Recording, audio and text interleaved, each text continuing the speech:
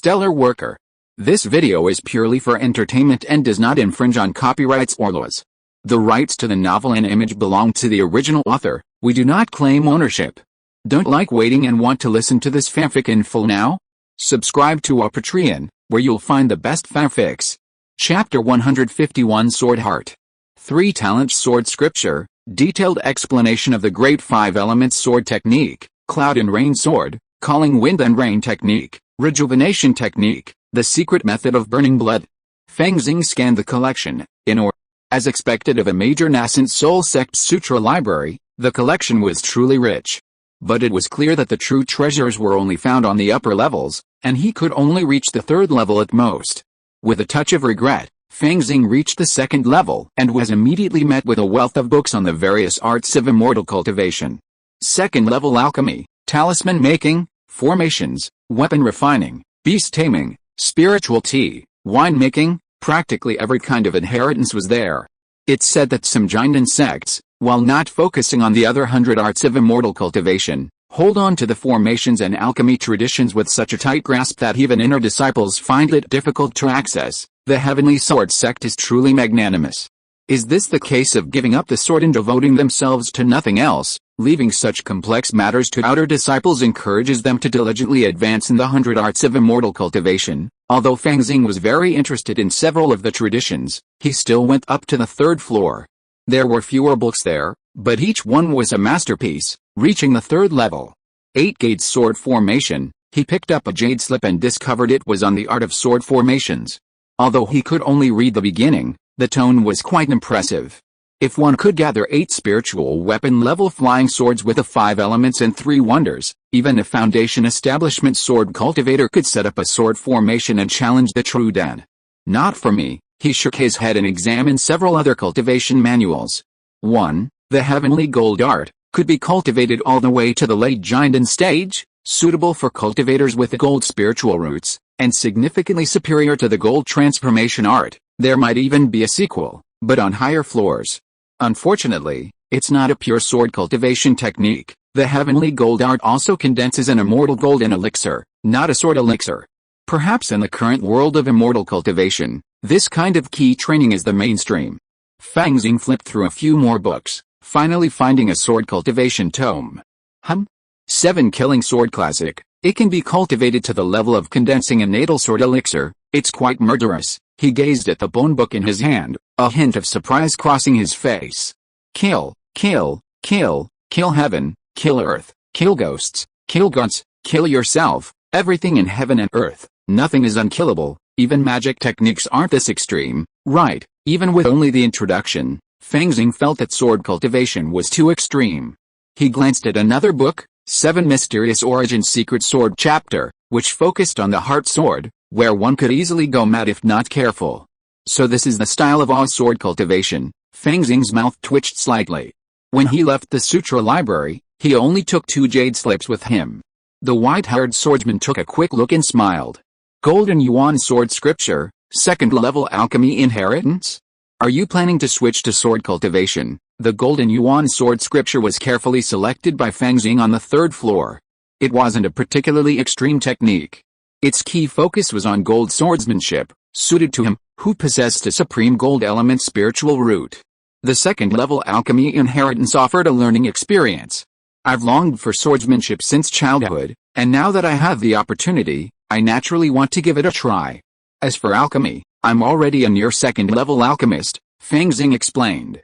Well, you must first swear an inner demon oath not to reveal this pavilion's techniques or inheritance. The white-haired swordsman watched Fang Xing swear, then produced 2 jade slips, copied the 2 secret manuals, and tossed them to Fang Xing. I've copied them all, and will return the originals to their original locations. Yes. Fang Xing picked up the jade slip containing the Golden Yuan Sword Scripture and began to flip through it eagerly. The path of sword cultivation was vast and profound. It's also incredibly resource-intensive. From the very beginning, one must gather precious metals, meteorite iron, and other materials to forge a natal sword embryo. After establishing one's foundation and forming one's elixir, an untold number of precious resources will be expended to upgrade the natal flying sword. This fusion of man and sword unleashes immense power. He reviewed the key training section and suddenly realized something. With a flick of his finger, the wind and snow sword flew out, its whistling energy tinged with a faint thunderous sound. Condensing sword energy, thundering sound. The white-haired swordsman nodded, then shook his head. You, an outer hall disciple, appear to have some talent, but this piece of scrap metal is worthy of being called a flying sword? If you want to transition to the sword path, you'll need to quickly refine a superior natal flying sword. The cost is enormous. Thank you for the reminder. Fang Xing thanked him sincerely, and departed. His ability to comprehend sword energy thundering sound was due, in part, to his long search and in part to his profound realm. With the guidance of the Foundation establishment cultivation, the breakthrough came naturally. However, cultivating the sword into aura and developing the sword aura is extremely difficult. Once the foundation of the sword aura is established, one could practice techniques such as refining the sword into silk and splitting the sword light, which would allow one to dominate the Foundation establishment with a sword. This Jinyuan sword classic is much more powerful than the gold transformation technique. However, to transform the cultivation method, one also needs a natal spirit sword. This is also a top priority in the sword classics. Although the Fang Xing sword is a second-tier, low-grade spirit weapon, it is more suitable for magic cultivation. If Fang Xing used this sword as his natal flying sword, he would feel a little shabby and unfair to himself. When refining a natal flying sword, the most important thing is suitability. Crafting the most suitable sword embryo isn't necessarily about high-grade materials.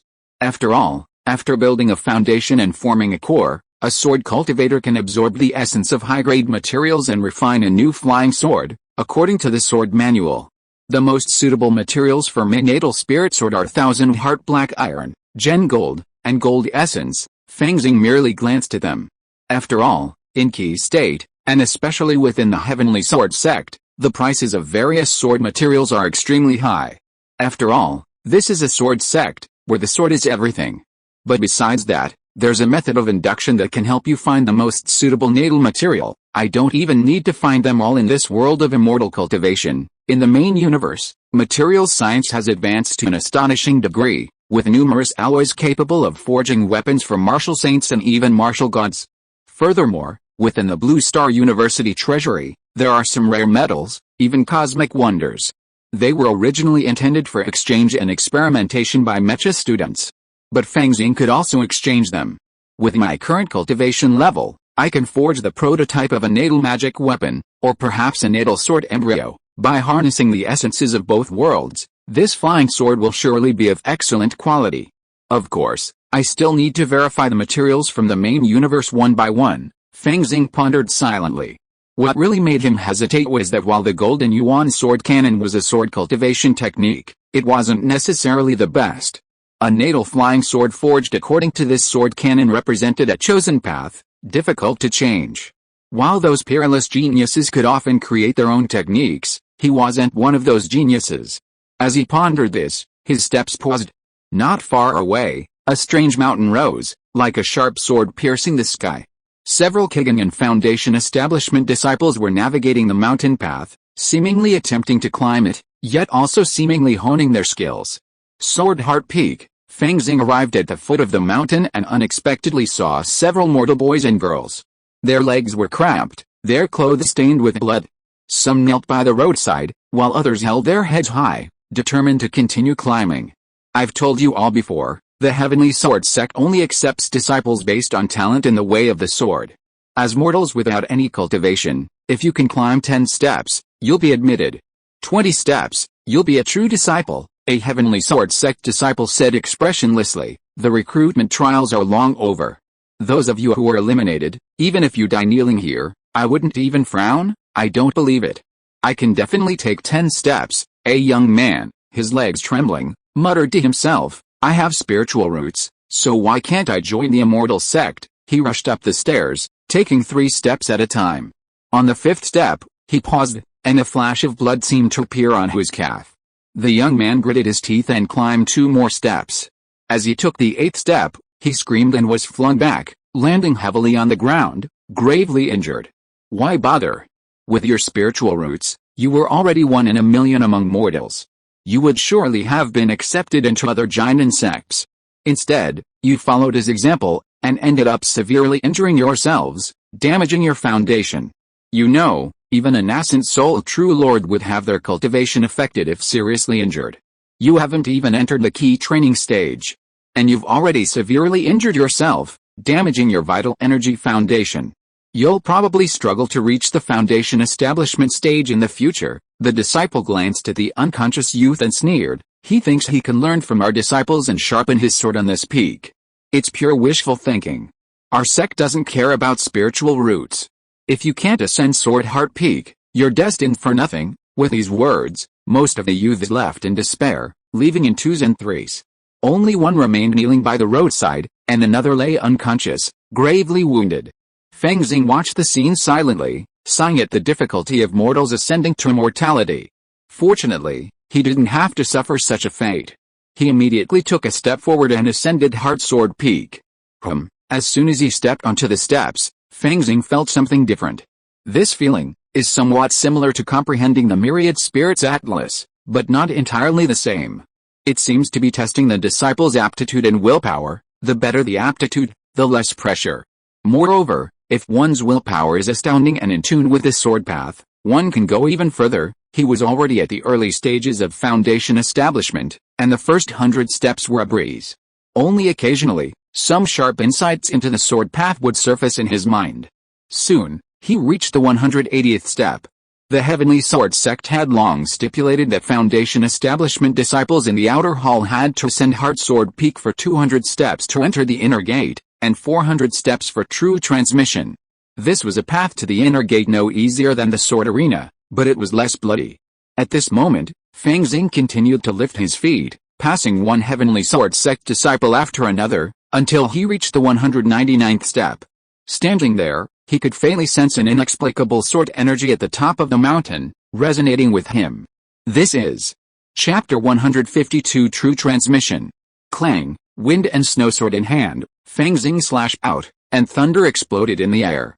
The sword energy and thundering sound have become even more refined. If before I just relied on my foundation establishment cultivation to perform it, this time I've completely grasped it, with perfect ease. Even though I'm a key cultivator now, I can unleash the sword energy and thundering sound technique in actual combat. The genuine shields of ordinary cultivators in the early stages of foundation establishment wouldn't be able to withstand the might of my sword. No wonder these Heavenly Sword sect disciples love to hike the mountain when they have nothing to do, to hone their sword energy. Fang Xing smiled faintly and took a step forward. Boom! He stood firmly on the 200th step. Within his sea of consciousness, a figure seemed to be dancing with a sword. The sword energy and thundering sound resounded like a bull charging into a bullfight. He's an outer hall disciple, and he's actually reached 200 steps. At the foot of the mountain, the Heavenly Sword sect disciple's eyes widened. This is enough to enter the inner sect. The mortal youth, who had been kneeling, raised his head and gazed at Fang Xing's back with envy. No, he's still climbing. Numerous Heavenly Sword sect disciples paused, staring blankly at the young figure. We're all disciples too. If you can become a true disciple, why not become an inner disciple? Fang Xing smiled as he ascended, step by step. Although True Sword Sun sounds a bit harsh, as he climbed, he began to feel the pressure. While his natural talent, a supreme gold spiritual root, was a perfect match for a sword cultivator, he wasn't one after all. Right now, he was simply relying on his talent and high cultivation, and was forcing his way through. Of course, being able to withstand it was a benefit. As Fang Xing reached the 300th step, he suddenly felt a new understanding of the concept of sword energy transforming into aura. Condensing sword aura, too bad, I lack a good sword. He gazed at the flying sword in his hand, and the wind and snow sword let out a mournful cry. Deep within the Qingjian Peak, atop a towering and precipitous peak, broken sword immortal Kong Fengji had narrow eyes and a thin face, looking etched with sorrow. According to mortal fortune tellers, his face was worn and disfigured, destined for poverty and destitution, completely unsuitable for the dominant sect that ruled Qi State, or for a cultivator in the late Jinden stage. At that moment, a sword's cry suddenly echoed from within the sword hall. A flying sword flew from the window and landed in the hand of broken sword immortal Kong Fengji. Oh? An outer hall disciple has climbed 200 steps to Sword Heart Peak. Broken sword immortal was unimpressed. In his youth, he was a true sword disciple, having fought 100 sword battles undefeated, his clothes stained red. Still climbing, already reaching level 350, Could it be that the sect is about to release another true disciple today? Broken Sword Immortal frowned. Fang Xing just joined the outer hall a few days ago. He flicked his finger, and a flash of sword light flew out, transforming into a flying sword that roared away. This was the Heavenly Sword Sect's flying sword letter. Soon, Deacon Zhu, clutching a purple jade fishing rod, entered the training hall. Greetings, Sect Master, no need for formalities. Today our sect will be adding another true disciple. You may observe the ceremony from the side, Broken Sword Immortal said with a faint smile. This boy's background is relatively clean, and he's passed the test of the heart-searching talisman. But isn't it a bit too high-profile to act so high-profile in just a few days? Deacon Zhu hesitated. Precisely because he's so high-profile, he's not a secret agent, Broken Sword Immortal disagreed. Furthermore, with such qualifications and talent, no sect would be willing to use him as a secret agent. Even if he were a secret agent, he wouldn't be a secret agent after becoming a swordsman in our sect. If he can surpass me with his sword, what's the harm in the sect master giving him the position? Could any other sect afford such an offer? Deacon Zhu fell silent. This was the Heavenly Sword Sect's swordsman. Domineering and confident. Sword Heart Peak. There must be some treasure at the summit. Fang Xing reached the 399th step, his steps shaky. Is this sword intent? Though only a wisp, the sword intent of a sword cultivator is indeed distinct from that of a martial artist. Strictly speaking, a sword cultivator's sword intent is already a third-order technique. Even a trace of it is beyond the reach of an ordinary foundation establishment cultivator. But Fang Xing was different. His will was directly the will of his true self. A mere wisp of sword intent wouldn't be enough to knock him off Sword Heart Peak. Take this step. Under the gaze of the crowd, Fang Xing chuckled softly and took a step forward. 400 steps lay beneath his feet. Disciple Gongzhen, hello to the true sword master. At the foot of the mountain, the disciple immediately performed a simple, ancient sword salute. Clang, clang. Sword cries rang out, and the disciples still on Sword Heart Peak at that moment all chimed their swords, their voices soaring into the sky. Greetings to the true sword master. Sure enough, it was still hard to hear. Fang Xing's mouth twitched slightly as a purple aura descended from the east, landing at the foot of the mountain. Deacon Zhu's figure emerged. Alice, you, young man, really leave me at a loss for words. His expression was extremely complex.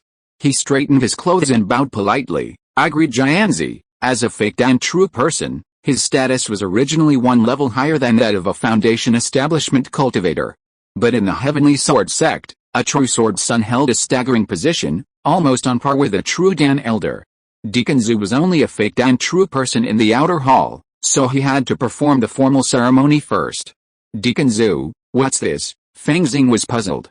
The sect master has issued an edict, inviting Jianzi to the sword hall. Deacon Zhu said solemnly, from now on, you'll be included in the sect's lineage, and your status will be significantly different. In his opinion, Fang Xing clearly already possessed the strength of a true disciple, and joined the outer hall solely to obtain Xianjian sect status so he could challenge Jiangxin Peak.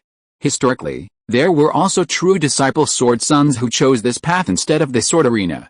He harnessed a ray of purple light, carrying Fang Xing with him, and instantly soared above all other peaks, arriving at Heavenly Sword Peak. Greetings, Sect Master. Seeing the devastated look of Broken Sword Immortal, Fang Xing vaguely understood the origin of his Taoist name and saluted once more. Fang Xing of Zhang State, Kong Fengji held a pen in one hand and the sect's disciple list in the other, his expression serious. Today, I appoint you as a true disciple of the sect. I hope you will live up to the sect and your cultivation, and let your sword resound through the heavens. He carefully entered Fang Xing's name as a true disciple, completing the initiation ceremony. As expected of a sword cultivator, so simple it's appalling, Fang Xing was a bit stunned, then asked, Master, may I ask how our true disciples are treated? Ask Xiao Zhu about that, he'll make the arrangements. Broken Sword Immortal waved his hand, a look of impatience on his face. As for your future travels, let me make this clear to you. If you are killed by a foundation establishment cultivator, whether it's a fair fight, poisoning, or a siege, the sect will not intervene. It's simply because your swordsmanship is too weak. If a giant and immortal or above bullies you, the sect will stand up for you to the bitter end, even if it means calling in the Grand Elders to annihilate their entire clan. That's a domineering statement. I like it. Fang Xing nodded inwardly, then suddenly asked, then, what about fake Dan immortals? Fake Dan doesn't count as Jinden. Broken Sword Immortal spoke directly, paying no heed to Deacon Zhu standing beside him. Deacon Zhu wore a nonchalant expression, a sort of spit-in-the-face attitude, accepting the insult with equanimity. In other words, if a true disciple of our sect is killed by a fake elixir cultivator, the Heavenly Sword sect won't care. That's a real pressure. Fang Xing was speechless. He accepted a new token representing a true disciple, bowed, and left the training hall. Congratulations, true disciple. According to Heavenly Sword sect rules, a true disciple is given a cave dwelling on a mountain, capable of drawing in the energy of a top-grade third-order spiritual vein. As soon as he left, Deacon Zhu knew what Fang Xing was going to ask and said with a smile, as for the cultivation techniques of true disciples, you can go directly to the Sutra Library. I see. Fang Xing said nothing more and returned to the Sutra Library. The white-haired swordsman guarding the door saw him, his gaze lingered on the true disciple's token for a moment, and a smile escaped his lips. I really was mistaken. Congratulations, swordsman. You're an outer hall official this morning, and a true hall official this evening. True disciple, which floor can you ascend to? Fang Xing asked with interest. Under the 7th floor, there are no taboos, the white-haired swordsman replied solemnly. Good, Fang Xing nodded and went straight to the 6th floor of the Sutra Library. There were even fewer books here, just one bookshelf. Above the bookshelf was a light barrier of formations, which required a true disciple token to activate. The Golden Yuan Sword Classic, capable of cultivation to the middle stage of the nascent soul. I've had good taste. Fang Xing scanned the space, finding several top-tier sword techniques. After becoming a true disciple, most of the Heavenly Sword sect's inheritances were open to him, free to pursue his pursuits. The Star Sword Classic? Not bad. The Great River Sword Classic? I'll take that, too, compared to these top-tier sword manuals. The Golden Yuan Sword Classic seemed somewhat mediocre. Since true disciples were not limited to the number of manuals they could obtain, Fang Xing copied several jade slips before leisurely returning to his quasi-third-tier spiritual cave in the outer hall. After all, his true disciple peak hadn't even been finalized, let alone construction. By then, the entire outer hall was already buzzing with excitement over his feet. Fang Xing had anticipated this outcome and immediately closed the door to visitors. With his current status, no one in the outer hall could force their way in, not even the elders who had attained the true Dan stage. Huh? Fang Xing rested for a moment, then glanced at the sound transmission talisman within the formation and discovered a storage bag. He waved his hand to dispel the restriction, retrieved it, and discovered it belonged to Deacon Wang. Not only had he returned all the spirit stones he'd bribed him with, but he'd even increased the amount several times over. Old Wang, that's too polite. Fang Xing shook his head, closed the formation again, and began to sit cross-legged in meditation. Night fell. Jiangxin Peak. Many of the Xianjian sect's disciples had long since departed. Only a few mortals remained, kneeling before the peak, as if ready to impress the immortals with their perseverance. Suddenly, a figure arrived at the foot of Jiangxin Peak. 200 steps of key training, 400 steps of foundation building for true transmission, but I'm only a mortal, it seems. Doesn't this mean a critical hit reward? Fang Xing, the true form, looked up at the summit of Jiangxin Peak, a hint of a smile playing on his lips. Chapter 153 Reaching the Summit. Inside the cave, Fang Xing fumbled with a blue jade slip. According to the intel from the Eight Winds Tower, that Heavenly Sword Master Chu Kuang enjoys traveling the world, seeking advice from the sword fighting world. He's probably not currently within the sect. As long as I don't run into a nascent soul master, I shouldn't have much of a problem. As for me, should I find a witness to the time, he smiled and played a sound transmission talisman. Not long after, an old man with a weathered face, carrying a fishing rod, arrived outside the cave. Sword Master, this man was none other than Deacon Zhu. However, compared to before, he was a bit more serious. Deacon Zhu has arrived at a perfect time. I still have many questions about our sect's techniques and my natal flying sword, and I'd like to ask for your advice. Fang Xing invited Deacon Zhu into the cave and offered him some spiritual tea. By the way, since he is among the true disciples, who is my master? This. I'm afraid it depends on which inner sect elder is willing to accept a disciple. Deacon Zhu answered a little embarrassedly. The elders in our outer hall are okay, but those inner sect elders who are true elixir sword practitioners rarely accept disciples. Most disciples can go to Tingjian Peak to learn sword skills and observe. As for the true disciples, They still rely mainly on self-realization. Waiting for the day when they are noticed by the elders or even the sect master, most sword practitioners are cold and heartless, so it seems there is no hope. It's just right, I don't want a giant master. Fang Xing shook his head secretly and began to discuss the issue of sword practice with Deacon Zhu. I have read many of our sect's sword manuals, and I don't know how to choose. Which are the most famous ones in our sect's techniques? Speaking of this, Deacon Zhu was no longer sleepy. There are 7 major schools of swordsmanship in our sect. They come from 7 sword cultivation classics, divided into the way of unfeeling, the way of stars, the 5 elements, the metal element, the wood element, etc. In terms of skills, the best is naturally the purple star sword classic. Our sect's grand elder took this path. In addition, the eternal life sword technique is also very good.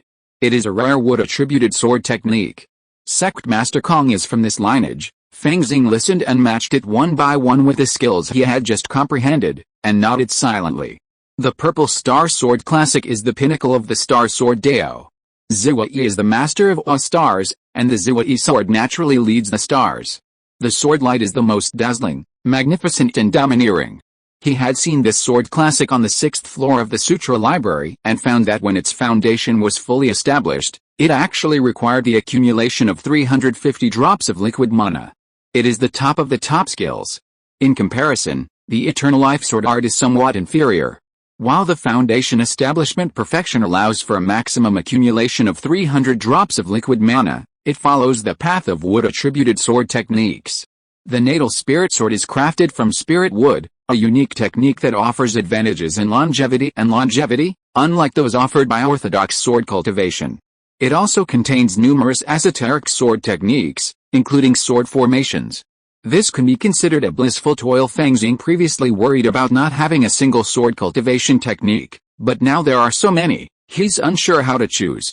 When choosing a technique, naturally the first thing to consider is the attributes of your spiritual roots, and the second is your own preferences, Deacon Zhu said. In addition, since sword cultivators need a natal flying sword, the material of the natal flying sword is also very important.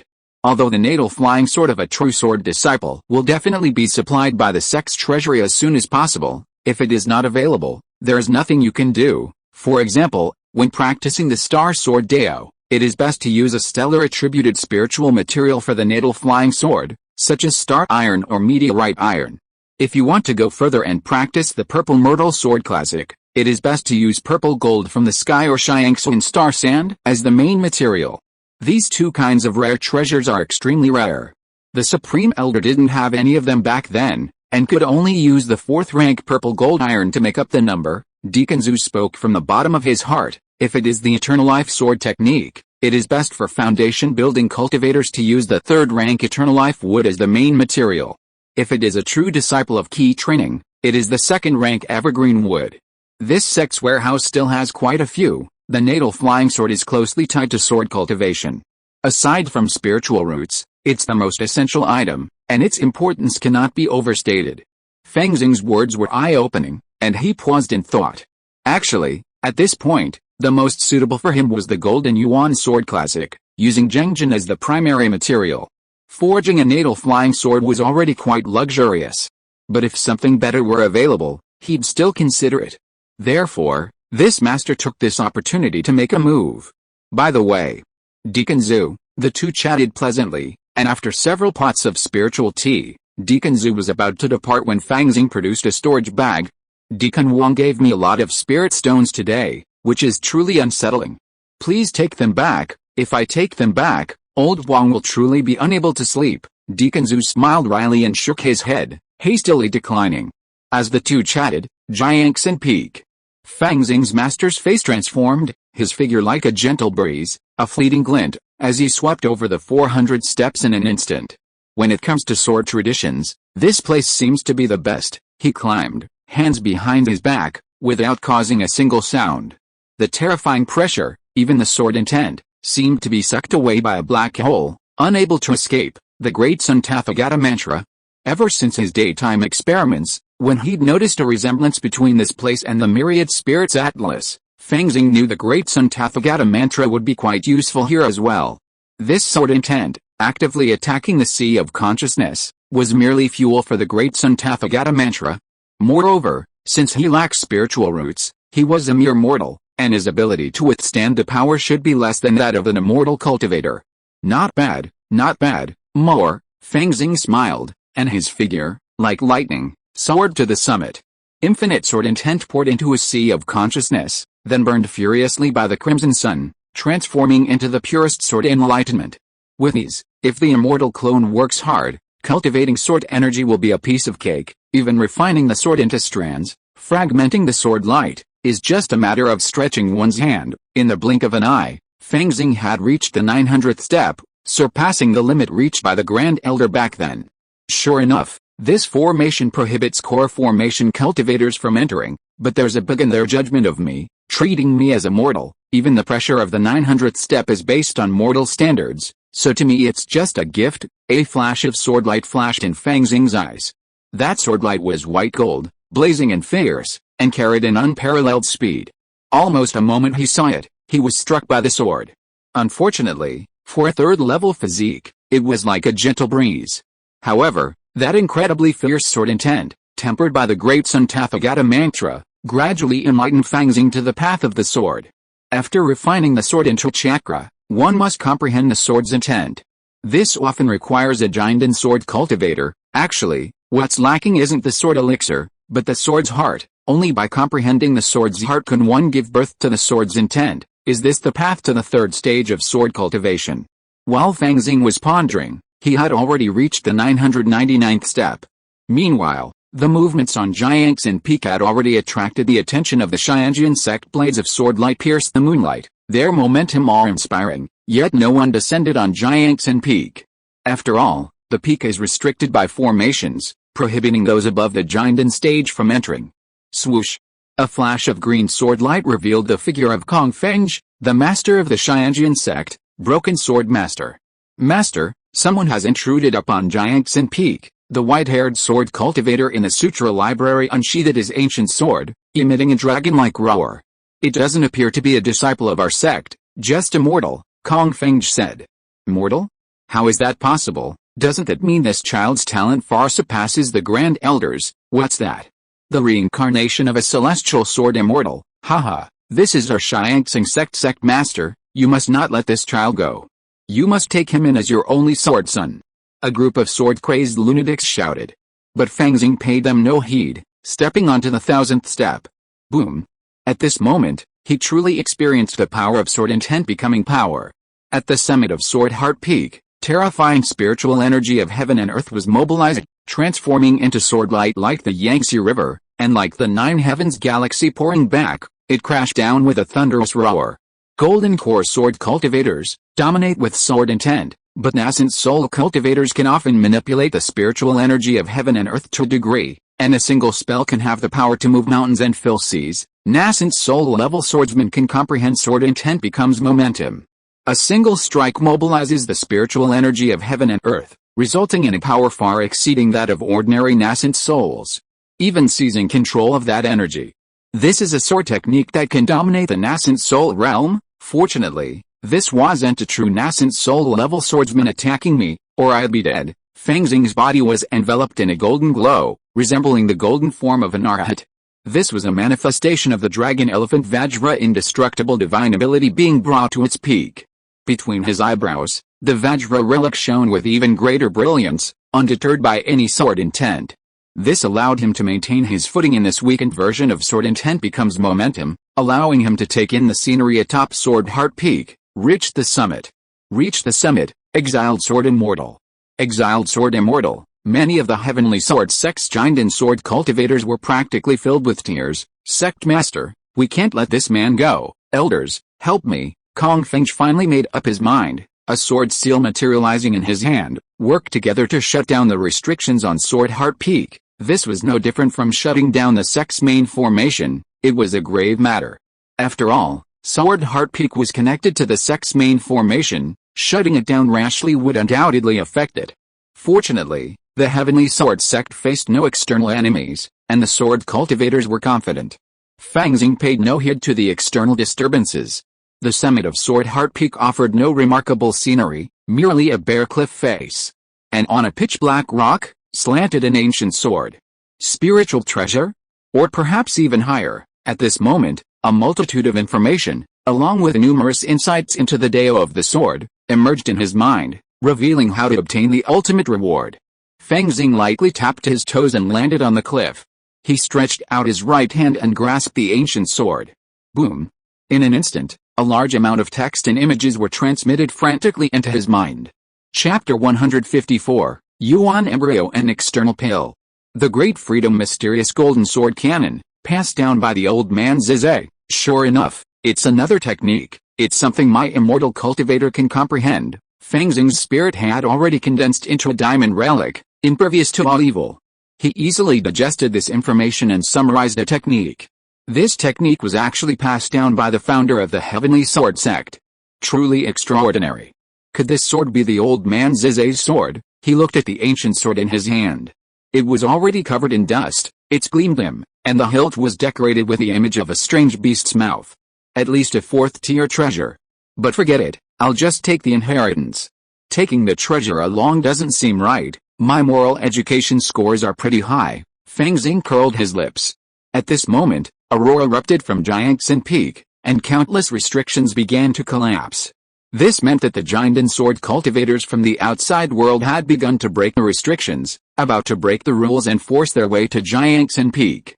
Let's go! Fang Xing performed an ancient ritual toward the numerous swords with fiery eyes in the sky. Then, with a flash of silver light, his figure vanished. What?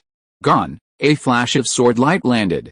Confront stared at the spot where Fang Xing had vanished, his face filled with disbelief. A void escape talisman? No. Even a fourth-tier void escape talisman wouldn't be able to break through our sect's forbidden air restrictions.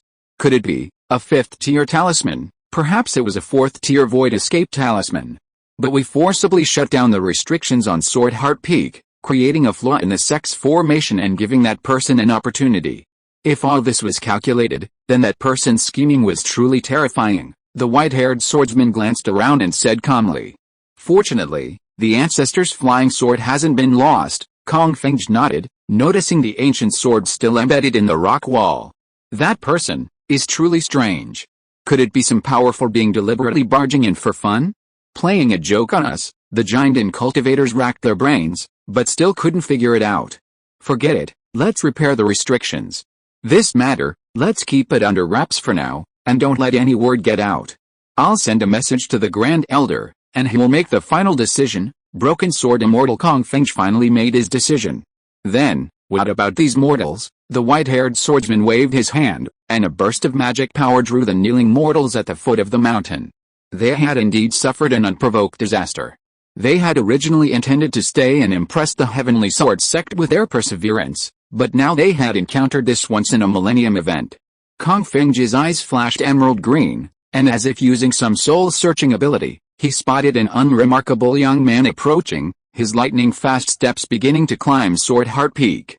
He pondered for a moment, then said, temporarily accept him into our sect as a registered disciple. After all, we're not demons, so we can't kill him with a single sword. After all, if they fail the assessment in the future, their swords broken and their lives slain, they might even resent our decision today. I will abide by the sect master's sword order. The giant and elders agreed, and the matter was settled. The mortal youth snapped out of their trance, faces lit with ecstasy. One of them immediately burst into tears. I can join the world's #1 immortal sect and begin my cultivation. Main universe. Blue Star University, dormitory.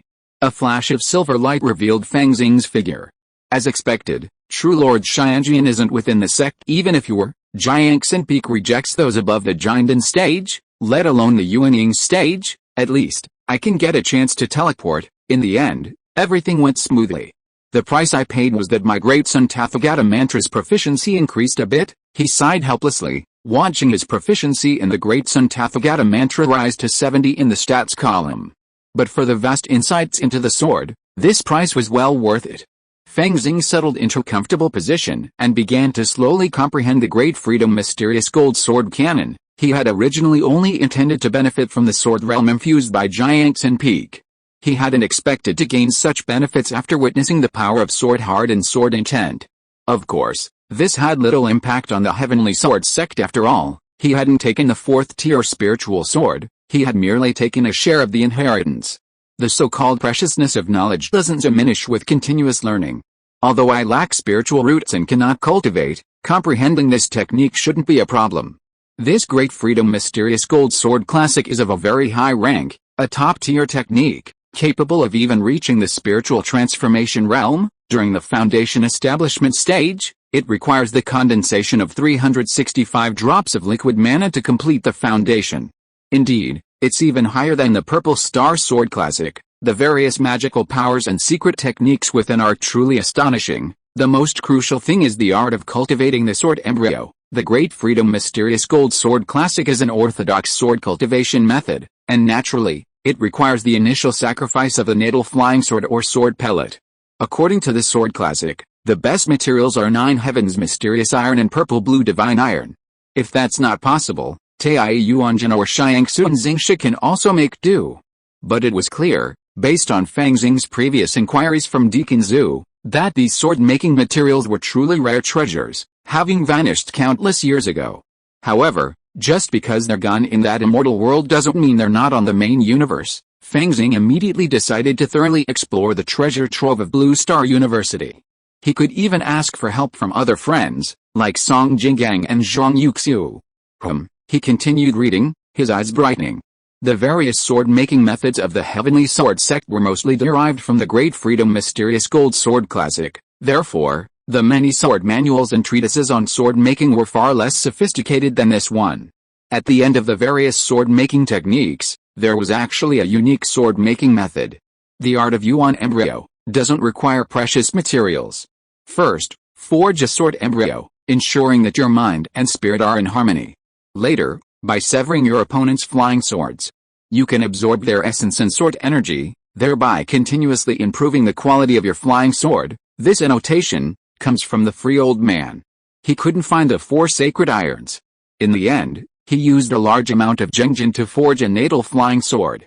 Through continuous sword fighting, severing enemy flying swords, and absorbing various rare materials, he eventually even raised that free sword to the pinnacle of spiritual treasure, just half a step away from becoming a 5th-level flying sword. If all else fails, I'll have no choice but to choose this method, Fang Xing continued to comprehend. After all, learning this sword manual here was like learning a clone of an immortal cultivator. This sword manual also discusses the 4 realms of the sword path, and even includes some accompanying secret techniques that can aid in cultivating sword energy and sword intent. Truly impressive. This supplementary technique from the sword condensation technique can be used by my clone first, and this sword escape technique, said to be unrivaled in the world. So, is this where the fame of the Heavenly Sword Sect's escape techniques began? Fang Xing didn't quite understand the subsequent sections on the nascent soul and spirit transformation stages of the sword manual, and there was no need to read them at this point. He was primarily focused on the fundamentals of the key training stage and the foundation establishment phase, so that he could smoothly transition his cultivation techniques after obtaining the sword embryo. Furthermore, the description of Dan formation was equally valuable. After all, sword cultivators condense sword elixirs. This requires merging one's own golden elixir with one's natal flying sword, a process somewhat similar to weapon refining, yet also involving alchemy. This, Fang Xing's eyes flickered as he suddenly came across a secret technique. A secret technique that aids dam formation? An external alchemy technique. He read it carefully, his eyes brightening with every glance. You should know that for a sword cultivator, fusing their natal flying sword with their own golden elixir is equivalent to taking an extra step compared to other cultivators during the formation of the elixir, making it naturally more difficult. The 3 stages of the elixir formation process also require a high level of mana. Ancient sword cultivators further elaborated on the techniques of sword elixirs and fake elixirs, devising a technique called external elixir, which involves refining an external elixir using the same instrumental techniques.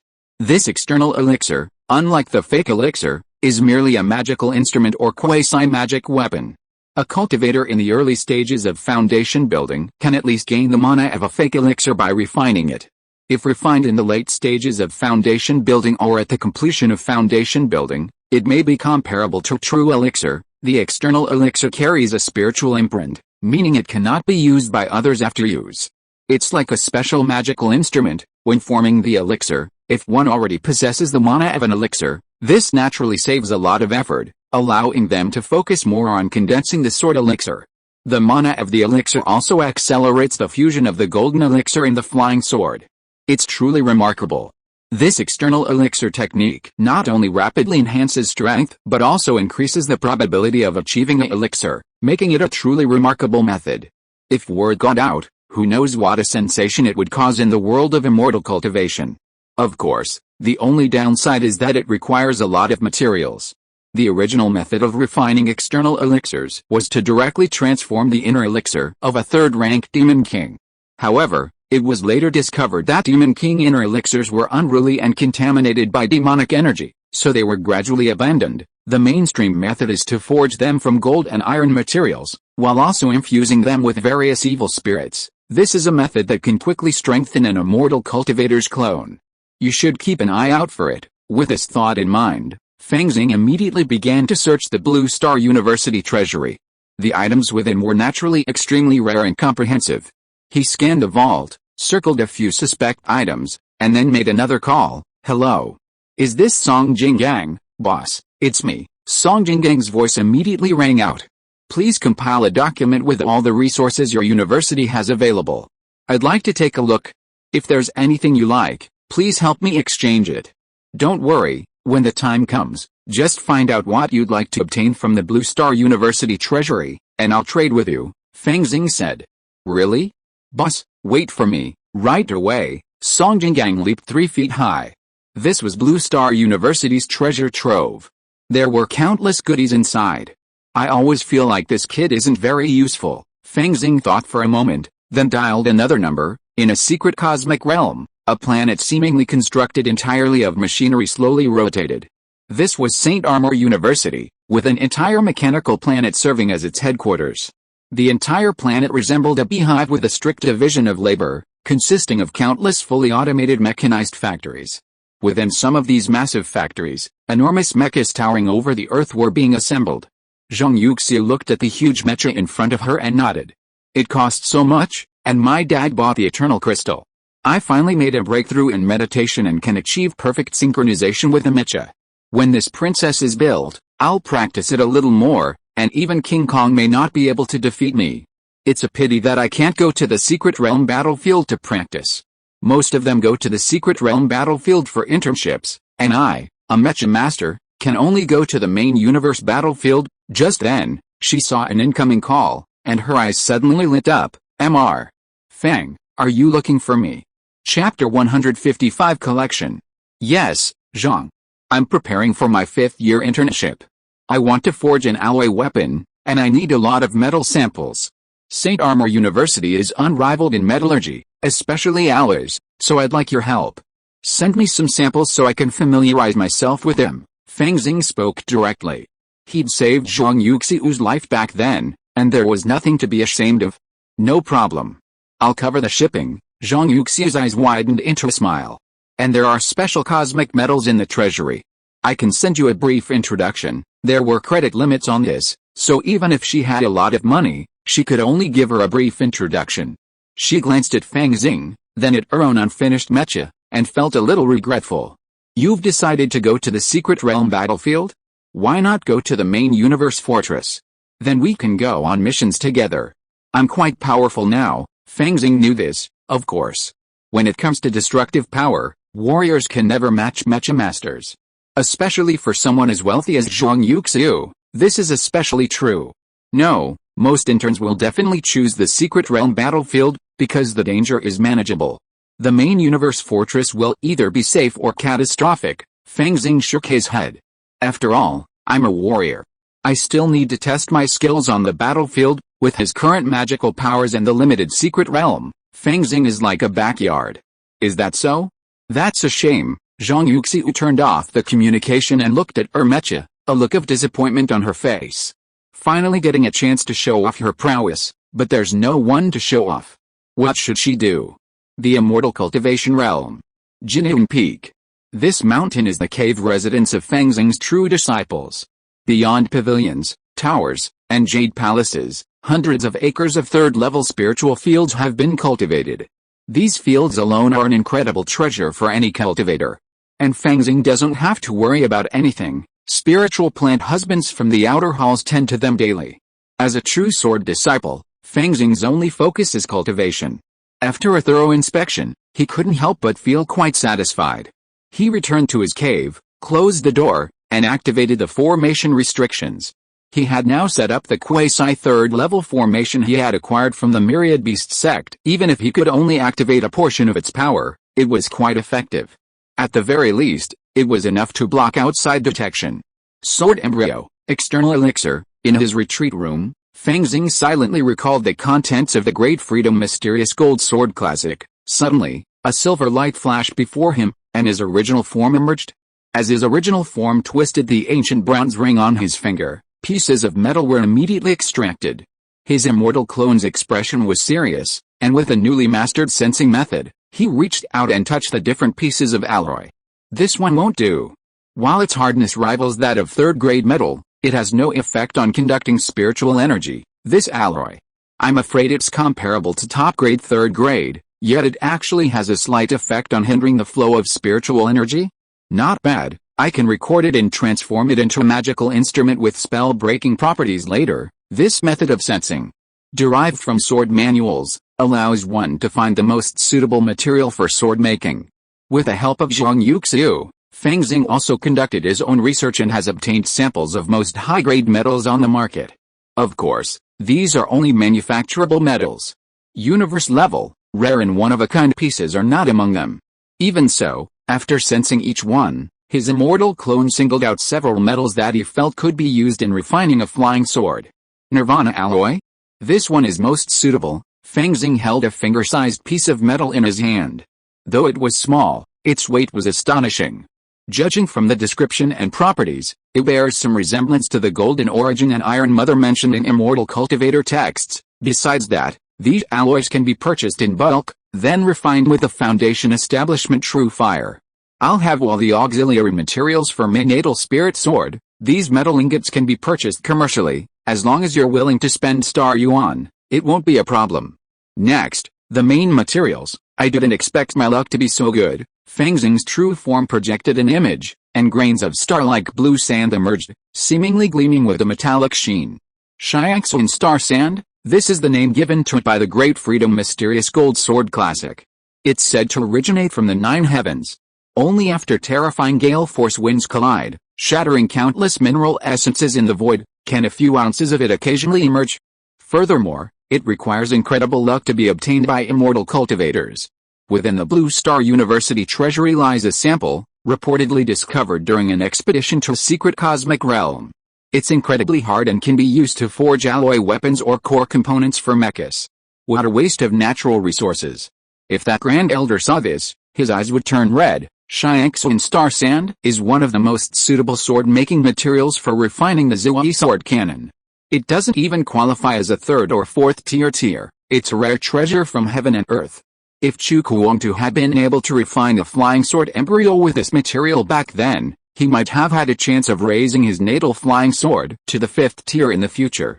The door to the divine transformation might even be opened. Flying swords refined from Xiangxun Star Sand are also suitable for cultivating the Great Freedom Mysterious Gold Sword Key.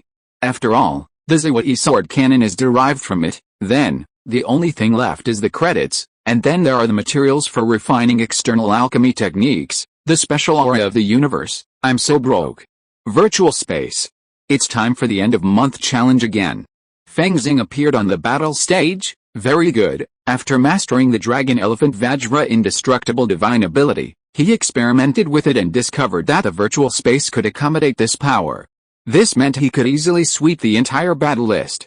My ranking should be mentioned. Fang Xing glanced at the battle list and noticed a stranger had taken first place. Time flies. Everyone from Dark Star is off for internship, right? He simply chose the top-ranked player and challenged him. A flash of light. On the bridge of a space battleship, Fang Xing and another figure appeared almost simultaneously. The figure was a pitch-black iron tower, hands reaching down to his knees, earlobes like pearls, and possessed a unique demeanor. From Blue Star University, he looked at Fang Xing, a smile suddenly crossing his face. Meet me, my name is Yuchi Wei. From Nine Swords Academy. Before he could finish his words, Fang Xing had already reached him and pointed a finger. A flash of blade light emerged, slashing towards Fang Xing's finger.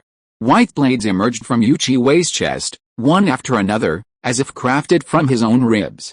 Although I haven't pursued the path of a sword saint, I once battled Dark Star, and ultimately lost by a single blow. A sinister look crossed Yuchi Wei's face as he directed one white bone knife after another with his mind. Clearly a mind master, he had even undergone a series of transformations. Now, under his mind control, each blade was as powerful as a single strike from Dark Star. But Fang Xing remained silent, simply pointing his finger. Snap!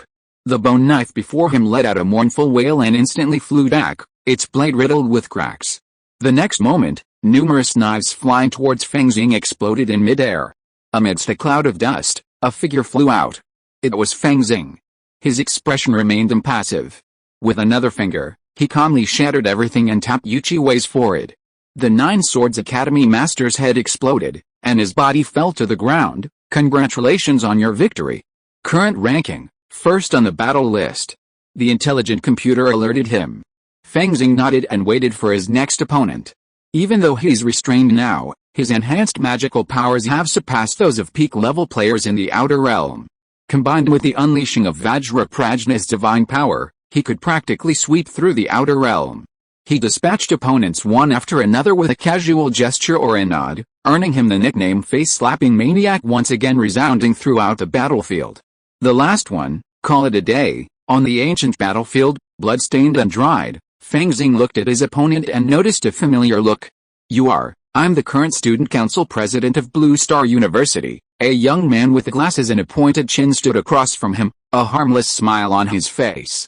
Junior Fang Xing, I have no intention of making an enemy of you. In fact, former President Huayan Keishi really wants to meet you. We have a lot to collaborate on.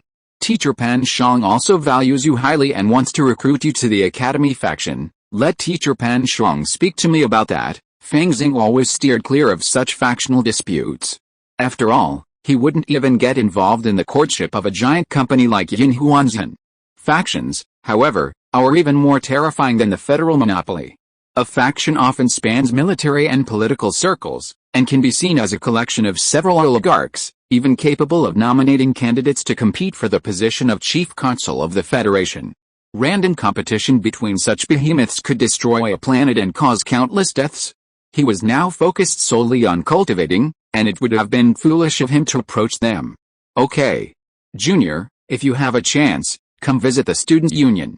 I have many good tasks, no, difficult ones, and I'm short of suitable students to take them. By the way, my name is Murong Zhang. The bespectacled students union president adjusted his glasses and conceded defeat. Finally, congratulations, Junior, on making it to the battle leaderboard and bringing honor to the school. In the dormitory, the virtual cabin opened, and Fang Xing emerged. Murong Zhang, he's an interesting man, but just an academic. He decided to stick with his previous plan and apply for graduate and doctoral degrees, not rushing out. Factional fighting is 1,000 times more terrifying than those Jebel training contracts. It's best to avoid getting involved if possible. Fang Xing stopped thinking about it, checked his credits, and began placing his order. Beep, Fang Xing, please reconfirm your redemption. An electronic chime echoed, seemingly no different from usual. But Fang Xing knew it was a subroutine of the omniscient brain. The operation of the entire Blue Star University treasury was never governed by a single individual or organization, but rather by the omniscient brain, ensuring fairness. Confirm, Fang Xing confirmed. Beep. The 13th edition of the Cosmic Yin-Yang Key Condensing Golden Elixir method has been sent to your virtual space. Please check it yourself. Please note, this method is confidential and must not be passed on to others. On Blue Star, obtaining this secret technique didn't require an oath, but confidentiality was still required, and the omniscient brain was responsible for monitoring it. Discovery would result in dire consequences. He waited another half hour, then his expression shifted, his domain power radiating outward, opening the window. Boom. A silver robot descended from the sky, its flame thrusters gradually extinguishing. It had a humanoid form, its features blank except for a crimson horizontal slit. At that moment, a red light emanated from this slit, sweeping across Fang Xing. Even with Fang Xing's current strength, he felt a sense of danger. This type of robot is completely controlled by the omniscient brain, but there are only a few. Firstly, to prevent the intelligent brain from rebelling, and secondly, because resources are scarce. Ding. Target confirmed. Please accept the package. The silver robot lowered a metal box. Fang Xing stepped forward and pressed his palm. After checking his palm prints and iris, the metal box automatically opened, revealing a few items.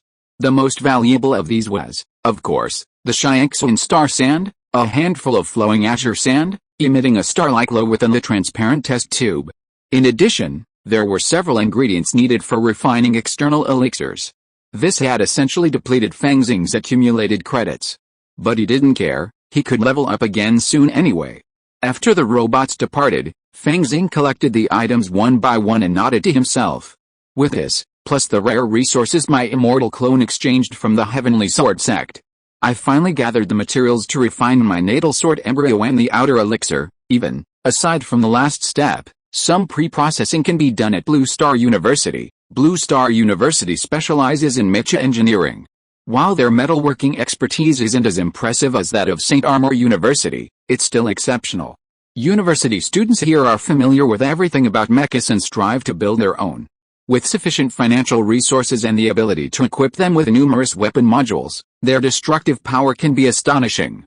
Fang Xing had always been clear that while martial arts were known as the most universal and accessible path to evolution in the Blue Star Federation, they were still just cannon fodder.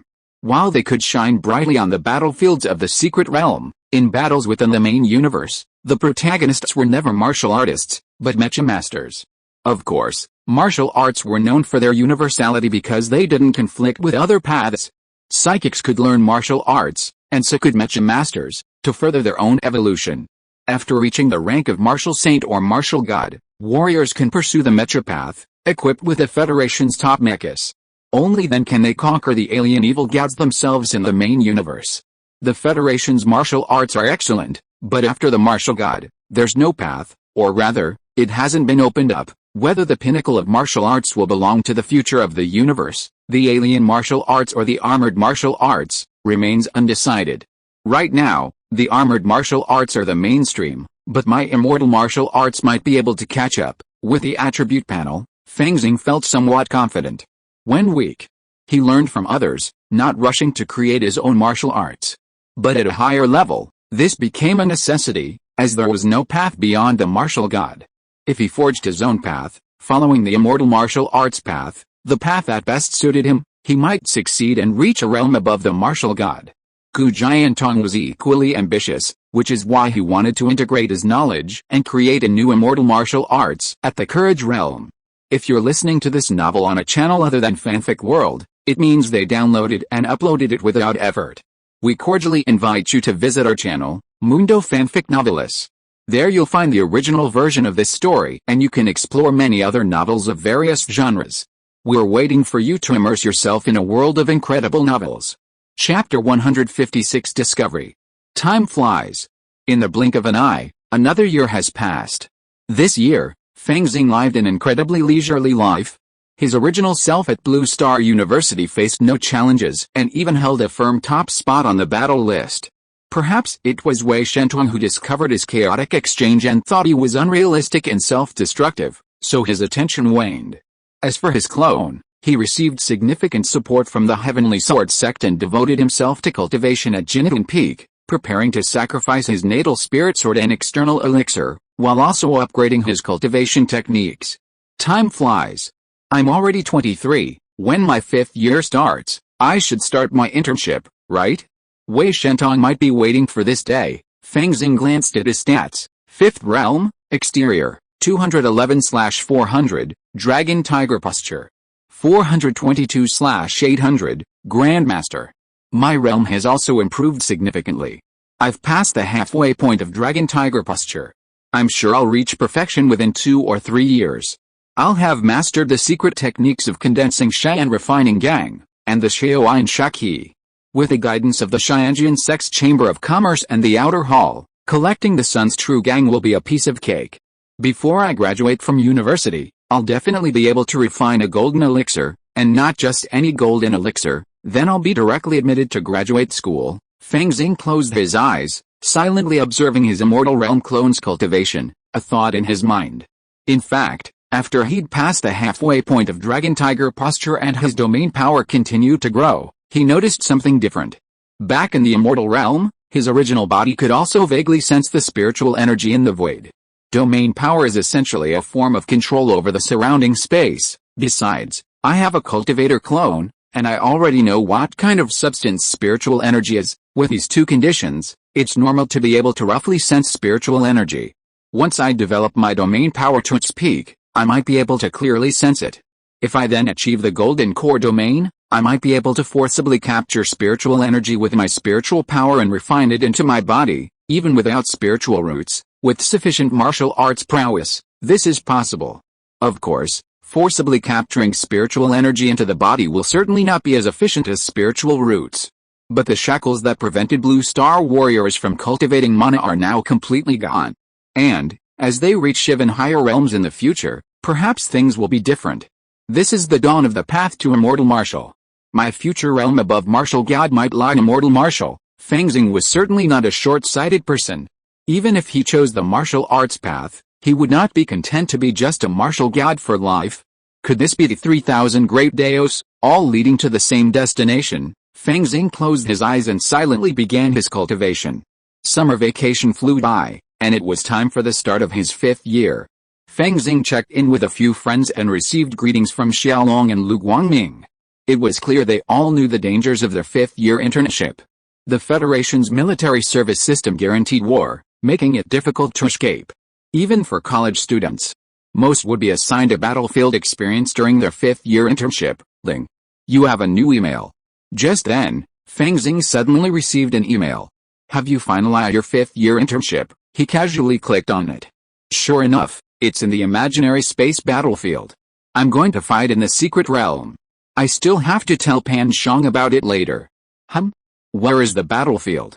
Where is it? Fang Xing transformed into a stream of light, flew out of the dormitory, and found Pan Shang. Pan Shang, still the handsome boy with rosy lips and white teeth, smiled when he saw Fang Xing's internship information. How is it? How do you feel? What's meant to come will come. Fang Xing's expression was calm. With his golden finger, he had a way out even in the secret realm. This had been proven during the last 100 stars joint exam. This was his greatest confidence. Very good. After you join the military, the Federation will definitely grant you a military rank. Then you'll be able to directly earn military merit. The Federation's merit list still has quite a few valuable items, including treasures that accelerate the cultivation of warriors in the outer realm. Pan Shang smiled. Although Blue Star University has the best gravity room and other supporting facilities, as well as secret martial arts medicines, the military also has some very valuable special medicines. He was very optimistic about Fang Xing and didn't mind giving him a few pointers. Also, remember, you are interns, not real soldiers. You have the right to change your mind before accepting a mission. But once you accept a mission and enter the secret realm battlefield, you will be subject to military law. Disobeying orders, retreating in the face of battle, will result in death. Pan Shang had been teaching for many years and had witnessed countless geniuses. He knew that some geniuses, despite their extraordinary talent and even invincibility in the ring, would perform poorly on the real battlefield. With the Federation's development of virtual reality, the situation may be improving, but it still persists. After all, those who land there know they won't die in virtual space. But on the battlefield, death is a constant threat, creating immense mental stress and constant exposure to the spiritual corruption of the evil god's followers. Failure to do so could lead to a breakdown. If Fang Xing doesn't perform well on the battlefield, then even the best talent won't be worth the investment. The Federation needs warriors who can truly battle the higher-ranking followers and the sons of gods, even formidable warriors capable of charging down the outer realm's evil gods. Failure in real combat renders a warrior completely useless. I understand. Fang Xing nodded solemnly. A few days later, he gathered his equipment, donned the backpack, and, taking out his magical level ghost-headed sword, he arrived at the Earth-Moon elevator. After swiping his card and waiting silently, the elevator quickly ascended, carrying them aboard the Luna. Beep. In turn, Fang Xing, please follow the instructions and proceed to Barracks Z-225 in the imaginary space. The all-seeing brain's reminder instantly rang out. It's like the Federation's chief steward, meticulously managing everything on Blue Star. A military camp on the imaginary battlefield is actually on the moon goddess. Fang Xing was a little surprised, but he still followed the map and arrived at a military camp on the moon goddess. Meanwhile, several other college 5 interns, like him, were gathering in groups of 2 or 3. The imaginary space is a dimension that overlaps with the real world, yet is completely unrelated. Controlled by the extraterritorial evil gods, they can bypass the heavily guarded defenses of the Blue Star Federation and send their followers directly into the heart of the Federation. To stop them, we must also enter the imaginary space and send soldiers to break through each secret realm, or spatial bubble. Therefore, it doesn't matter where the military camp is located. After locking onto a secret realm, we'll be teleported to the battlefield, but to ensure a successful stop, military camps organized in the imaginary space must be spread across the Blue Star Federation. Am being assigned to a nearby location? As Fang Xing entered the barracks, a sense of danger suddenly overcame him. The omniscient brain must have granted me temporary permission, otherwise, any ordinary person trespassing here would likely have been killed. Fang Xing scanned the area and saw numerous silver-white skyscrapers, like a crowded beehive. Above a vast plaza, a light screen displayed a constantly changing pattern of pale blue characters. Military merit list, first place, Tenglong Squad. Fang Xing glanced at it, realizing it was some kind of ranking list, and immediately lost interest. These rankings and reputations were nothing but illusions, played to trick people and excite passionate young men to fight tooth and nail. Getting him excited proved incredibly difficult. The military merit exchange list at the back, however, is quite interesting. Fang Xing glanced at the exchange list, noting that, besides numerous secret martial arts medicines, there were also a myriad of strange and unusual items. A villa in Jiangnan District, 782 square meters, total area 3,590 square meters, priced at 100 military merit points. Seems quite a bargain. He was studying it when the omniscient brain sent him a bunch of disciplinary rules and internship regulations. Most importantly, there was a reminder: you have entered Barracks Z-225 and have been awarded the rank of Reserve Second Lieutenant. Second Lieutenant? It's Reserve, but once I actually enlist, I'll be promoted immediately. Fang Xing's eyes lit up. My high school classmates started out as privates, and many of them retired as privates. A few were only mid-level privates, and even top level wasn't common. He looked at the detailed instructions and discovered that martial artists in Blue Star University interns both received rank bonuses. The cumulative effect of several attempts resulted in this. Boss, over here, in the square, a lush, mature-looking gorilla, resembling an instructor, waved excitedly. Little Song. Fang Xing spotted Song Jinggang and immediately walked over to greet him. After all these years, Song Jinggang had finally managed to break through the outer realm and, with the help of university resources, had developed his Jinggang body ability to a considerable level. With such strength, he was no weakling among the interns. Of course, in Fang Xing's opinion, the diamond body's ability was just that, developed to its peak, roughly on par with his own Dragon Elephant Diamond indestructible divine ability. I knew it, boss. You'd be here too, Song Jinggang said. I've made all the inquiries. We interns will first undergo a month of military training, and then we'll actually go into the battlefield. We're encouraged to form teams and cooperate. He felt a mixture of excitement and trepidation. Oh? What's the specific process? Fang Xing asked. The federal military brass will capture intelligence on the secret realms within the imaginary space and issue them as missions. Once you accept a mission, you'll need to immediately enter the space warehouse and be transported to the targeted secret realm. We're definitely the first line of defense.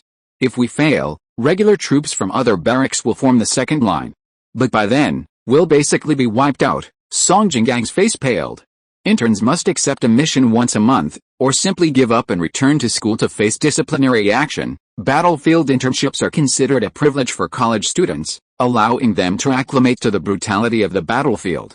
But deserters, regardless of era, are always severely punished. Chapter 157 Space Warehouse. An interesting person has arrived. Inside the silver-white metal building, a window opened, revealing a pair of autumn water eyes. Huayan Kiashu looked at Fang Xing in the square, a smile playing on his lips. Well, today is the day for the interns to report. Let them be proud for a day. Tomorrow they'll be crying for their parents. A large man in armor sat at the bar, guzzling drinks. On the sofa next to him, a young man in black, with a cold and stern demeanor, was polishing a pitch-black sword. "Luokai, you're clearly a mecha pilot, yet you're here on the imaginary space battlefield for an internship.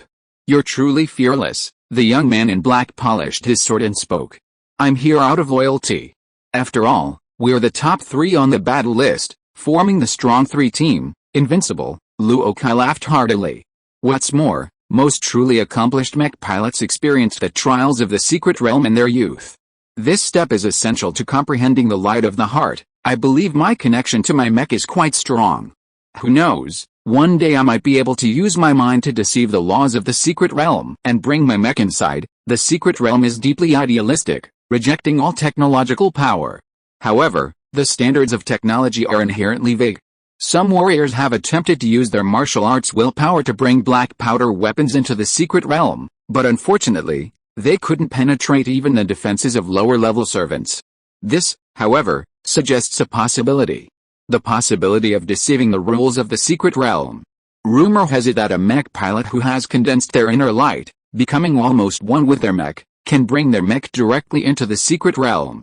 Of course, a secret realm with a very high ceiling. In today's virtual space battles, mecha masters are severely restricted, requiring them to design and build their own mechas before they can fight. This is to simulate the secret world, allowing mecha masters to not only become familiar with mecha modules, but also gain a spiritual sense, laying the foundation for the future development of the light of the soul. Rumor has it that many mecha masters who have developed the light of the soul are excellent mecha designers, and even build their mechas mainly by themselves. Even without a mecha, your armor and weapons are sufficient. Huai and Keishu smiled and looked at Luokai. "I have a junior who I am very optimistic about. Do you want to add him to our team?" "No. If we add one more person to the top 3 team, does that make us the top 4? "It sounds terrible." Luokai shook his head. "No. I know who you're talking about. He's quite strong, even defeating a junior from my school who reached the top of the battle rankings. It's really embarrassing for us at Nine Swords Academy." Dark Star, dressed in black, with black hair and dark eyes, also shook his head. "Although he might be quite capable, the 3 of us work well together. If a new member joins, they'll need some adjustment. I don't want anyone to take our credit." "Alright, 2 against 1. I give up." Huai and Keishu sighed. Meanwhile, the interns in the square were leaving in groups of 3 or 4, finding their dormitories. Fang Xing followed the map from his all-seeing brain and arrived at a building. Liquid metal automatically opened, revealing a dormitory. It wasn't small. Over 30 square meters, and more importantly, he was the only one living there. Showers, toilets, and other amenities were all available. Not bad. Fang Xing looked around, generally satisfied. He sat cross-legged on his bed, meditating instead of sleeping. Once inside the barracks, the privacy of Blue Star Federation citizens became a Schrödinger's equation. He was determined not to travel between 2 worlds here. But, within the secret realm, it's possible to give it a try. If I bring a mecha to the immortal realm ahead of time, I wonder if my immortal clone can bring it into the secret realm. If not, how about putting it in a storage ring and trying again? Fang Xing's mind raced with numerous plans to test his sensitivity to the secret realm's rules. However, having just started his internship at the military camp, it was best not to resort to such playful tactics. He fell into deep sleep, and soon the next day arrived, when he was awakened by a shrill whistle. "Assemble!" a gruff voice echoed through the dormitory. Fang Xing quickly stood up, his nano-protective suit transforming into a second lieutenant's suit. He transformed into a stream of light and rushed out of the dormitory. A second later, he arrived on the square. Meanwhile, waves of domain power also enveloped some students and descended. Many more were courageous martial artists, displaying various acrobatic techniques, rushing over, creating a chaotic scene. 10 seconds later, the square was filled with interns, gazing at their instructors. The instructor's information had been sent to his email yesterday. He was a major named John. He was blonde, with deep features and a sturdy build, his training uniform practically bursting with tension. Too slow, Instructor John, hands clasped behind his back, gazed at the group of gifted students. "I've been waiting for you for 10 full seconds. At this rate, you'll be dead on the battlefield. Now, everyone, run with weights, and not until I say stop." Boom. The moment the other person's words fell, Fang Xing felt as if a mountain had fallen on him. This was the activation of a large-scale gravity device, reaching a level that would be difficult even for a martial artist at the courage level. Sure enough, from the very beginning of training, it's all about obedience, obedience, obedience. He shook his head inwardly, but he had no intention of being a troublemaker, so he just ran along with the other students. They ran until the afternoon, and only after several students were sent to the infirmary did Instructor John call a halt. "Now, little brats, what I'm about to tell you concerns your lives." Instructor John gazed at the mostly breathless students, a hint of mischievous amusement playing across his face. The imaginary dimension has 5 levels of alert.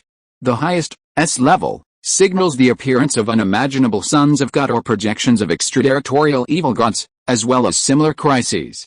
Such situations rarely occur in decades, but when they do, the Federation's martial saints, martial gods, and mecha masters will intervene. It's none of your business. A-level alerts indicate the appearance of higher-ranking families, B-level alerts for lower-ranking families, C-level alerts for higher-ranking servant levels, and D-level alerts for lower-ranking servant levels. Generally speaking, most of the missions you receive are C and D level. B level and above won't be open to you. But there are exceptions. The students listen with grave seriousness. Even lower-ranking servant levels possess formidable combat power, requiring the combined efforts of several martial artists to defeat them. Not to mention the lack of technological support within the mystical realm battlefield. Higher-ranking servant levels are even more formidable. Ordinary field warriors are no match for them. And what about lower-ranking families? It could be considered a minor natural disaster. Normally, new recruits like you wouldn't be able to handle the evil gods within the secret realm, but thanks to the Federation's space technology, we now have a numerical advantage. Instructor John continued, simply put, if we encounter a clan of a higher realm, we must deploy several times as many warriors as they do. If our realms are similar, there's no numerical advantage. Fang Xing understood immediately. While the Federation may have a slight advantage in numbers, its control over the secret realm is constantly shifting. Now, go to the armory and each bring a 100-kilogram load. Then we'll head to the secret realm for training. John saw many of the students' expressions change, and a hint of a triumphant smile appeared on his face.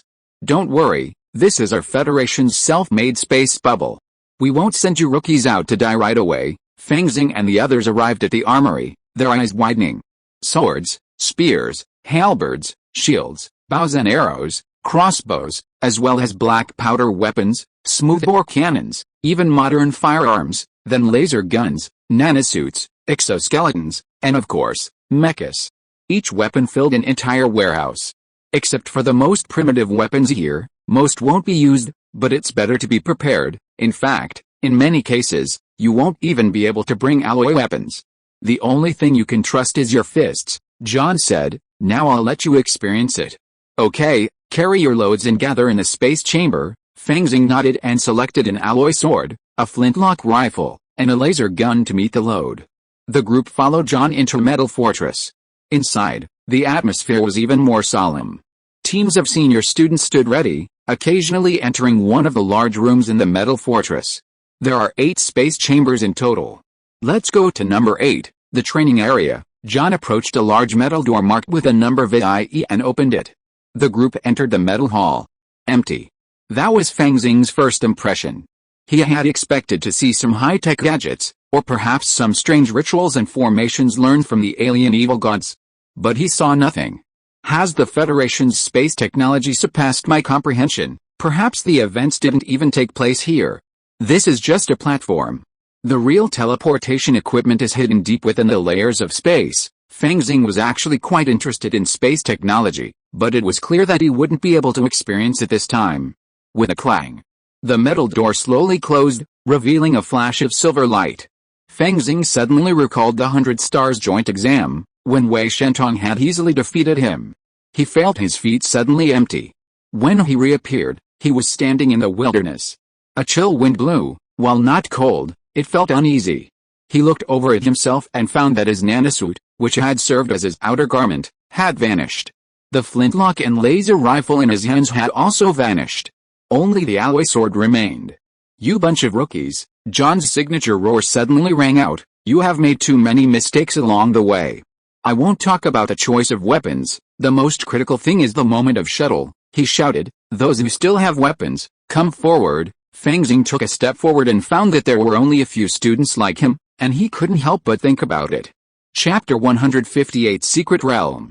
Do you think that with the support of the Federation's space technology, you can bring in alloy weapons that do not contain many technological elements? Wrong, absolutely wrong. The essence of the secret world is idealistic. Even a piece of scrap copper and iron, as long as it is forged, can also be regarded as a technological weapon. You have all forgotten your roots. You are warriors. When teleporting to the secret world, where's your martial arts will? Use it to fight against the rules of the secret world so that you can carry as many items as possible, even a dagger. The rules of this space bubble are not particularly strong.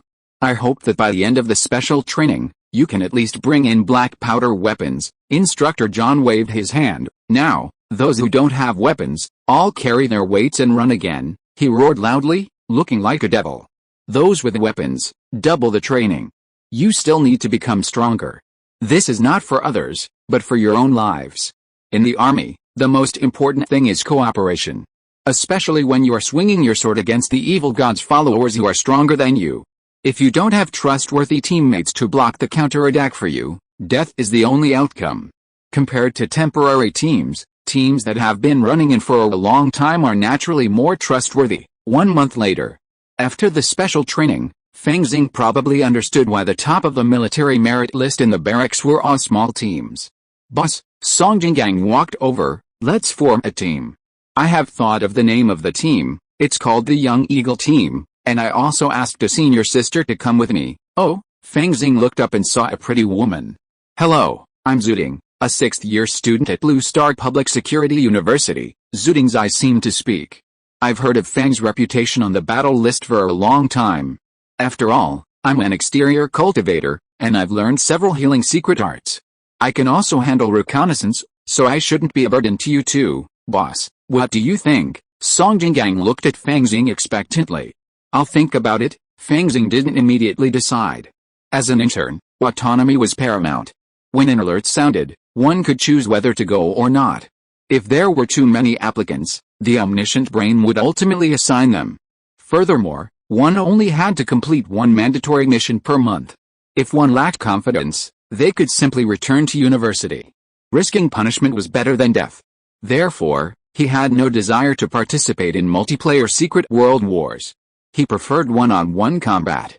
After all, at his current level, encountering a high-level servant, wouldn't it mean a massacre? Even more intriguing, due to the rules of the secret world, if he acted alone, he would only encounter high-level servants, and unlikely to encounter clan-level evil creatures. I'm sure the same situation is happening with the yellow-browed kid. He's even more ruthless, remaining at the 4th level of the martial arts realm, never exceeding the limit. He might encounter only lower-level servants. Therefore, for students whose strength significantly exceeds the standard, becoming a lone ranger might offer a higher level of safety and provide sufficient secrecy. Any methods used within the secret realm won't be known to the outside world. Considering this, Fang Xing rejected Song Jinggang's request. Is that so? Then I'll find someone else. Having too many people in the team isn't good, Song Jinggang sighed. It seems the boss is planning to go it alone. Unless something unexpected happens, we can't fight side by side. After all, the imaginary space is a battlefield. It's a constantly changing battlefield, and anything could happen. If the frontline troops suffer heavy losses, a large number of secret realms descend simultaneously, or a clan mutates and upgrades, even interns will be forced to enter the battlefield. Metal Castle. Mission Hall. Fang Xing deliberately changed out of his nanasuit, donning a regular school uniform. With a dagger slung across his back, he silently watched the constantly flickering screen. Every flash of red light on the screen represented an invasion from the imaginary dimension. A failed interception would mean a repeat of what happened on Young Eagle Star. Gu Yun's father, was his name Guren Wang. He's been dead for so many years, unknowingly. And now, I finally gained enough strength to stand on the battlefield and protect humanity. Well, protecting humanity is too great a responsibility I can't bear. But revenge against those evil gods' followers is my duty. Level C alert. Interested participants, please confirm within 3 seconds. Confirmed. Galleon team has received the mission. Please assemble at Space Warehouse V within 10 seconds. The omniscient brain processed data with remarkable speed, and the veterans coordinated their actions seamlessly. Occasionally, a spaceship would open, revealing a blood-soaked team, some screaming to the heavens, or being sent straight to the infirmary. Fang Xing observed with a cold eye throughout the day, noticing that most of the alerts were C and D level, with the occasional B-level mission. As for A-level missions, they seemed to exceed the capacity of this training barracks, so they were never reported, but they certainly existed in other real barracks. Common sense suggests I should choose a D-level mission, killing low-level servants. But I'm on location now, and if the secret realm is a low-level servant, I can't even enter. In other words, a C-level mission is at least necessary. If I choose a B-level, it's very likely to become a joint operation, with the all-seeing brain forcing me to team up with him. Then I'd have to answer to the highest-ranking officer's orders. It's quite frustrating. After a month of intensive training and research, Fang Xing had mastered the rules of the operation here. Just then, another spaceship opened. Two figures stepped out. Fang Xing realized at this time, they were both familiar faces. Although Yucai and Xing weren't his friends, he had seen each other numerous times on the virtual battle stage. Senior, he approached, noticing that Yucai and Xing's expressions were solemn, even tinged with sadness. It's the top 3 team. They lost one of their members, someone was killed, oh no. It's Yucai from our school, he was once the top leader. The arena was in complete chaos. Sorry, Junior, I have a lot to attend to. Yucai and gave Fang Xing an apologetic smile, and he and Xing hurried off to get medical treatment and attend to the interrogation. After all, Yucai was an elite member of St. Armor University, and his death here necessitated an investigation. This is a battlefield. Anyone could die. Fang Xing sighed inwardly at the sight. If he knew the top 3 team had seriously discussed inviting him, he would surely be even more devastated. Just then, another glaring alarm sounded. Level C alert, please register within 5 seconds, C rank, perfect for me, Fang Xing applied immediately with a thought. The omniscient brain even issued a warning, please confirm. This solo mission will not receive any reinforcements and is extremely dangerous. Failure will not only result in your death, but will also increase the difficulty for the secondary interception forces. Confirmed. He naturally wasn't afraid. Ling, you've accepted the mission. Please proceed to Space Warehouse III within 5 seconds. Weaponry access has been enabled, allowing you to choose any weapon. The message from the omniscient brain arrived instantly. Sure enough, this omniscient brain is quite intelligent, and has almost perfect strategies. Knowing I'm a formidable one-on-one fighter, number 1 on the battle list, does it give me a high success rate for accepting this mission? So, out of all the applicants, it chose me. Fang Xing smiled inwardly and didn't go to the weapons warehouse. Even if he did, he'd only be able to bring an alloy sword, which wouldn't be as handy as his original katana. Space Warehouse III. Fang Xing, carrying the katana on his back, entered alone. Another Lone Ranger. Some of the older students couldn't help but glance sideways, their eyes filled with either admiration or the perception of a madman. Clang. The metal door slammed shut.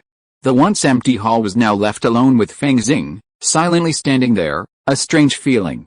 Is it finally here? The secret realm battlefield. I've learned everything I need to know since high school. I've reviewed everything John has been training me through for a month. Now, the only thing left is actual combat. Fang Xing's eyes were determined. With a flash of silver light, his figure vanished. A forest. The trees were tall, dark, and twisted, like withered arms reaching upwards. Crack. Fang Xing stepped into the forest, his foot breaking a dead branch with a resounding sound. He yanked his right hand, and a ghost-head knife appeared in his hand, radiating a terrifying blade aura. Is this the secret realm? Fang Xing sighed. Although he had traveled through it several times before, they had always been artificial bubbles within the Federation, which was different from traveling through the secret realm. The biggest difference was that while traveling through time, he actually felt the world's resistance. If he hadn't immediately mobilized his martial will to resist, he might have been left with nothing but his underwear. He glanced at his person again, realizing that some of his high-tech equipment, including his cell phone, had been left in the space capsule. He would have to wait until he got back to retrieve it. But there's a sense of relief, of being free from the cage. After all, this is the territory of the extraterritorial evil gods, and the Federation can't monitor it.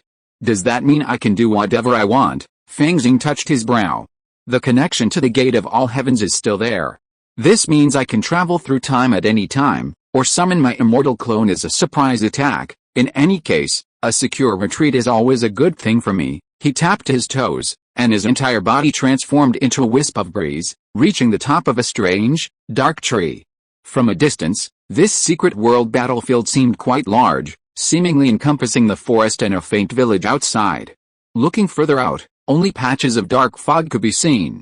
Generally speaking, the stronger the clan, the larger the secret realm. In fact, the secret realm carrying the Son of God is sometimes like a real small world, even with an entire civilization attached. Based on actual combat testing and subsequent deductions, the alien civilization carried by the secret realm may be the nourishment and food for the Son of God's growth. Of course, such secret realms are very luxurious, and only the top clans can possess them. Later, the Federation speculated. These secret realms may be fragments of space cut from reality by extraterritorial evil gods. Fang Xing carefully recalled the textbook knowledge and moved towards the hazy village. The village was built of huge stones, with a tall door frame over 3 meters high and unique in style, somewhat like the residence of a small giant. At this moment, the entire village fell into an eerie silence, as if there was not a single living thing in the huge village. Is anyone there? No one. I'm coming in. Fang Xing flashed his ghost head knife, and the huge stone door before him was cleaved open. The room was sparsely furnished, with bows and arrows, axes, and a few unknown animal skins. It looked like a hunter's hut. Fang Xing glanced around and spotted a large, bizarrely shaped metal syringe on a stone table that resembled a desk. Despite the age, the syringe bore no trace of rust, and the needle tip, in particular, held a cold gleam. It doesn't seem to fit at all. Barbarism and technology. But then, those civilizations that worship evil gods seem so contradictory. They still eat raw meat and drink blood, yet they've mastered space travel. Can you believe it? Fang Xing poked the syringe with the tip of his knife and entered the next stone house. This one was larger, and equally sparsely furnished, but it contained 2 syringes. He even spotted a strange object resembling a giant stethoscope. Fang Xing's domain power radiated, and he instantly made a discovery. With a flash of his knife, a wall collapsed, revealing a notebook with a pitch-black cover amidst the bricks and tiles.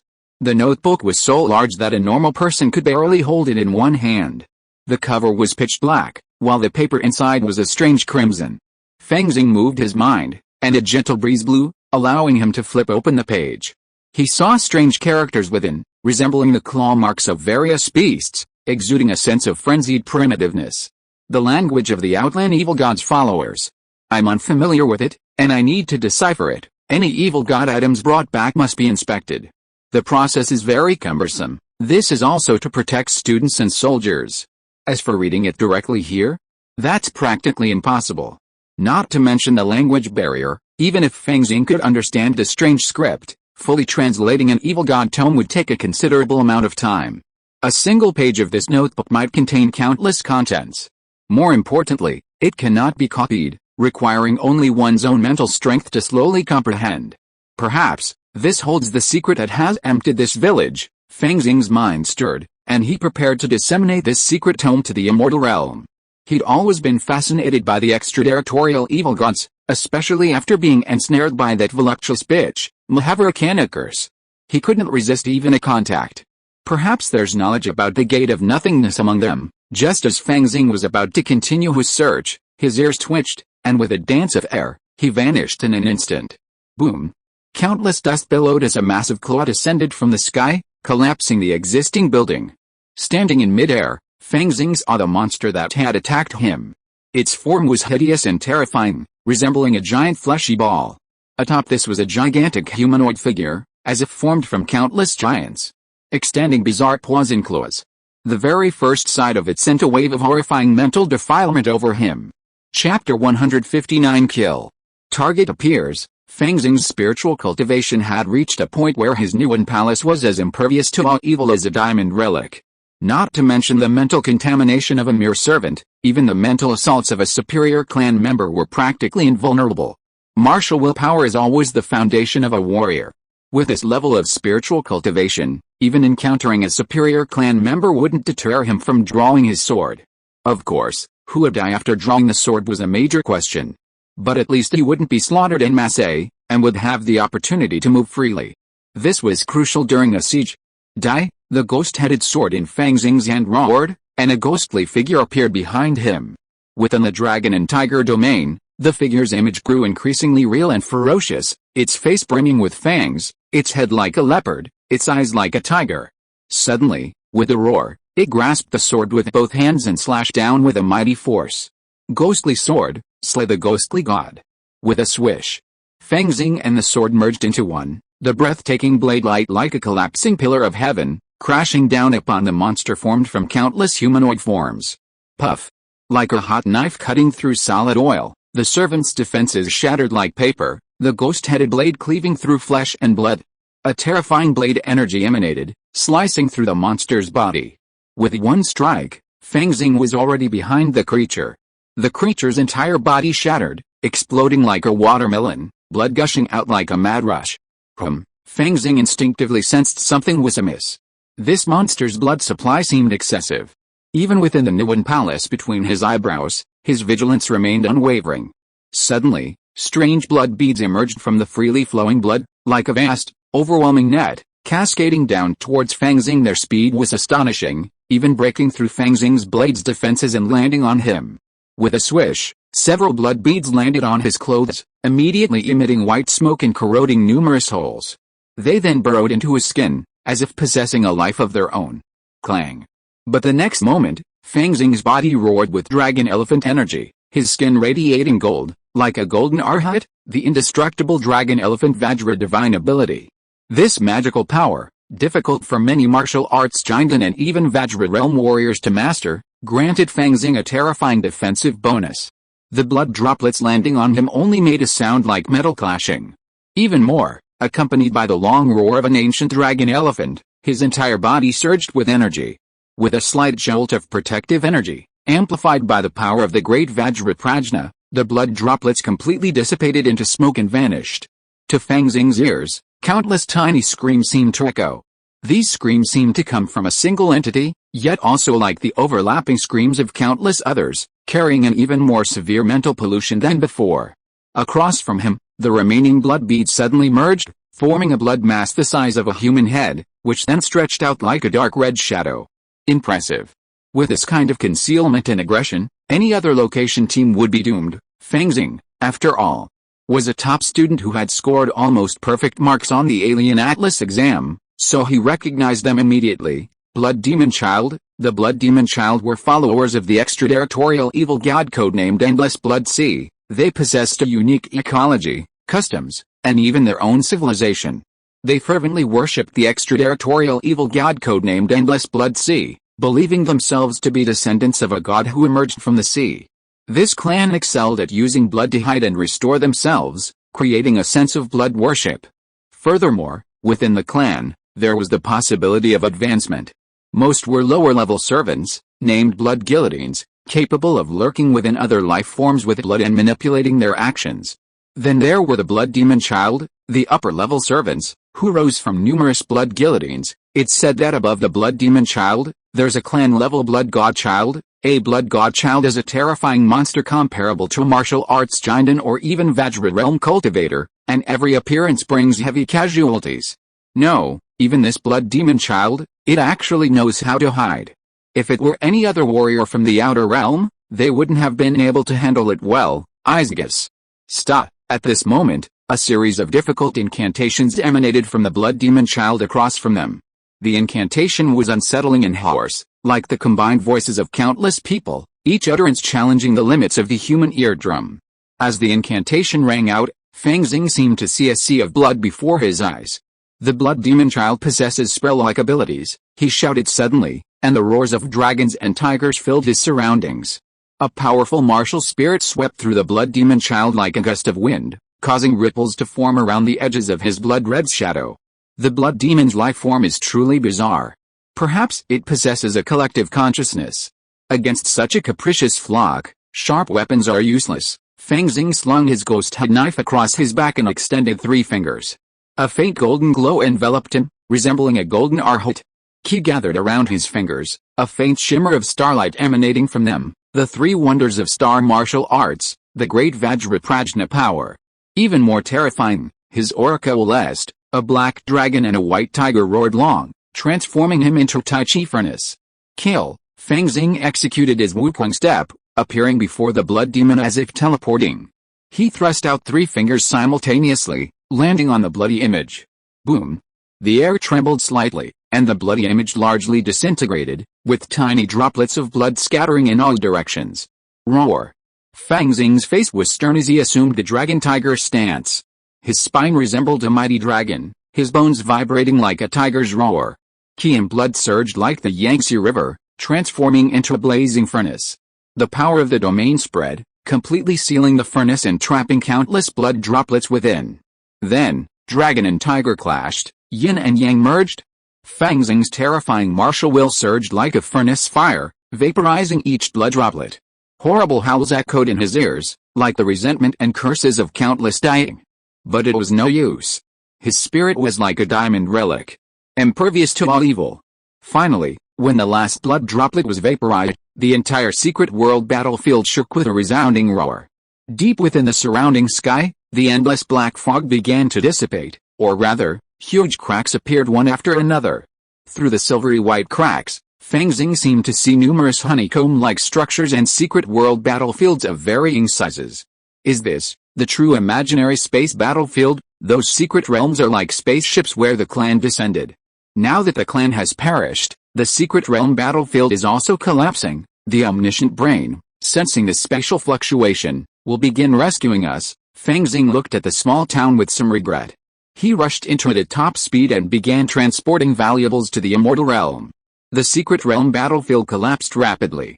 When it was nearly halfway destroyed, Fang Xing finally felt the pull of the space chamber. Whoosh! A flash of silver light, and his figure instantly disappeared. Then, a terrifying spatial storm swept through, completely tearing the secret realm into shreds. The space chamber. Fang Xing suddenly appeared and picked up his phone and other technological gadgets nearby. Ling.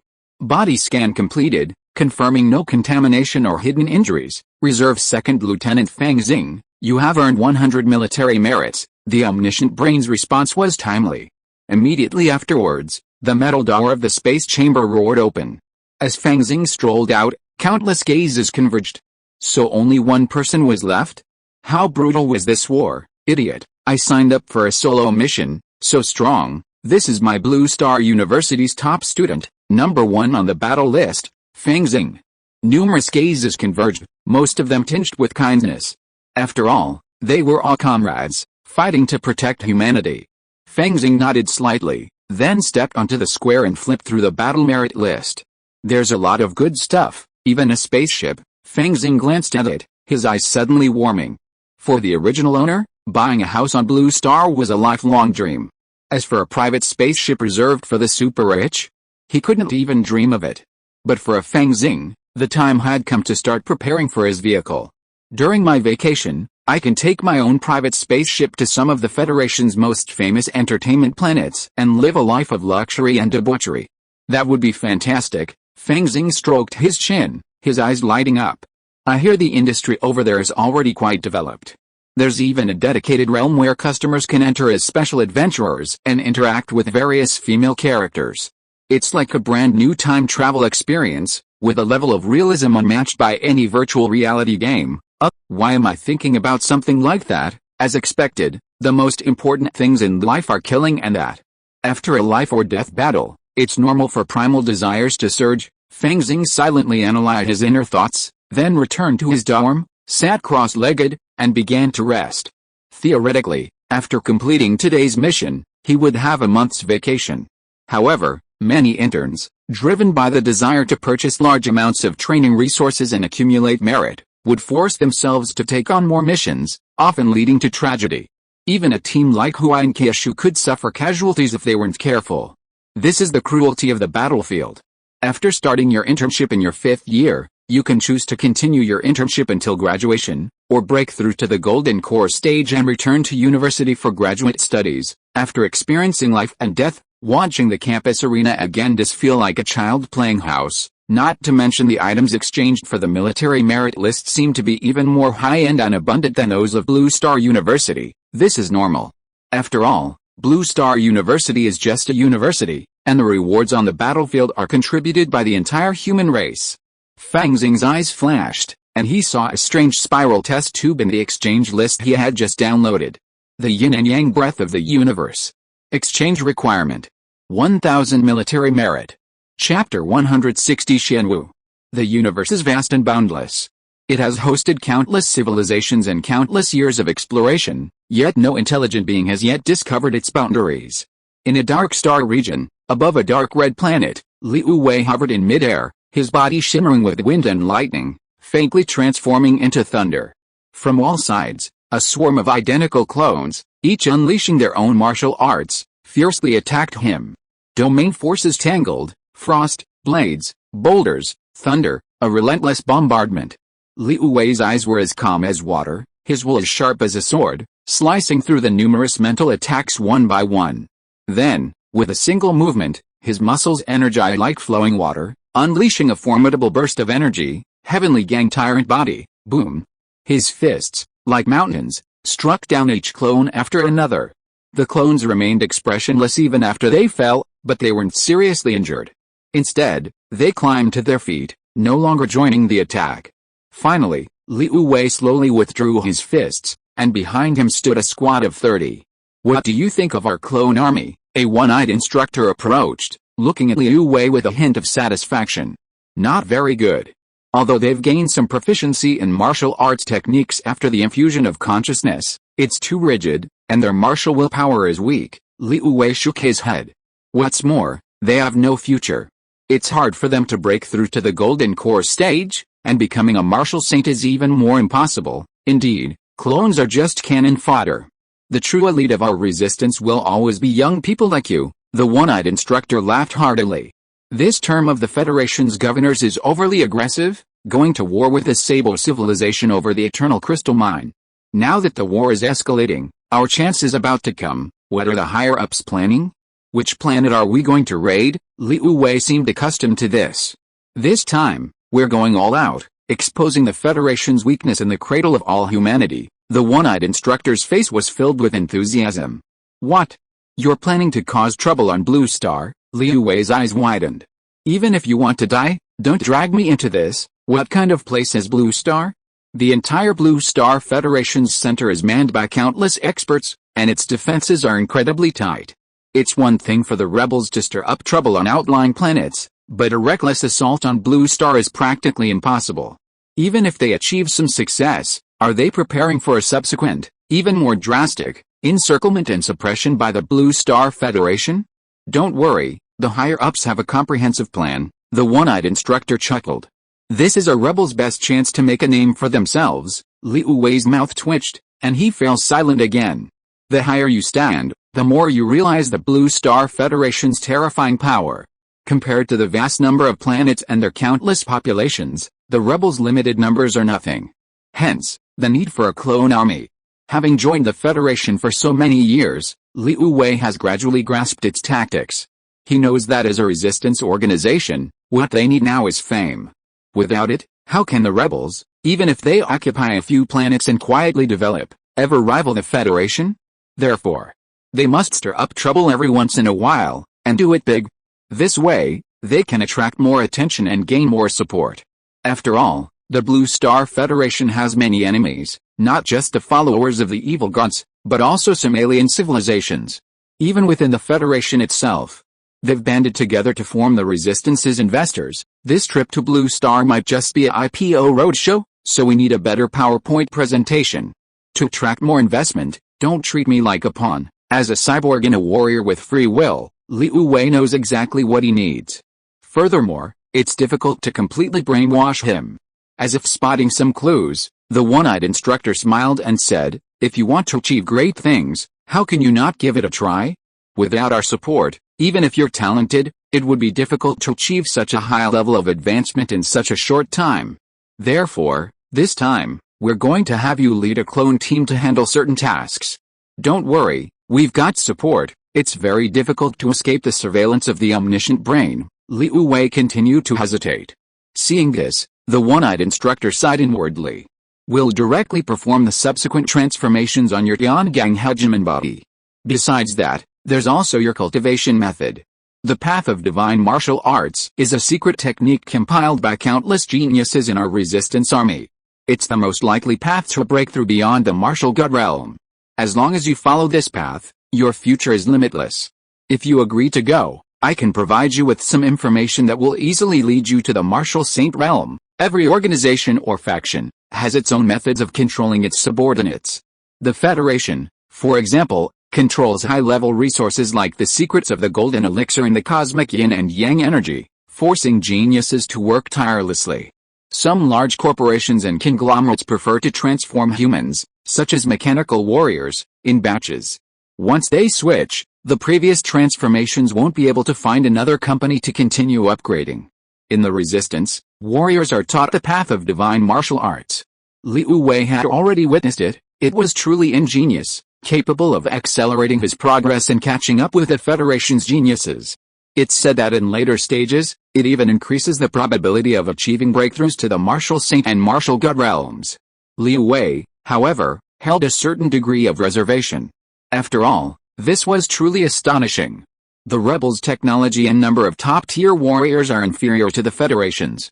How could they possibly develop a divine martial art? Could it be, this is also some kind of external support, but what kind of martial art could ultimately surpass the martial god? This is a hurdle that even the Federation hasn't been able to overcome. Even if there's a chance, it's truly remarkable. Liu Wei now knew he had no talent in other areas, and flesh and blood abilities were a joke. The only thing he could grasp was the martial arts. So, after a moment of contemplation, he finally nodded, I obey orders. But why me? I'm the one who's out there. The higher the level of the warrior, the more attention they initially receive from the omniscient brain. A lower level has its advantages. 2. The one-eyed instructor shook his head and began to outline his plan. Even if it was only a partial explanation, Liu Wei's eyes widened. You actually. Heavenly Sword Section Yuan Feng. Superior third-grade spiritual energy lingered like wisps of mist above the Jade Palace, a dreamlike beauty. In the outer spiritual fields, spiritual planters toiled diligently, directing clouds and rain to slay insects. Occasionally, they looked up, their gazes filled with awe and envy, toward the cave abode of the true sword master. As outer disciples of the Heavenly Sword sect, they were well aware of the terror of their sect's true sword master. A true foundation establishment master begins with a burst of sword energy, leaving few rivals. If one could further develop the ability to fragment sword light or refine swords into strands, they would be virtually invincible within the foundation establishment realm. Inside the cave abode, enveloped by a quasi-third-grade formation, the study was utterly silent. Fang Xing, wearing protective clothing, equipped to the highest standards of the Prevention and Control Bureau, began to leaf through the secret tome he had acquired from the secret realm. With the help of AI decryption, and knowing full well that it was related to the endless sea of blood, Fang Xing found documents left behind by other races worshipping the endless sea of blood, as well as research papers on the subject from the Blue Star Federation. He downloaded them all as supplementary material, and his decryption progressed at a rapid pace. By today, the decryption was completely complete.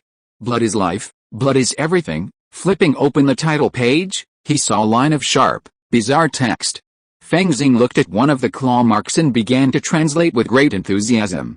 Evil god texts often have multiple meanings. Blood is probably a fairly accurate translation, but it also means vital fluid, meaning body fluid can be included in the category of blood. This contradicts human civilization and defies common sense, but in an evil god text, it's normal. The word everything also has connotations like supreme, great, and so on. The first few pages of this notebook were filled with hymns praising the endless sea of blood, and were quite disorganized. There were also some seemingly chaotic rituals. But Fang Xing knew that if he truly followed his path, there was a certain chance he would connect with the extraterritorial evil god. According to the Prevention Bureau's regulations, if you read for more than 10 minutes, you must test for contamination. Even if it's fine, it can't exceed half an hour a day. Fang Xing paused his translation and gave himself a test. Very clean. I wonder if the summoning ceremony here will attract the gaze of those evil gods. Forget it, I'd better not be so reckless. While this part of the immortal cultivation world has Yuaning's engine and even divine transformation monsters lurking, it's far inferior to the Blue Star Federation. If it's destroyed, my resource base will be gone. No, Fang Xing suddenly touched his brow. practicing the immortal cultivation world's secret method of calming the mind and spirit. Even if there's no contamination, I've subconsciously harbored such thoughts. This is the beginning of danger. He immediately decided to seal the secret book and return to it in a few days. After months of such careful translation, Fang Xing finally completed the translation and gained a basic understanding of this esoteric text. Blue Star, Moon Goddess. The ritual of blood. In the barracks, Fang Xing touched his brow, and the diamond relic glowed brightly. In this state, even reading the entire secret book would have little effect on him. There are some spells and rituals in it. Once used, they will inevitably be contaminated and will also cut off the Federation, but some introductions to the endless sea of blood and its descendants are somewhat useful. They contain some knowledge that is not on the textbooks. In the second half of the book, most of it describes a ritual or spell blood healing, which is said to be very effective for mental insanity, physical deformities, and other illnesses. I finally understand why the village was destroyed. Actively injecting the blood droplet into the body, is this a cure or a suicide? Chapter 161 Progress. Blue Star University. Library. Before the Atlas of All Spirits, Fang Xing had been silently contemplating it for a long time. This time, he didn't risk the energy of the various ultimate martial arts, but instead cultivated his own martial arts. Although he had become a military intern, he could still take leave after completing the minimum tasks for the month. Fang Xing clearly would not give up on the Atlas of All Spirits at Blue Star University. As he continued to comprehend the Atlas, countless body movements and footwork emerged in his mind, only to be consumed by his own state of mind in the dance of the sky step. And then, transformed into nutrients for his growing proficiency. On the attribute panel, the rune representing the dance of the sky step shifted, and then a new message appeared, Dance of the Sky Step. 1/800, Grandmaster, endless insights suddenly emerged, placing Fang Xing on the shoulders of the master who founded this martial art. So there are so many tricks and secrets to the sky dance step. Performing it is like teleporting, its speed far surpassing terrestrial flight, making it perfect for combat. When warriors engage in combat, it often hinges on close combat, with victory or defeat decided in the blink of an eye. A master-level sky dance step is incredibly useful. And now, he closed his eyes, remedying any shortcomings in his agility when combining it with the three wonders of star martial arts, using the sky dance step. Back then, I wanted to incorporate agility into the three wonders of star martial arts, but I couldn't achieve the sky dance step because I wasn't at that level yet. Now, it's a natural progression. Fang Xing couldn't help but smile as he watched the stats bar change from 3 wonders of star martial arts to 4 wonders of star martial arts. While this wasn't the creation of a completely new martial art, it was a reflection of his own cultivation. The name Star Martial signified a profound ambition. Perhaps in the future, his star martial arts would attain the standard of true star-level martial arts, the kind of standard that would embody the star-destroying sword wielded by Jian Chu, the martial god of the Nine Swords Academy.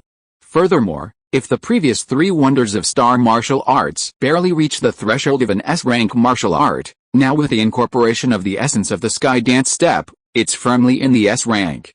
While still incomparable to pinnacle S-rank martial art like Great Vajraprajna Divine Power, it's nothing to be underestimated.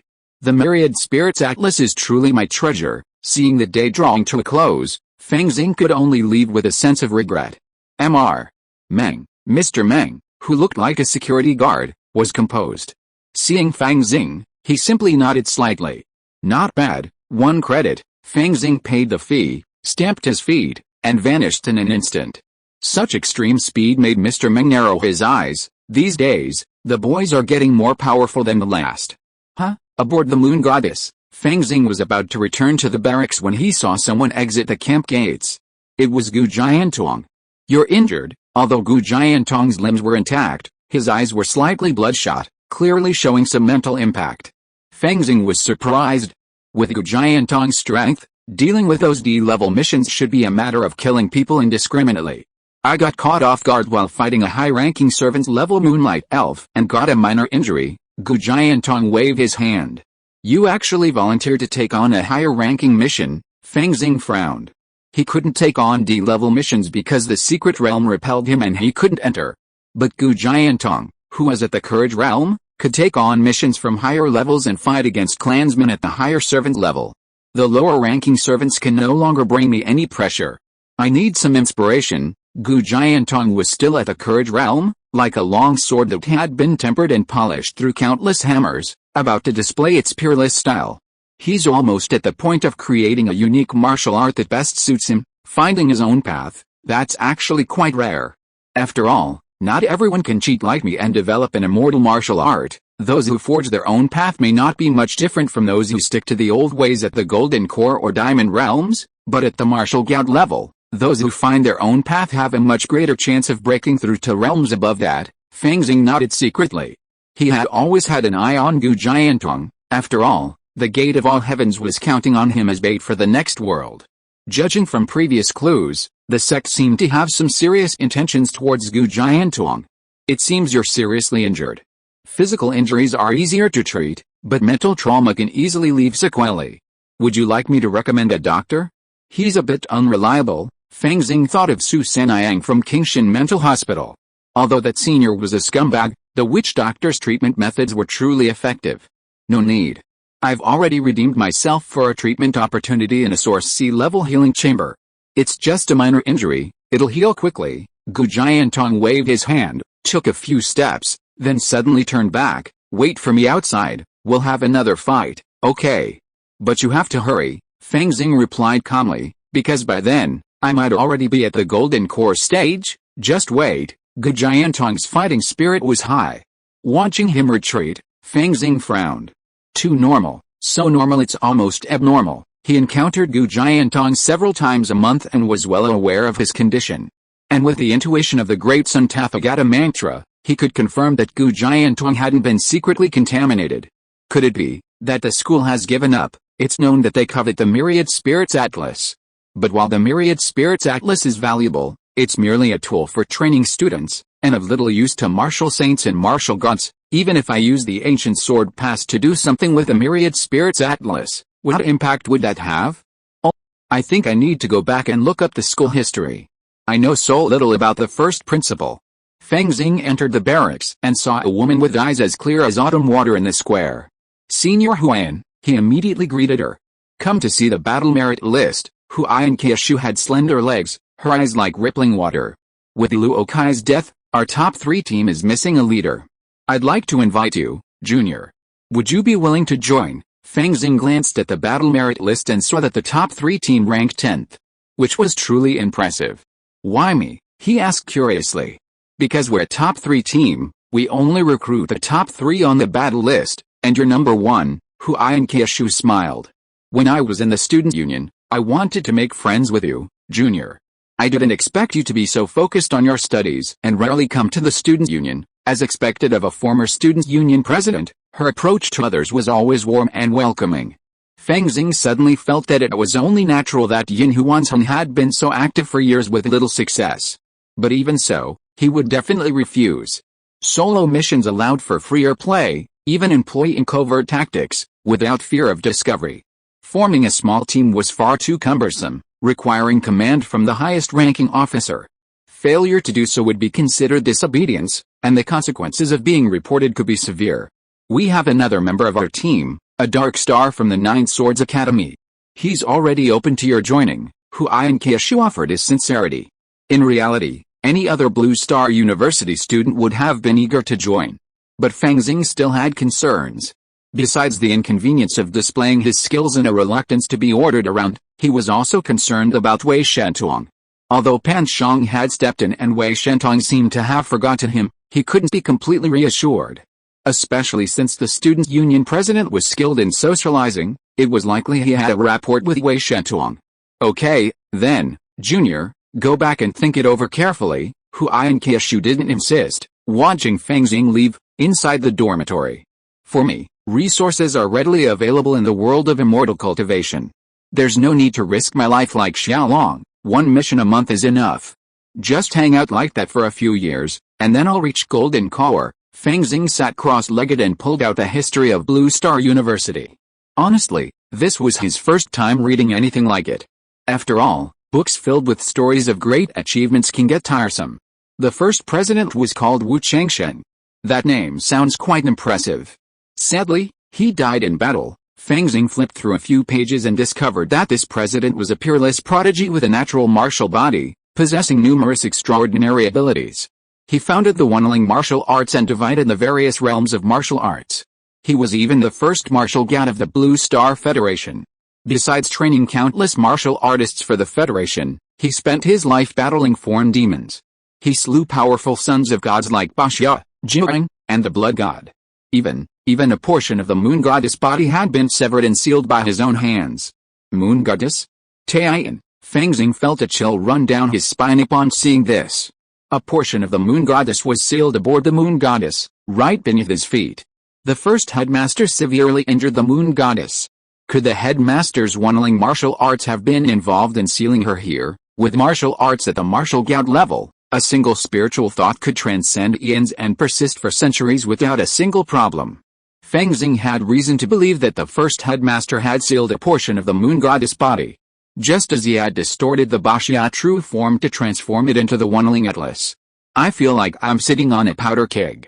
My current speculation is all based on the premise that our sect is plotting against Gu Jiantong and is also planning to target the Myriad Spirits Atlas. Things shouldn't get to that point, right? After all, it's the Federation's central hub, manned by numerous powerful individuals and monitored by the all-seeing brain. Fang Xing let out a long breath, silently resolving to keep a closer eye on Gu Jiantong. This man is a dangerous bellwether.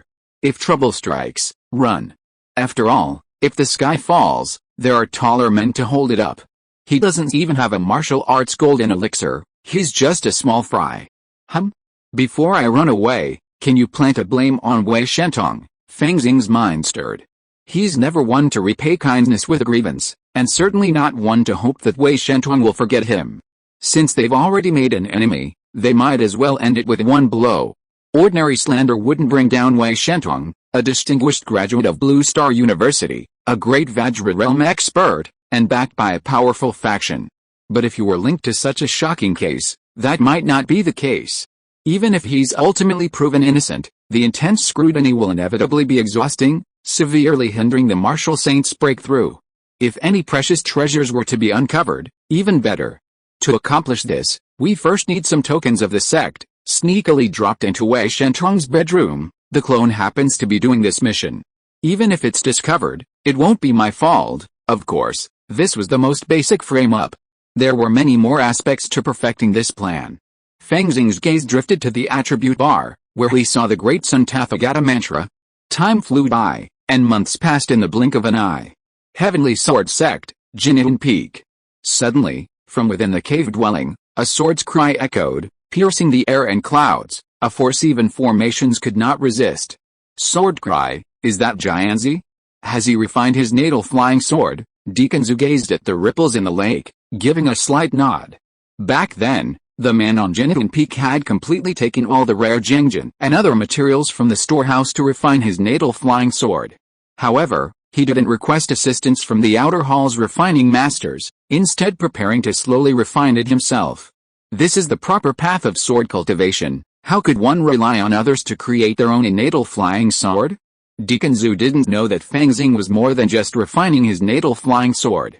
Inside the cave, Fang Xing rubbed his abdomen, a hint of satisfaction on his face. The Great Freedom Mysterious Gold Sword Classic.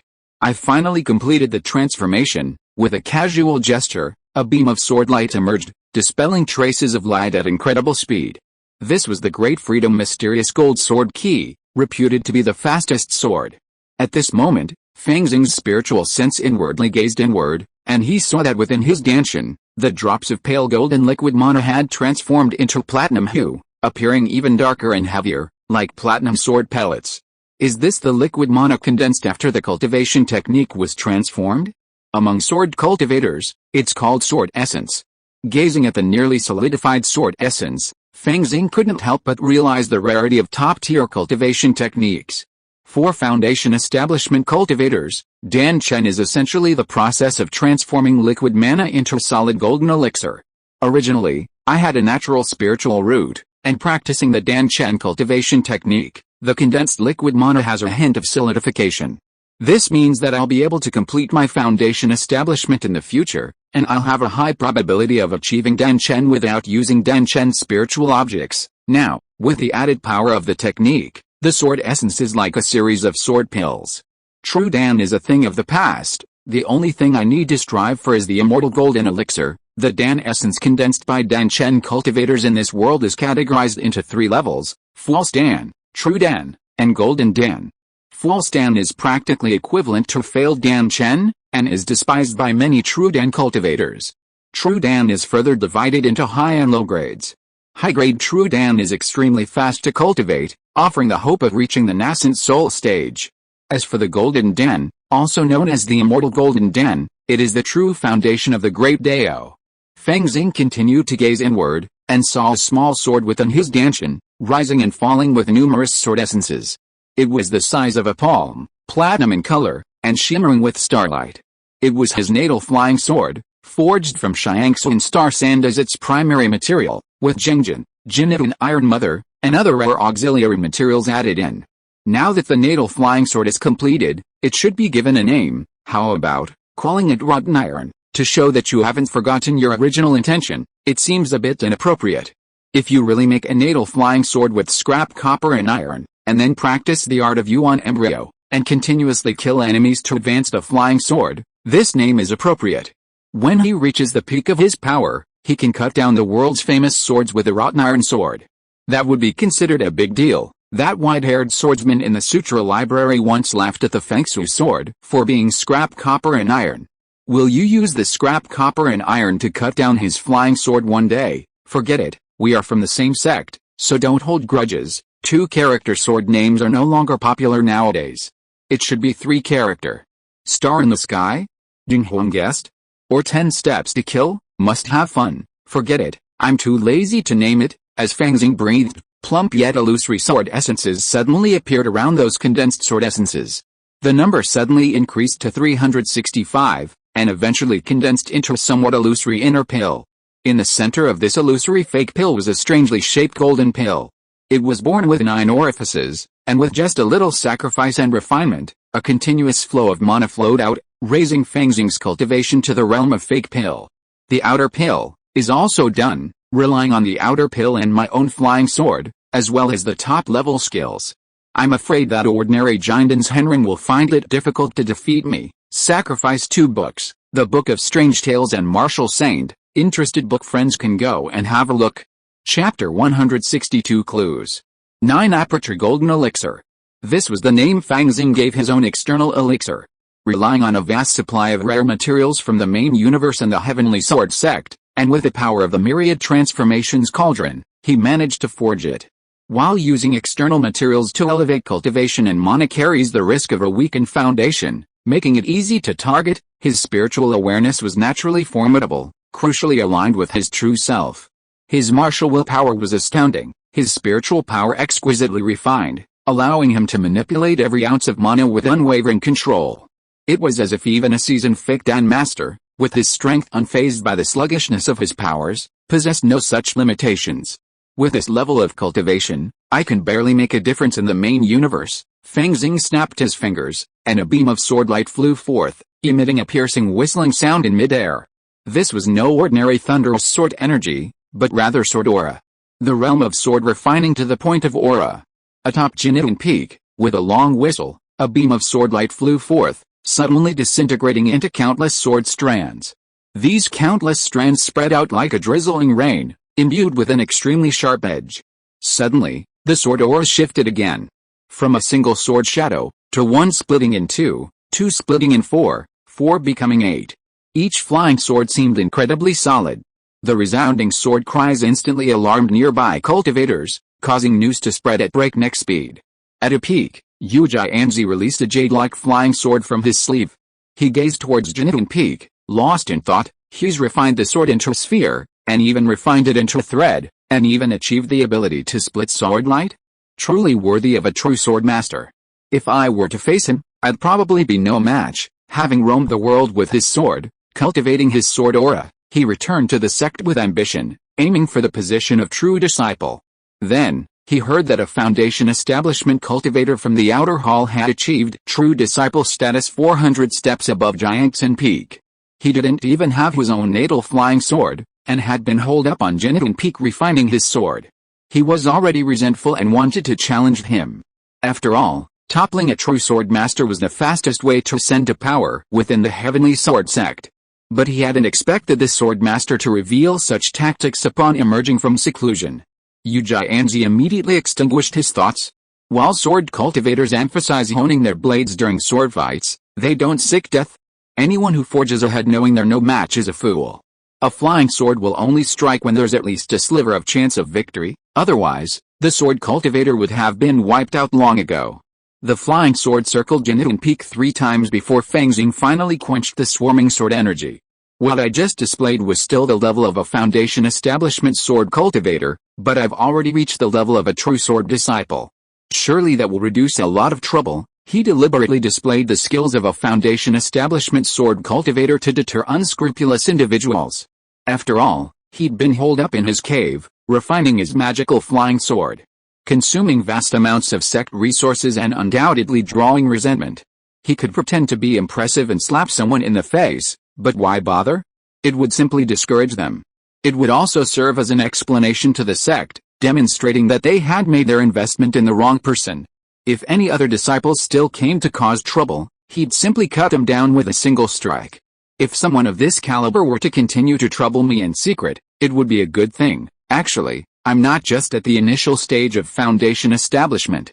My mana has already reached the level of a false core. Even at the Sword Deo realm, I faintly touched upon the sword intent. The third realm of sword cultivation is the realization of sword intent. Fang Xing, who had received the initiation at Sword Heart Peak, even had a certain understanding of sword intent becoming momentum, but his level was not high enough to display it. His current realm is barely comparable to that of a false core, and coupled with his own strong martial will, he can easily touch upon the sword heart. Once the sword heart is fully condensed, the sword intent will naturally emerge. If I reveal it, I'm afraid Master Broken Sword will go mad. A Foundation Establishment sword cultivator who comprehends the third level of sword heart and sword intent is a genius like the Grand Elder. Maybe he'll even recommend me to Chu Kuangtu to see if he'll accept me as a disciple. It's not good to hang around under the eyes of a nascent soul cultivator all day. Forget it. 1 year later. Secret Realm Battlefield. Swish. Countless pitch-black spikes pierced Fang Xing. Each of these spikes was incredibly sharp and covered in fine hairs. Strangely, after piercing Fang Xing, not a trace of blood was stained. It turned out to be just an afterimage. In mid-air, a massive eyeball shifted restlessly, but it was too late. Fang Xing appeared above the eyeball as if teleporting, his ghost-headed knife roaring and slashing down suddenly. The piercing blade, carrying a destructive martial arts will, cleaved through the eyeball's defenses, splitting it evenly in half. With the death of this high-ranking servant, the voids of the secret realm began to tear and shatter. A spatial storm swept through. The tyrant's evil eye, they're all poor bastards. Fang Xing complained about his spoils and instantly vanished. Inside the metal castle, beep, physical examination completed, no contamination, no hidden injuries. Reserve Lieutenant Fang Xing, you've earned 80 military merits. The timely feedback from the omniscient brain arrived. Only 80 military merits? It seems this high-ranking servant is indeed quite weak. Fang Xing sighed. For over a year now, he'd been completing a mandatory mission every month, killing high-ranking servants. His rank had gradually risen. In fact, as a Blue Star University graduate, rapid advancement in rank was normal once enlisted, provided he didn't commit any major errors. This was true even during his internship. Here we go. Demon Sword Fang Xing, as he emerged from the space capsule, he was immediately met with awe-inspiring glances. As a lone ranger who always followed his own unique ways, yet always completed his missions with flying colors, Fang Xing's reputation within the barracks was growing. His wielding of a ghost-headed sword even earned him the nickname Demon Sword. Of course, he wouldn't accept the nickname in his heart. Even being called the Sword King or the Sword Tyrant was far superior to the Demon Sword. But at this moment, he glanced around expressionlessly before heading to the military merit redemption board in the square. I already possess Shaoyin Shaki and the beginnings of Taiyang Jin Gang within the universe's yin and yang energy. I'd be a fool to exchange for anything else. Fang Xing had no intention of exchanging anything in the main universe for anything that would strengthen his Jinden foundation. He planned to gather resources within the immortal cultivation world. Once he condensed a martial arts Jinden, he would publicly claim it was just an ordinary Jinden. It was a hidden trick. After all, It was impossible to demand that a warrior openly inspect something as private as a Jinden. That would be tantamount to demanding their life. Then, once he reached the Vajra realm, he could display some of his dragon elephant Vajra indestructible divine powers, quietly cultivate to the great Vajra realm, the 9th Jinden root. He would then publicly claim to have barely reached the 7th Jinden root, and then force his way through to martial saint. While such a martial saint might have a slight hope of achieving martial godhood, he would clearly be less powerful than a martial saint who had achieved the great Vajra realm, and would therefore attract less attention. Too much attention, too much attention. Later on, I gradually lost myself in the crowd, which is not bad. Anyway, I have resources from another world, so I don't really need them here. Fang Xing glanced at the military merit list and immediately exchanged some secret medicine that could help the warriors in the field to practice, then returned to the dormitory. After a quick wash, he lay on the big bed and began to surf the internet and check his email. Suddenly, he saw an email, thought for a moment, and made a phone call. Senior, the call was quickly connected, and it was Gu Yun on the other end. After so many years, the little girl had grown into a beautiful woman. Well, you are also in your 5th year of college.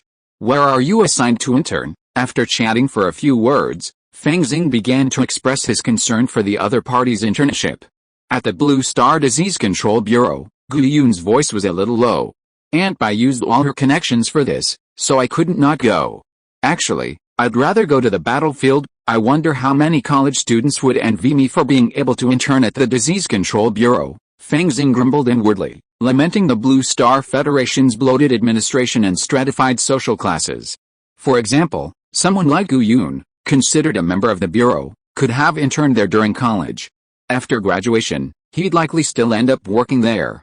Just like Song Jinggang, who was 99% certain to join the Public Security Bureau.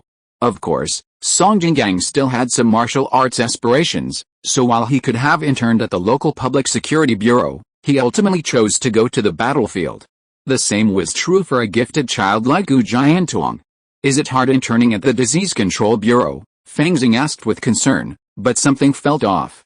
It seemed, probably, after the Disease Control Bureau on young Eagle Star, all his spies had been placed at the Blue Star Bureau. But the inspections here are much stricter, and there's an omniscient brain watching everything at all times. Any attempts at trickery will only backfire, so forget it. Compared to remote places like young Eagle Star, Blue Star's security is undoubtedly excellent. Fang Xing didn't want to push the limits of the omniscient brain. It's okay, a little tiring, but every day is fulfilling. Gu Yun was clearly still the same as before, unsuspecting of Fang Xing as her older brother, happily sharing everything about the Prevention and Control Bureau. Of course, there were some minor annoyances. Today, there was also a brainwashed, idiotic woman who wanted to overturn a cult leader's conviction. It really pissed me off. She was the one who sent him to prison in the first place, and now she's repudiating her own confession, even at the cost of being convicted, Gu Yun complained.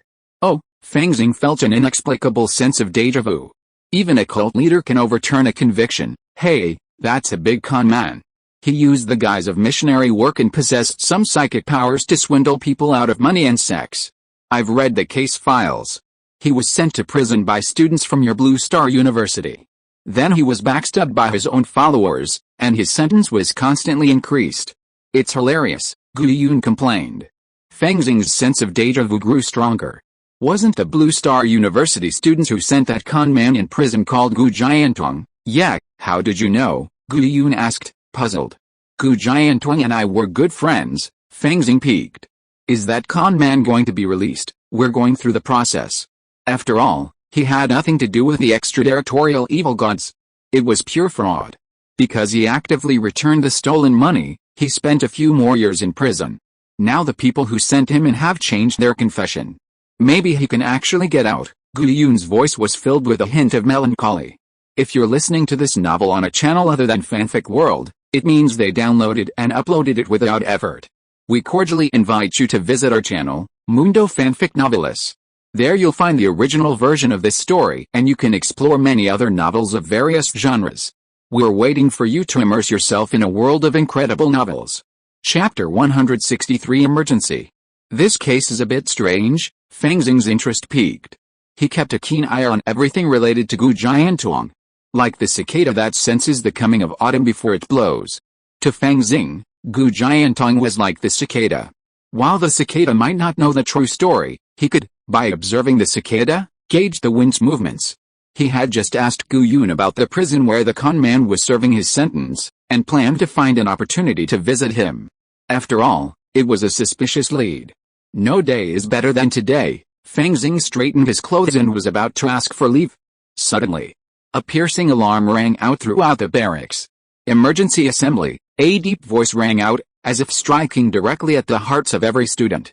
Such pressure, Fang Xing raised an eyebrow, and the power of his domain enveloped him. He transformed into a stream of light and descended upon the square. A middle-aged man in a military uniform stood in midair, with instructors John and others standing behind him. A martial saint indeed.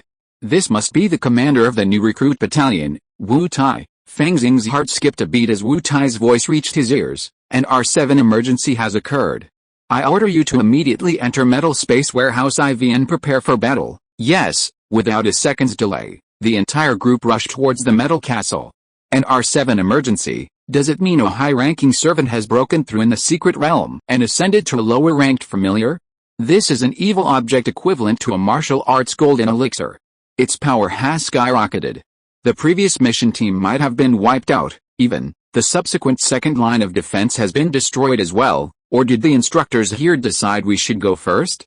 After all, every organization has a tradition of resolving problems within their own unit and avoiding reporting them, or is it just bureaucratic instinct? Interns have the right to refuse missions, but when faced with a martial saint personally recruiting them, disobeying orders is a death sentence. Inside Space Warehouse IV, Fang Xing looked around helplessly. The number 1 Tenglong team isn't here. Looks like they were on a mission in another secret realm. Those being drafted now must be elites freed up from the barracks. Are we going to rely on sheer numbers to crush that lower-ranked familiar?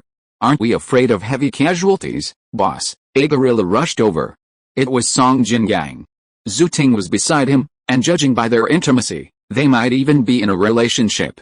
You're here too? Be careful this time, Fang Xing sighed, then saw Gu Jiantong, Huai Kishu, and the others. Even Gu Jiantong is being drafted? Well, he does have the potential to fight in the outer realm, but at a low level, his weight is relatively small. Since they're facing a lower-ranked familiar, a large number of outer realm warriors can be drafted, though there are limits. If it's a brave soul realm warrior, that number could even be 10 times that of the outer realm warriors. Of course, aside from geniuses like Gu Jiantong, it's unrealistic for other brave soul realm warriors to cross 2 realms to defeat the enemy. They'd probably be slaughtered. But Gu Jiantong was different. It might take 10 of them to occupy one spot in the outdoor scene, but his combat power was comparable to that of an outdoor scene, making him a very cost-effective fighter. He was also the most respected warrior in the secret realm battlefield. Teleport countdown, 3, 2, 1, with a reminder from the omniscient brain, a flash of silver light flashed in the void. By the time Fang Xing regained consciousness, he had arrived in a vast desert of yellow sand. At the end of his sight lay 9 pitch-black pyramids. These pyramids were completely inverted, with only their apexes connected to the ground, presenting a posture that defied mechanics. Strange bloodstains and sculptures were streaked across the towers, and countless complex and disgusting patterns were piled together, making the sight of them feel dizzy. Oh no! This lower-ranked follower has hidden himself. I wonder which pyramid he's hiding in. Huai and Kieshu frowned. Are you all idiots? The desert outside could also be. These 9 pyramids might be fake, a trap. Gu Jiantong folded his arms and sneered. Okay, now we'll follow the usual practice and form teams based on rank. A young man wearing glasses smiled. I'm Zin Ruoge, captain of the Blue Ocean team, and a reserve major, reserve captain, Huai and Kieshu, reserve lieutenant, Gu Jiantong. At this moment, even Gu Jiantong didn't dare to act cool and reported honestly. After all, military law was being enforced at this time. Even a moment of triumph would only lead to disaster upon return. Fang Xing did the same, noting that there were 157 interns arriving. The highest-ranking one, as expected, was Zin Ruoge, automatically becoming the temporary commander.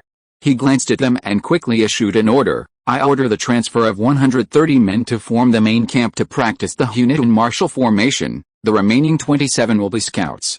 Johnny, Baizan, Fang Xing.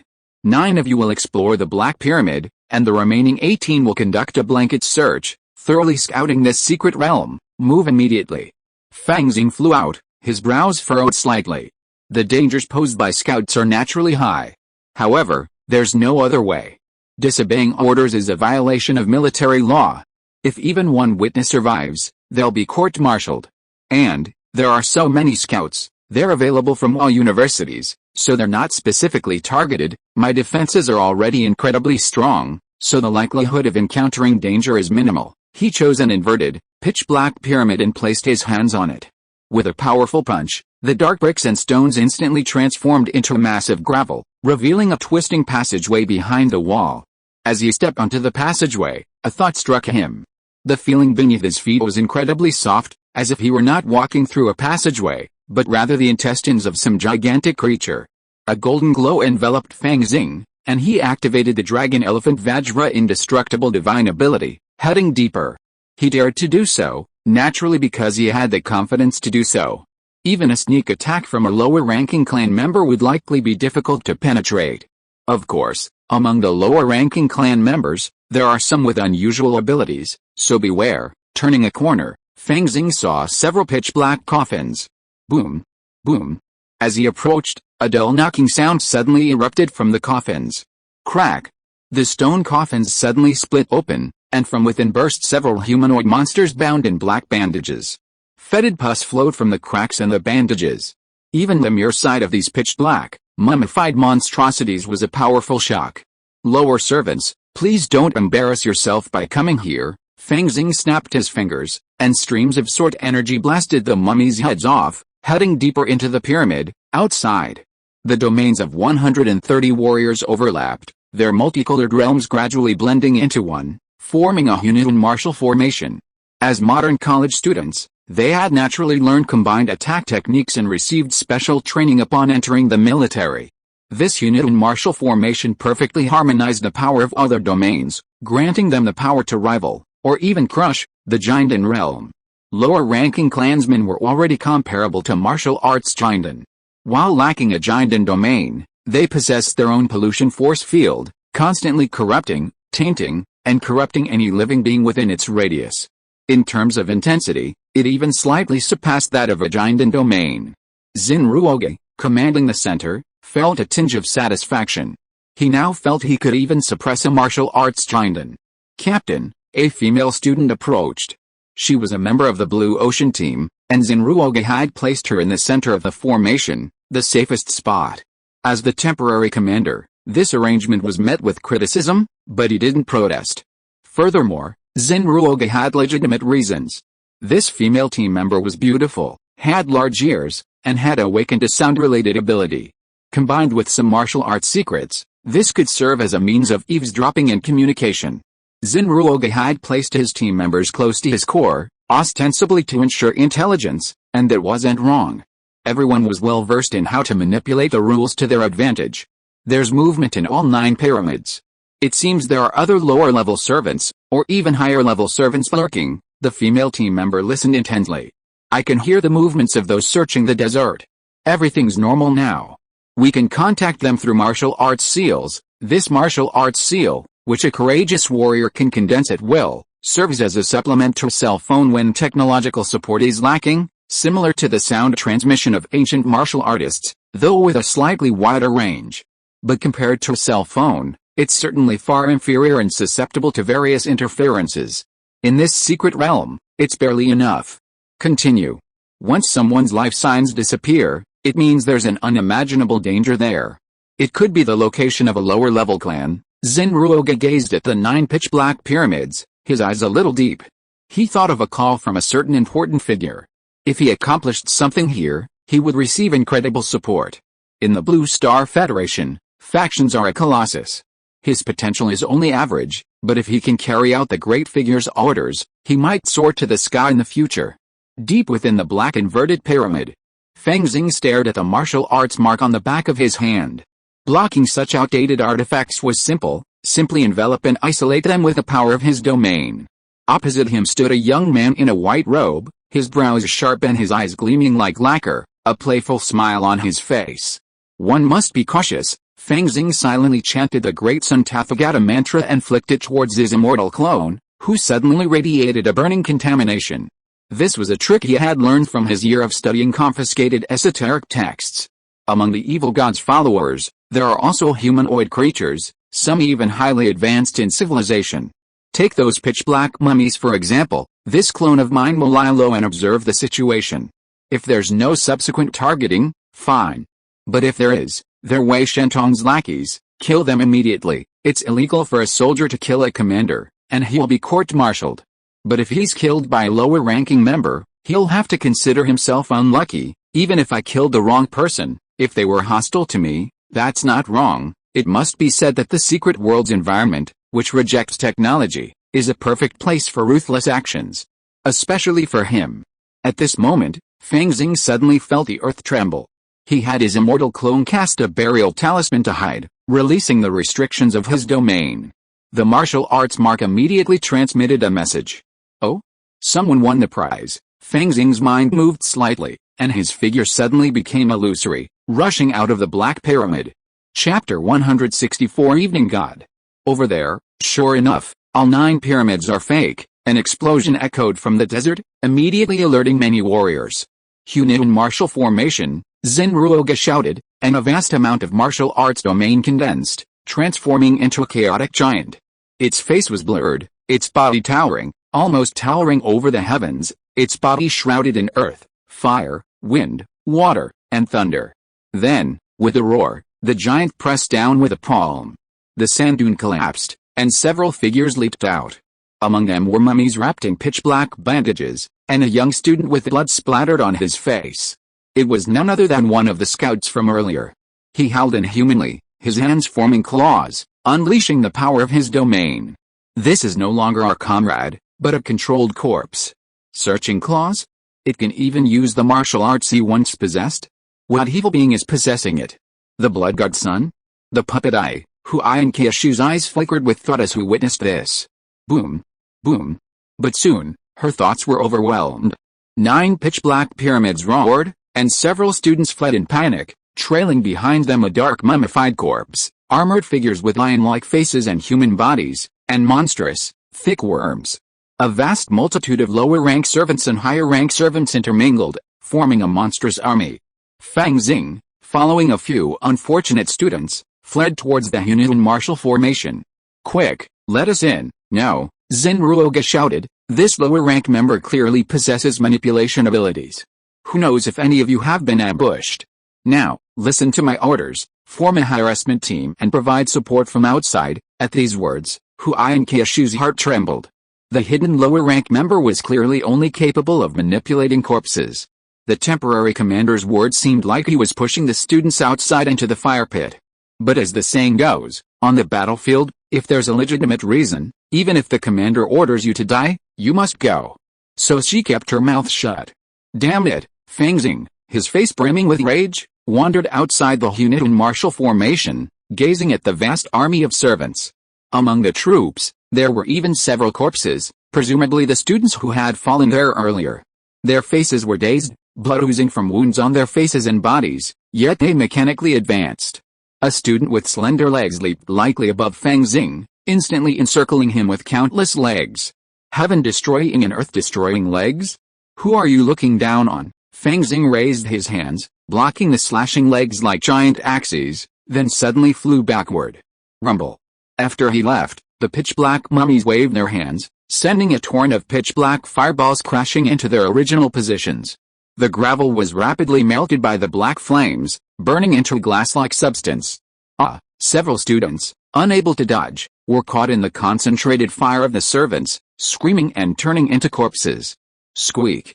Fine threads of silk descended from the sky, weaving into the charred corpses. The corpse twisted and trembled, then staggered to its feet, its steps growing more steady as it joined the army of servants. Is this spider silk? Fang Xing's eyes flickered. I figured it out, it's the odd god spider. A student's voice was tinged with fear. Indeed. Using spider silk to manipulate puppets is the odd god spider's talent. and Kyushu's face was complicated. The odd god spider can manipulate corpses of equal or lower rank into puppets, and there's almost no limit to the number of puppets it can possess. If a single odd god spider were to run its own lair, its nest would be incredibly terrifying. But the good news is, it's only just broken through, so it definitely doesn't have any puppets of the lower rank of its followers. Squeak. Almost as soon as the silk threads appeared, a terrifying jet of black air enveloped the entire venue. This jet of black air seemed to be a concentrated mass of negative emotions like despair, fear, and hatred, violently impacting every student's heart. Pollution field. Martial formation. Defend, Zenruoga shouted, and layers of armor emerged from the chaos-colored giant's body, shielding it from the dark aura. But the students outside were in dire straits. This attack, a clan aura comparable to that of a giant in realm, sent several surviving students reeling. Even Fang Xing was shaky, barely maintaining his dragon tiger domain. Hurry, save my boss. The Hao Shen spider can only manipulate corpses, and my boss clearly can't, Song Jinggang shouted frantically from within the battle formation. No. That lower-ranking clan is watching covetously from outside.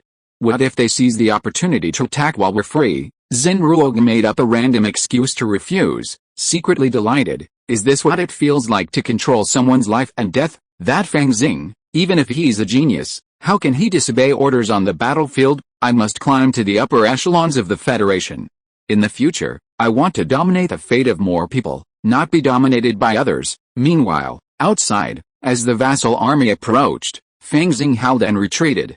Then, among the vassal army, a strange, pitch-black spider finally emerged.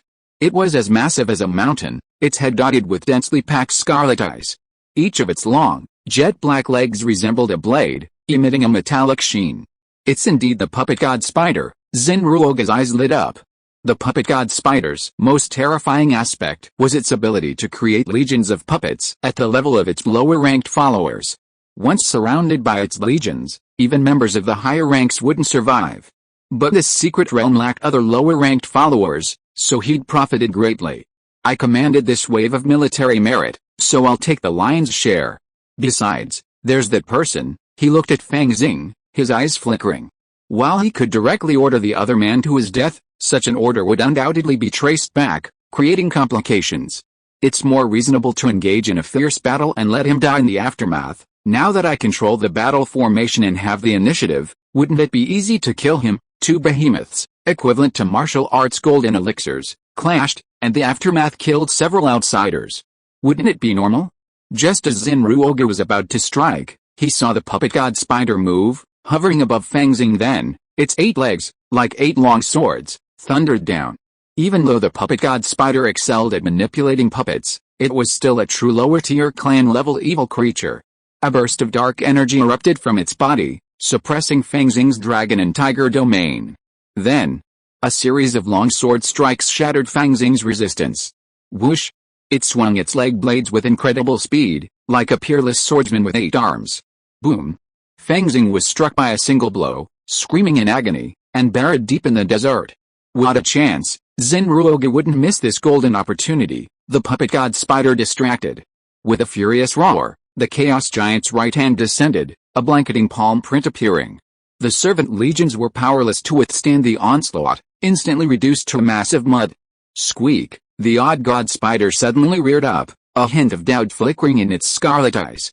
It had clearly sensed the threat emanating from this tiny creature was even more terrifying than the giant across from it, and had therefore chosen to attack Fang Xing first. However, it had not expected this tiny creature to be so weak. Although it still had a trace of life, it would be unable to interfere with the subsequent battle. Therefore, it quickly turned its stance and pounced on the chaos giant. This was undoubtedly Fang Xing's plan. His original form possessed formidable defense, deliberately leaking a little aura to provoke the odd god spider, and then, with a single blow, he could exit smoothly. Now, it was just a matter of watching the show. Boom! The terrifying vibrations reached deep into the ground, causing even him to express a pensive expression. The martial arts golden elixir possesses the golden elixir domain and golden elixir yuanli. Lower-ranking followers lack these, yet possess extremely strange abilities. Every time a large number of external warriors surround and attack a lower-ranking follower, a heavy price is paid, but this puppet god spider is better, its abilities are just limited. Is this the power of the martial arts golden elixir? Zenruoga gathered the strength of everyone and felt his martial arts skills rise to an unimaginable level. He clasped his hands together, and a long spear materialized in the chaos giant's hand. Its body was cyan, its tip brimming with wind blades. The giant's spear swung like a dragon, and with a twist, a sky of blazing trees and silver flowers filled the air.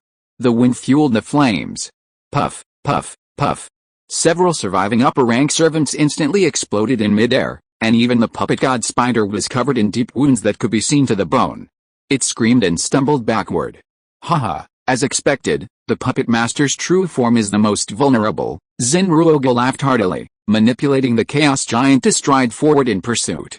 Wait a moment, Huai and Kyushu's eyes flashed with a strange light, and he quickly warned, but it was too late. Puff. The advancing chaos giant suddenly froze, and then its two thighs began to tear apart. Ah! Even the students forming the chaos martial formation screamed as their upper bodies inexplicably separated from their lower bodies. Only with the help of blood could one see the blood-stained, transparent spider silk in the void.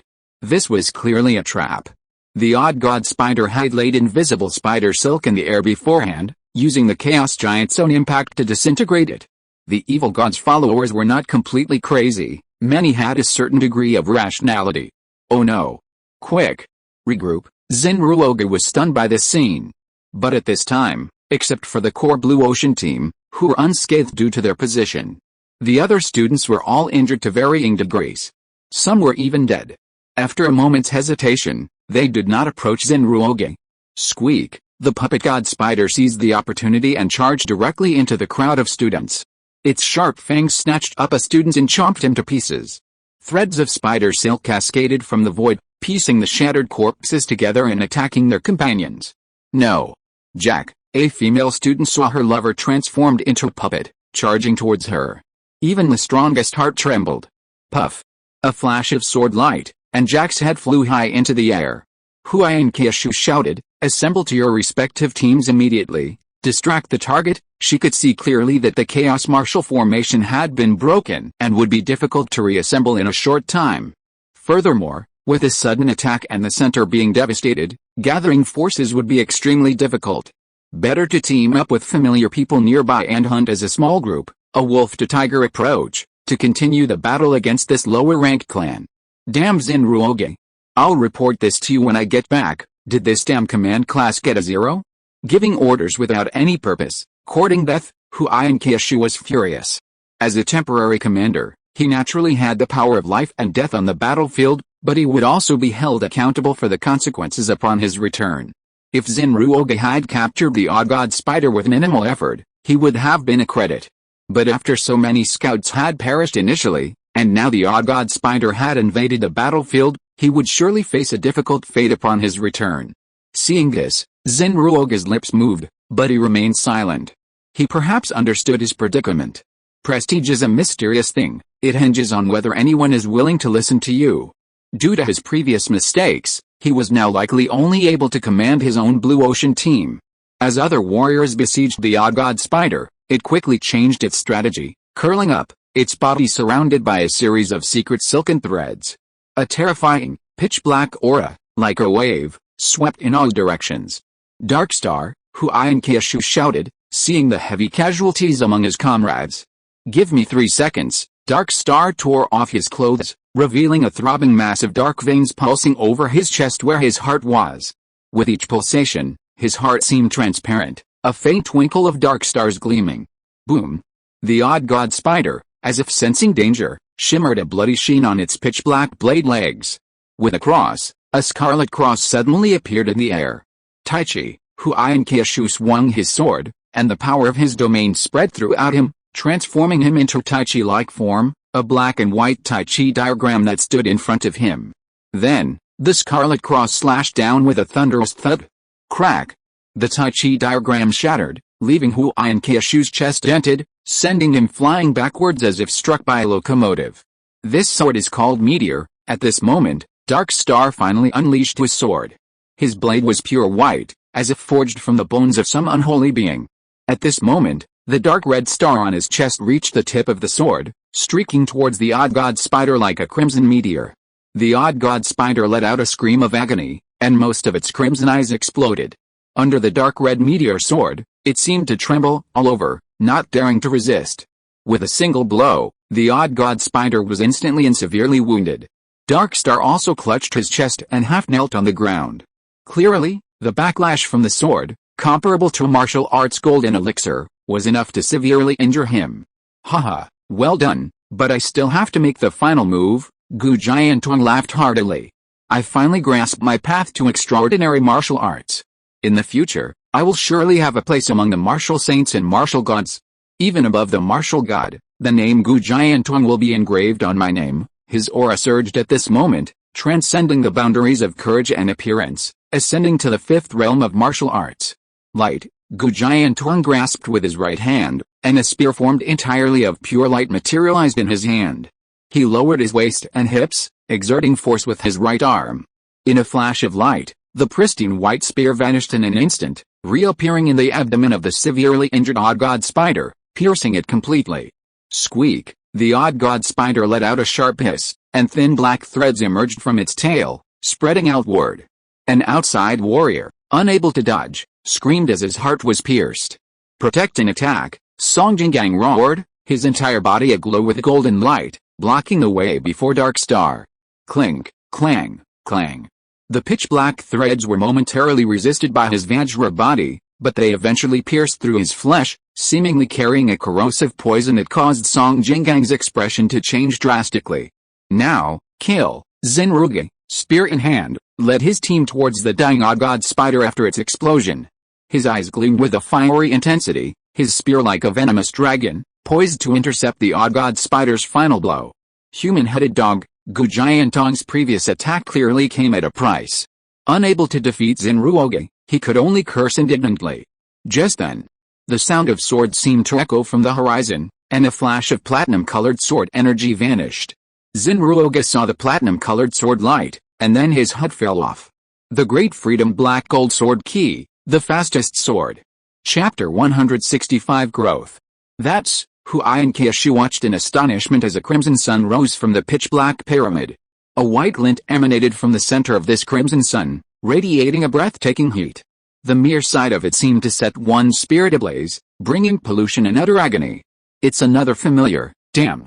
Is the puppet god spider also controlling a lower-ranking familiar, a humanoid familiar? While it was unclear why this puppet god spider had hidden its most powerful puppet and unleashed it only now, a hint of despair crossed the faces of many students. Swish! A flash of platinum-colored sword energy ripped apart the bodies of the Blue Ocean team members accompanying Zenruge. So powerful. What race's followers are these? Why haven't I seen them in the Atlas? The Outer Realm's followers are numerous, and some are even fallen humans, and many even interbreed and reproduce. Even the most formidable scholars of the evil gods might not be able to distinguish the lineages of each individual follower. This heat and burning pollution, could it be a burning offspring? But I've never heard of a burning offspring in human form. Maybe it's a hybrid. Watching the crimson sun approach, everyone's faces were filled with despair. The cultivator's clone's current level of cultivation put him firmly within the rank of a lower-level follower, and wielding his natal flying sword, his attacks were incredibly sharp. He could have slain the owl god spider alone, but now, disguised as a follower, his presence here only brought despair. Bang! The ground suddenly cracked, and Fang Xing's true form burst forth, 3 fingers gleaming golden as he charged straight at the owl god spider. A brilliant burst of light erupted in the sky, as if another sun had appeared. It was Gu Jiantong. In this critical moment, he and Fang Xing himself made the most correct decision: kill the Huo-Shen spider. If the Zeuxin clone was a puppet of the Huo-Shen spider, then its death would naturally render it utterly useless. Because Huo-Shen spider puppets are made from corpses. Once the master dies, they naturally return to corpse. Boom! The Huo-Shen spider, already at the end of its strength, let out a shrill howl in the face of this stranglehold from both heaven and earth.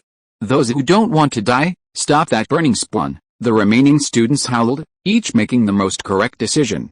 With their martial will, they mobilized their nearly depleted ki and blood to attack the Zeuxin clone. Puff! A flash of light and shadow. With the combined efforts of Fang Xing himself and Gu Jiantong, the Huo-Shen spider let out a final howl, its massive head soaring upwards. Haha! As expected of my eternal rival. I thought just as I did. Gu Jiantong slowly withdrew his right hand, his eyes brimming with fighting spirit. I'm also on a mission now. Another day, When I've finished comprehending the myriad spirits atlas, I'll definitely fight you. What's the point of saying all this now? Fang Xing looked at his immortal clone with a look of worry. The immortal clone's terrifying aura instantly vanished, his face dark blue, like a zombie falling from mid-air like the setting sun. A terrifying flame lingering around him erupted, burning the would-be attackers, causing them to scream in agony. HMPH, you're even trying to take advantage of me, Fang Xing snorted inwardly. Disguising as a zombie is easy for immortal cultivators. Upon discovering that the lower-ranking follower was the Upper God Spider, the immortal clone had an idea. Using the corpse transmutation talisman, he feigned death, appearing as if controlled by the Upper God Spider. Upon the Upper God Spider's death, the heavens and earth shattered, and a terrifying void storm immediately began to sweep. Finally, it's over. Song Jinggang's vision darkened as he saw this scene, and he collapsed. Metal Castle. Space Chamber. Haha, I survived, woo woo woo. Dead, all dead, get out of the way, there are seriously injured people here who need emergency care. A flash of silver light revealed a group of blood-stained teenagers, creating a chaotic scene. The door opened, and a group of nurses and doctors rushed in, clearly prepared. Fang Xing glanced at them, secretly alarmed. Over 100 people went, and only a few dozen returned. This death rate, isn't it a major accident? He glanced at Wu Tai, who stood in the mission hall, his face sullen.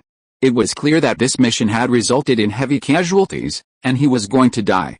Yet, he remained calm. Your combat merits will be distributed after the report is reviewed, and everyone will receive a month's vacation, on a multiplayer mission, and with teams that weren't always together, distributing combat merits was a hassle. Besides, Wu Tai was eager to learn about the events of the Secret Realm War. 3 days later. Inside the dormitory. Fang Xing was reviewing the mission summary. As expected, it's been defined as a burning offspring. He read a few pages and discovered that according to analysis, the burning offspring must have been a corpse already within the secret realm. It was just that the upper servant's level puppet god spider had been unable to utilize it. Once it was promoted to a lower level familiar, it would be immediately utilized, but it would take time for the burning offspring to recover its power before it would appear in the final scene. That's complete nonsense, he curled his lips inwardly. However, his previous report was simply a random rehash of his own experiences. Even the most elite think tanks could only speculate on the events from these reports, and their conclusions would only become increasingly off base.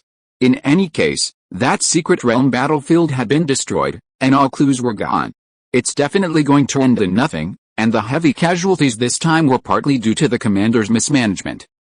That's still quite objective. Fang Xing finished reading the report and left the dormitory, sighing suddenly. Gu Jiantong, the cicada, had found his own path and advanced to the outer realm. If his speculation was correct, the autumn winds were about to rise. Awesome, he looked up at the starry sky, feeling an inexplicable chill.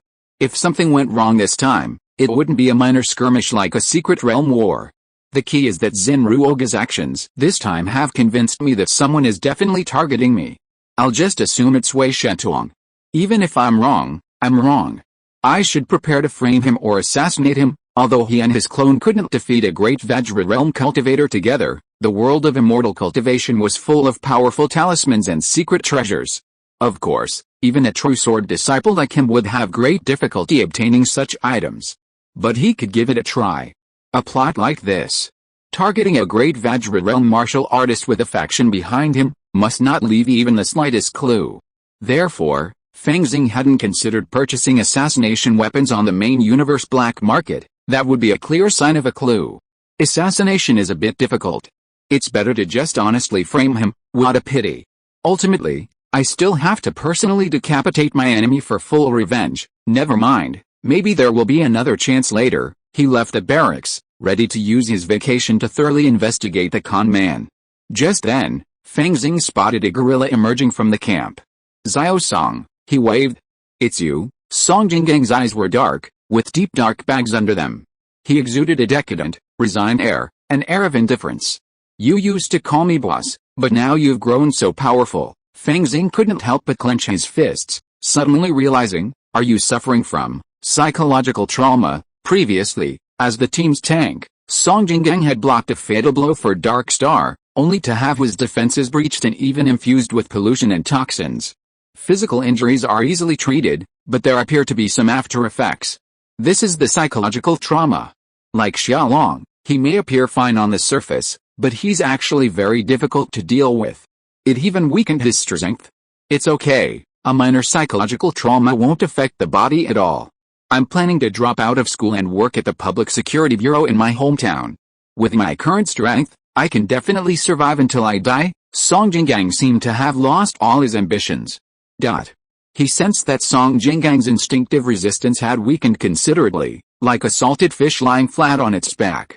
Fang Xing walked to the Earth-Moon elevator and casually sent Gu Yun another message. As Fang Xing and Song Jinggang emerged from the elevator, they saw Hoverker parked on the curb. A much more mature Gu Yun opened the door and flashed a brilliant smile. "Senior, I'm here to pick you up." "Not bad, you even have a hoverker," Fang Xing nodded. On Blue Star, hoverkers were nothing special. Obtaining a permit was considered impressive.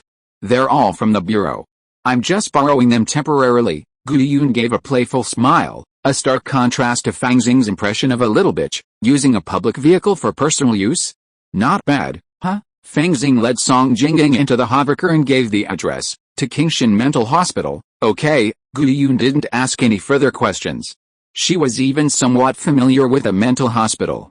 After all, the Prevention and Control Bureau was inseparable from the evil spirit's corruption, and many veterans of the Faith Theory Department were frequent visitors to various mental hospitals.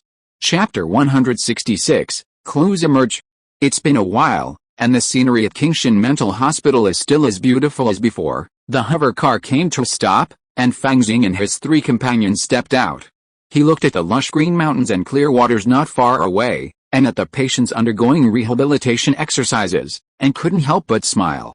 Since his last visit to Susaniyang, Fang Xing had become quite familiar with the area, so he went to apply for a visitor's permit. Then, he took Song Jinggang and Gu Yun into the mental hospital. "I'd like to visit Susaniyang. Is it convenient for the director?" A young nurse in a pink dress led the way. Fang Xing thought for a moment and asked, "What does it have to do with the director that you want to visit a patient?" The young nurse, presumably new, looked at him with a look that suggested, "Do you need to be hospitalized for observation?" As she led Fang Xing and the others to place. They were lucky today. Susaniyang was recuperating outside. On the emerald green lawn, a young man, his hair tangled like a chicken coop and dressed in a blue and white hospital gown, was fishing from a basin with a fishing rod, muttering to himself, "Hooked. I'm going to catch a big one. This patient told me yesterday he caught a cosmic whale." The nurse next to him rolled her eyes. "I see him for treatment." Song Jinggang swallowed. Though he had become indifferent, he wasn't suicidal. "Actually, I don't think I'm sick. Compared to them, I'm a normal person. Don't you agree?" Gu Yun, standing beside him, nodded repeatedly, agreeing. Patients often don't know they're ill. Fang Xing looked at Susaniyang and suddenly released his aura. The next moment, Susaniyang's previously lifeless eyes became focused, deep as an ancient well. Fang Xing's martial arts will vanish instantly, as if it had encountered a black hole. This Susaniyang. I'm afraid he has more than just a martial arts golden elixir. He displayed his martial arts golden elixir before because it was enough to deal with us. He was suddenly struck by awe at this, but then a smile appeared on his face. "Dr. Su, we're here to see a doctor." Point to the bugs, fireflies, and beetles. Susaniyang stood up, pointing his index fingers together like a kindergartner. There was a hint of saliva at the corners of his mouth as he circled around Fang Xing and the other two. "Bugs, bugs." Susaniyang's eyes were dull, but then he seemed to regain consciousness. "Oh, is that you? You came to see me?" "Yes, I want you to see a patient," Fang Xing said politely. "No problem, let me take her pulse first." Susaniyang grabbed Gu Yun's wrist, a lecherous expression on his face. "Little sister, what's your name? I'll treat you to some dried tangerine peel." Ahem. Song Jinggang coughed beside him and tugged at Fang Xing. "How about, should we go?" "I think so too." Gu Yun tried to free her wrist, but found it impossible, and a trace of fear crossed her face. Although this was Blue Star, monitored by the omniscient brain, even high-ranking federal officials had to abide by the rules. But damn, it's not illegal for a mentally ill person to kill. Even if they didn't kill her, if they did anything to her, they'd regret it too late. Mental illness isn't scary, powerful mental illness is. "Little sister, your illness is very serious. You need treatment." Susaniyang waved his hand, and the golden core domain emerged. Fang Xing didn't resist the force and was immediately swept away to the pharmacy they'd been to. The fire of the monarch, the fire of the gate of life, the fire of the 5 hearts. Su Sanniang leaped onto the counter and began to chant. Fang Xing held Gu Yun, telling her not to worry and to continue reading. Su Sanniang practiced the art of witch doctor. He seemed mad, yet there was a strange, ritualistic quality to his demeanor. By the end, his eyes widening, his mouth practically foaming, he pulled herbs from boxes and formed a medicine bag. Add hen's blood, boil 5 bowls of water to 1 bowl. Serve with ice. Fang Xing's expression was serious. He glanced at Gu Yun, awestruck. I didn't expect to be truly ill, senior. Gu Yun looked at Fang Xing pitifully. I've saved your life, after all. Fang Xing patted Gu Yun's head, sighing inwardly. Now, the favors owed to you on young Eagle Star are definitely paid off, and you'll even owe me. He transformed into a stream of light and left, soon returning with a hen. He then boiled the herbs, adding the chicken's blood. When the concoction was ready, a look of disdain crossed Song Jinggang's face. The medicine was dark and bubbling, emitting a repulsive smell. Can you not drink it? Gu Yun felt goosebumps creeping down her spine. No, I'll add some ice. How can you drink Coke without ice? Fang Xing had mastered the dragon and tiger domain. Dragon and tiger were yin and yang. A slight transformation amplified the power of yin, and a chill filled the air. The cup of water he held quickly froze into ice. Then, with a scratch of his fingernail, several square, perfectly sized ice cubes, as if machine-made, fell into the medicine bowl. I won't. Gu Yun burst forth with courage and began to struggle violently. Be good. Fang Xing slapped her, extinguishing all resistance. He grasped her face and poured the medicine directly down her throat. Seeing this, Song Jingang, standing nearby, rubbed his throat, half thinking of running away. Senior, you're kidding me like that. Gu Yun's face flushed with rage, and she was about to explode. Suddenly, she clutched her stomach and began to dry heave. A flood of black fluid erupted, among it were pearl-sized insect eggs. Some of the eggs even contained deformed tadpole-like creatures, constantly pounding against a translucent membrane. Gu Yun's face was grim. Her pores opened, releasing a stream of pitch-black fluid. They transformed into strange, wriggling worms, each falling to the ground and struggling, before dying in a matter of seconds. Is this contamination by the evil god? Song Jinggang's pupils constricted upon seeing this. When? Impossible. I clearly have to pass through the inspection gates of the General Administration of Disease Control every day. Gu Yun struggled to her feet. Though her face was pale, her eyes were clear, her demeanor cool. Fang Xing, upon seeing this, suddenly understood. Indeed, Gu Yun's personality isn't that bright and outgoing, especially in front of an outsider like Song Jingang. I thought she was overly enthusiastic today. So, has she been unconsciously influenced? How should I know? Su Sanniang rolled his eyes. But don't blindly trust authority. If you haven't been discovered by the General Administration of Prevention and Control, either there's something wrong with the testing methods, or the entire General Administration is flawed. Pick one. Gu Yun shuddered, clearly realizing the severity of the situation, and her face paled even further. As for you, Su Sanniang glanced at Song Jingang and casually tossed a few black pills over, as if he'd needed them from medicinal residue. 1 pill a day, you'll be fine after you finish it, thank you. Song Jinggang's face was deeply troubled, but he managed a forced thank you. Alice. I can't believe that just because I haven't been out in the mountains for so many years, the Federation has become so corrupt. Su Sanniang clasped his hands behind his back, exuding the demeanor of a master. It seems that today will be the day I break through to the martial god level and restore order. Today, before he could finish his words, he began to tremble as if sifting through chaff, collapsed to the ground, and foamed at the mouth. Oh no. The patient is experiencing severe delirium. Quick. Give him an injection. A group of doctors rushed in from outside. Aside from the young nurse in the pink dress, the others seemed unfazed. They expertly strapped Su Sanniang to a stretcher, then tied him up in several different ways and took him away. This technique looks like tying up a pig. Seeing this, Song Jingang felt his entire worldview shatter. Senior, what should I do? Gu Yun turned her cold eyes to Fang Xing. She suddenly felt the world was terrifying, and no one could be trusted, except the older brother in front of her. I don't know either, but if you rashly report this, you might face retaliation. Think about it. If they've corrupted the entire Prevention and Control Bureau, what's the difference between reporting this and walking into a trap? Fang Xing said, the most urgent thing is to investigate the truth of the matter. In fact, he didn't think an investigation was necessary. This hidden terror was on the verge of erupting. The signal was Gu Jiantong's breakthrough. You two. Song Jinggang, take your medicine first. Fang Xing watched Song Jinggang swallow the black pill, his spirit slightly lifted. He then spoke, if the sky falls, there are tall people to hold it up. We only need to worry about how to protect ourselves. For now, the General Administration of Prevention and Control has confirmed it's unsafe and no further contact can be established.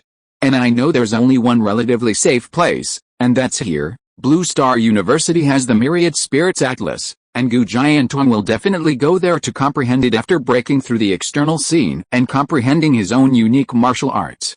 Therefore, it's not safe there.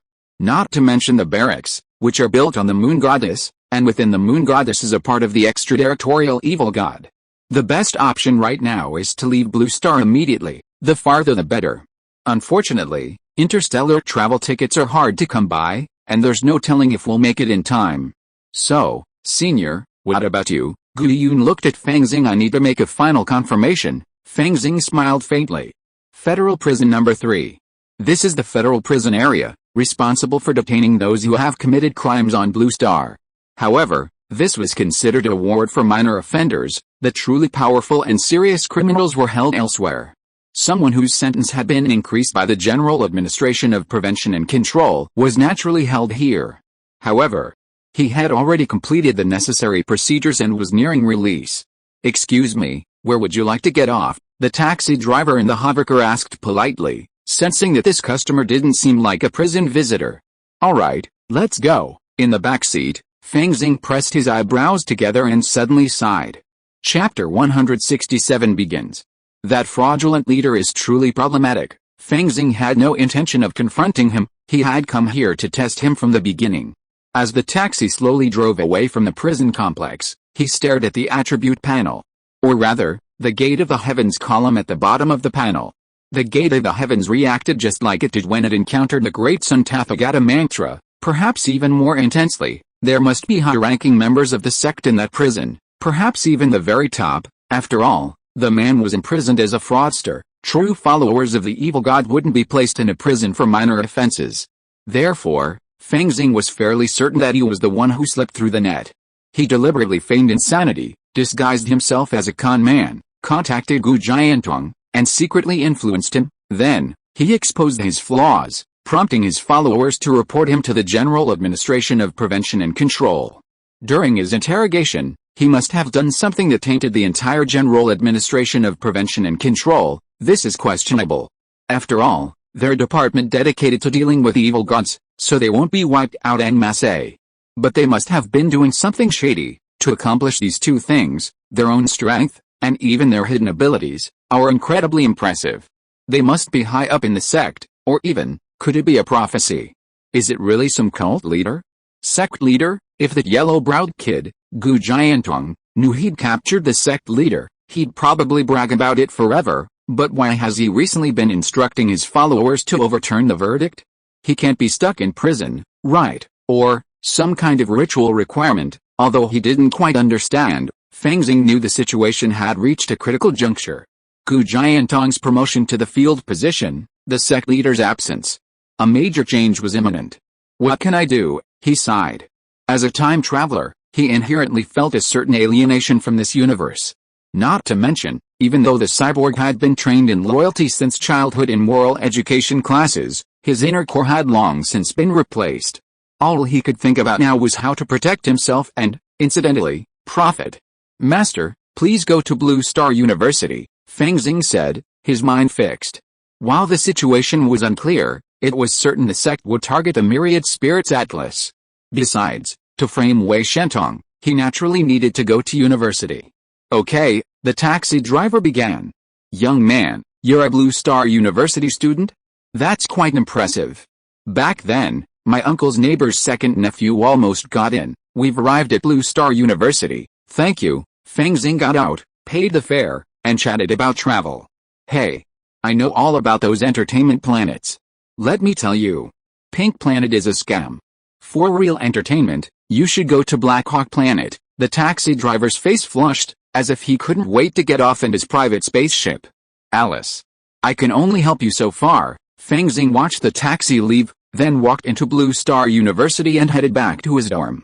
He now had a month's vacation, more than enough time to wait for the dramatic changes. Inside a spaceship, Liu Wei, shirtless, was practicing martial arts, moving by moving. He had taken his childhood friend as his goal, and had been practicing diligently. Of course, reaching his current level, in addition to his own hard work, the most crucial step was the high-risk genetic surgery he underwent to make him even more suitable for divine martial arts. Come, Liu Wei suddenly stopped, assumed a fist stance, and shouted. Zizzy. Amidst the teeth-grinding sound of electricity, jet-black serpents emerged and entwined him. A closer look revealed that these were not snakes, but mechanical cables. Blue sparks flickered at their tips. Tiangang hegemony body, Liu Wei shouted, and his muscles bulged, revealing smooth lines. Each muscle seemed to contain explosive power, and the power of the domain permeated them. Then, zizzy. Giant cable pythons lifted their heads, and countless sparking probes instantly descended upon acupuncture points across Liu Wei's body. Ah! Liu Wei's eyes bulged as he screamed. Countless electric currents coursed through his body, stimulating his muscles, blood, even his most basic cells. Tears of blood streamed from his eyes, and he lay on the ground, like a piece of charred charcoal, emitting wisps of green smoke. An unknown amount of time passed before Liu Wei suddenly stood up. He gazed at his charred hands, suddenly revealing his snow-white teeth. A thought struck him. Clang. A metal cone was sucked from the counter and landed in his right. To truly master the art of divine martial arts, one must first undergo genetic modification and then be subjected to powerful electrical currents. Only those who can endure these immortalities are considered to have reached the threshold of divine martial arts. The ultimate cultivation of divine martial arts is the magnetic field. This is the electromagnetic force, one of the four fundamental forces of the universe. For a time, Liu Wei felt that this divine martial art should more accurately be called magnetic martial arts. Only after learning more did he finally understand that this was indeed divine martial arts. This further solidified a certain conviction in Liu Wei's mind. He left the training room and stepped onto the vast bridge deck. Here, dozens of stern-faced clone troopers, dressed in formal attire and sunglasses, waited with their hands clasped behind their backs straight as statues. Liu Wei, why are you so slow? I know you practice relentlessly, but now isn't the time. We're almost there. A fellow rebel voice, gazing at the galaxy, seemed to carry an unidentified emotion. Yes. I never imagined I'd one day invade humanity's blue planet aboard a secret realm, Liu Wei sighed. What did you say? The companion's face dropped. Although I already knew the resistance had ties to the evil God organization, such a deep connection still exceeded my wildest dreams, Liu Wei continued to sigh. Do you know what you're talking about? This is a serious accusation. Besides, look at this spaceship. How could the secret realm possibly accommodate such high-tech artifacts? The companion pointed at the spaceship they were aboard, a sneer in his face.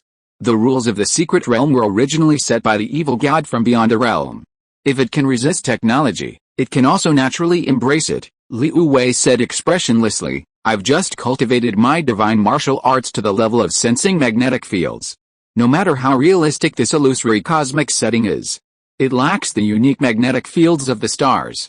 That's the biggest flaw. I never expected you could cultivate your divine martial arts to this level. The companion sighed and snapped his fingers. The starry sky outside the spaceship instantly vanished, revealing a dry continent. The spaceship Liu Wei and his companions were aboard did not advance, but simply remained calmly anchored above the continent. As expected, it's a secret realm. What are we?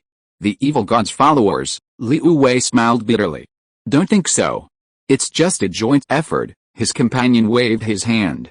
Those crazy believers agreed to open the secret realm to us a few times as a transit point. That would allow us to bypass many inspections and reach Blue Planet directly. Wouldn't that be good? It can't be that simple, right? What about the Federation's imaginary space army? Liu Wei asked. That aspect is naturally handled by the evil god believers. I heard they've significantly increased their offensive, putting pressure on the imaginary space front and even causing multiple breakthroughs, his companion replied. So, Have we joined forces with these evil god's lackeys? Liu Wei clenched his fists. No matter how fiercely the two of them argued, the rows of clones behind them remained motionless like statues, their eyes devoid of any emotion. It's just a collaboration. The evil god believers are preparing for trouble, and we're just the right time to make an appearance? His companion was somewhat dismissive. The resistance was at a complete disadvantage, so they naturally couldn't refuse every olive branch. Besides, this cooperation didn't guarantee continued cooperation next time. As expected. The divine martial arts taught by our resistance army also have problems, right? Although it initially required multiple dangerous genetic modifications, in the end, it wasn't magnetic field martial arts, but evil god martial arts. Liu Wei narrowed his eyes, a hint of danger lingering in his eyes. This martial art allows for such rapid breakthroughs and such powerful power, but the price to pay is constant inching closer to a certain evil god, ultimately becoming a vessel for their descent, or a son of God. He had understood his true mission.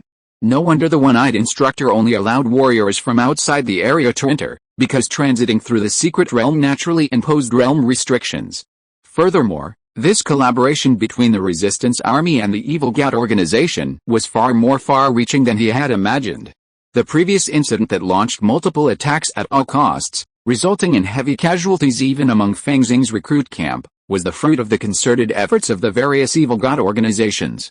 You know, his companion's expression changed drastically. Just as he was about to retreat, he saw an arm shrouded in lightning. Tiangang Tyrant Body, Lightning Fist. Liu Wei's expression was icy as he attacked. You dare? His companion's hands, like eagle claws, unleashed a unique martial art from the rebels, the 12 Beast Divine Fist. The 12 Beast Divine Fist consists of 12 beast forms. A single ordinary beast form fist is only an A-level martial art. But with 6 of them, it becomes an S-level martial art. Once the 12 beast forms are fully mastered, the 12 Beast Divine Fist will surpass even S-level martial arts. Liu Wei. I've tolerated you for so long.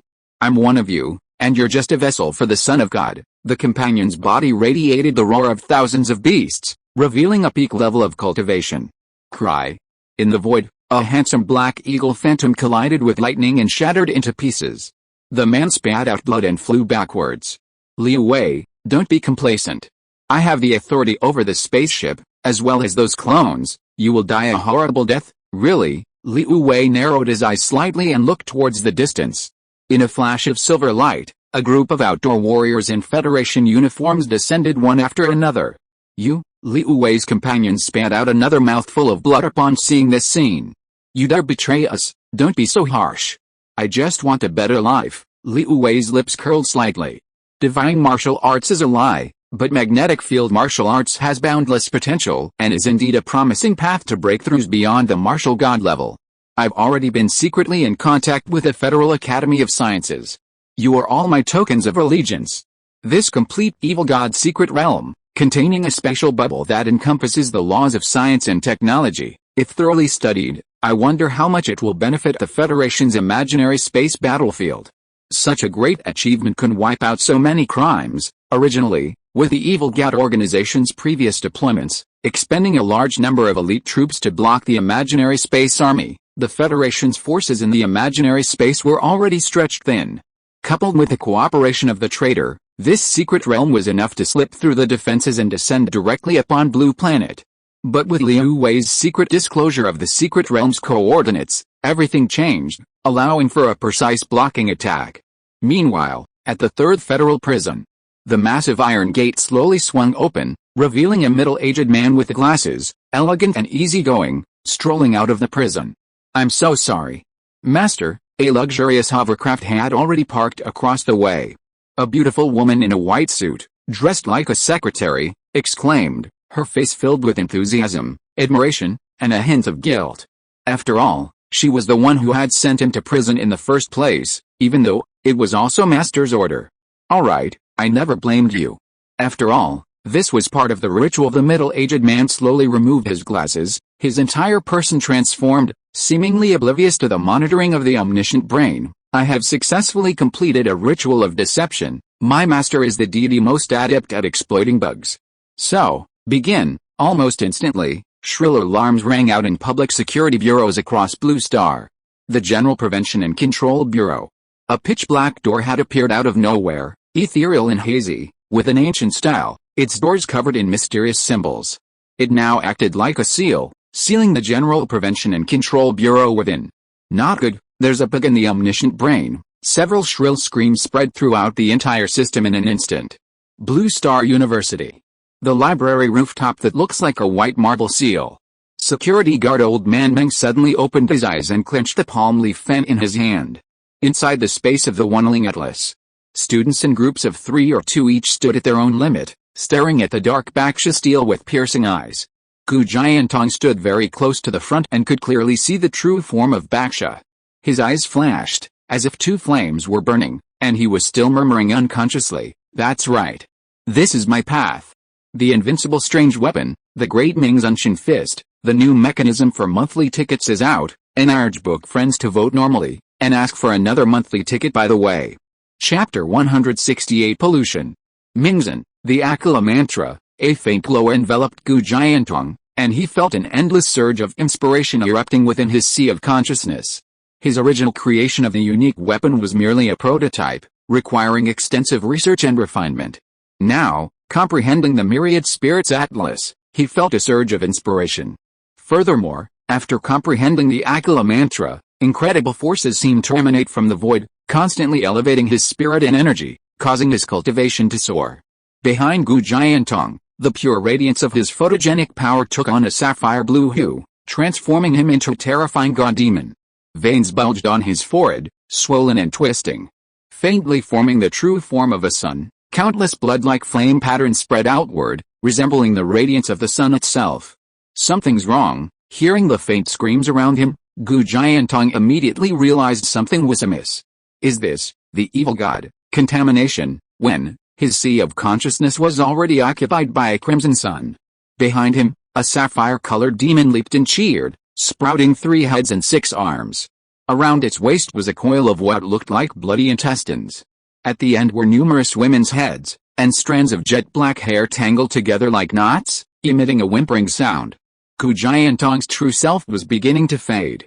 In his trance, his memories flashed by, and suddenly a scene came back. It was the scene of him accepting a students' union mission to capture a psychic fraud. That elegant, easygoing middle-aged man. His image blurred, replaced by a vision of himself bound in a pitch-black basement, a series of dark atlases unfolding before his eyes.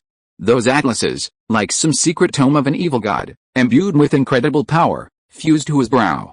And yet Gu Jiantong had forgotten all of this, possessing only fragments of false and ridiculous memories. Damn it, he tried to muster his martial willpower to escape this mortal impasse, but found that compared to the terrifying, polluted fire, his martial willpower was like a drop of water, unable to soothe the burning and thirst that enveloped him. Damn it. I haven't even punched Fang Xing yet. How could I? Gu Jiantong's consciousness blurred. Outside, screams echoed in the Baksha space. One student, upon seeing the sapphire-colored, 3-headed, 6-armed demon, could not help but kneel down in prostration. Other students, trembling, raised their hands and gouged out their own eyes. At this moment, countless whispers, resembling mantras and whispers, echoed in everyone's ears. The mantras were layered and continuous, as if countless people were reciting them. A Vajra realm teacher, who was supervising his students, had 2 black holes where his eyes were, from which tears of blood flowed.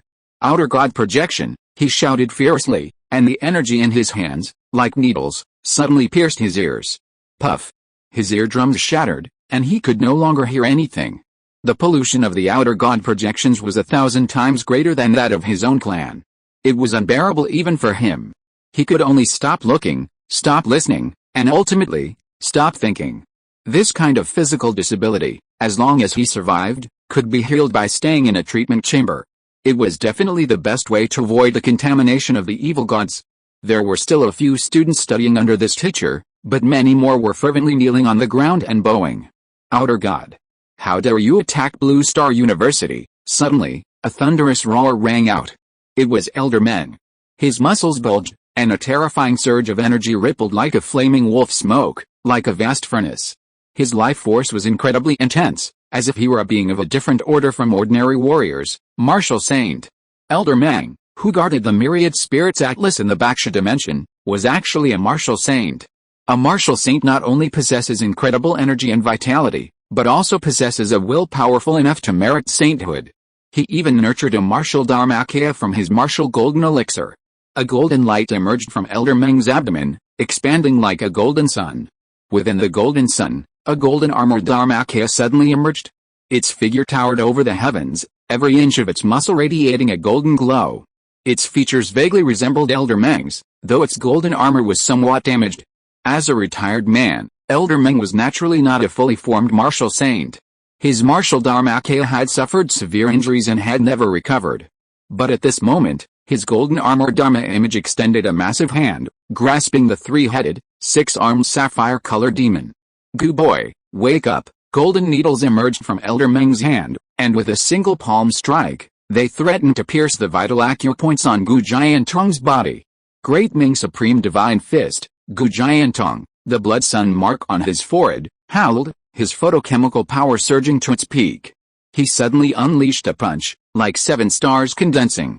The fist's shadow split into 7, and its blazing light instantly melted the golden needles. Elder Meng frowned. He was confident he could still suppress Gu Jiantong in this state. Just give him a little time. In just a few seconds, Vice Principal Na Ying and other powerful figures would be arriving. With this little time, he couldn't help but relax, still trying to save Gu Jiantong's life. But then, a fist enveloped in boundless light thunderously shattered his protective ki, shattered his Vajra form, and shattered his meticulously tempered flesh and bones. His chest caved in, sending him flying backward. "You are not Gu Jiantong." Elder Meng's chest heaved like a bellows. He pressed his hands downward, his golden armored form suddenly becoming fierce and bloody, ready to crush Gu Jiantong into pulp. Gu Jiantong raised his fist, a massive golden fist imprint emerging, surprisingly blocking the martial saint's palm. A middle-aged voice emanated from him. "After several previous failures, I've decided to eliminate all possibility of failure. You don't have to wait for Na Ying. This time, with everyone's unspoken agreement, the sect, the Moon Worship Sect, the Bloodfall School, all organizations are uniting. Even if the resistance forces are defeated, we still possess power you can't imagine." As the sect leader spoke, a sapphire blue, three-headed, six-armed demonic figure suddenly expanded in size, enveloping the golden armored form. From the golden armored Dharma image, pieces of armor peeled off, dispersing into scattered golden points of light, seemingly transforming into a skeleton in an instant. A blinding glint flickered in Elder Meng's eyes. He extended his left hand and pointed at the Baksha steel, where the myriad spirits atlas lay. His will was like a sword, and with a single finger, it seemed to strike a vital point within the void. The sapphire-colored, three-headed, six-armed demon behind Gu Jiantong howled, and one arm descended.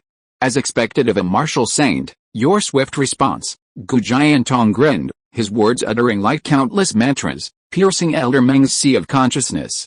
This was simultaneously a form of contamination and an attack. Although a portion of my consciousness dominates this body, it only possesses a powerful martial consciousness. His true form is still external, unable to rival the martial saint, therefore, I beg my lord to open a portal. From this moment on, I have been stealing the power from the Atlas of all spirits. That is the mighty power of the Son of God. Supreme consciousness combined with supreme power, will completely destroy this place, including you." Elder Meng had clearly seen the clues, and he used his finger as a knife, intending to sever the invisible connection in the void and close the door. He was already feeling uneasy. Because so much time had passed since the incident, reinforcements from the school had not yet arrived. This seemed to indirectly confirm the sect leader's statement. "No. You're deceiving me." Elder Meng's beard and hair stood out in anger, like a white-haired lion. "You've been bewitching me with your whispers, making me believe the key lies in the myriad spirits atlas. You want me to destroy this place, thinking I can destroy the source of your power. That might be true, but it would also serve your other purpose. That's your truest goal." As expected, even martial saints are hard to deceive, Ancient Sword Master sighed. "I hate people like you who claim to be saints. People outside, take action. This is to save your God." Rumble. The entire space suddenly trembled, the void cracked, and a faint, cold moonlight streamed in. "It's begun." In the dormitory, Fang Xing, who had been sitting cross-legged, suddenly opened his eyes. Outside the window, the once cloudless sky was suddenly enveloped by pitch-black darkness. A bright moon rose, casting a cold glow. He tried to make a call or log into the virtual network, but found that his connection had been disconnected. What a crappy technology, Fang Xing cursed, then paused in thought. The omniscient brain has been breached? This is a great opportunity. Whatever we do, there won't be any trace left. It seems only one faction can harness the power of the moon in this way, the moon worship cult. He had just stepped out of the dormitory door when he saw cracks in the void forming in the sky above Blue Star University.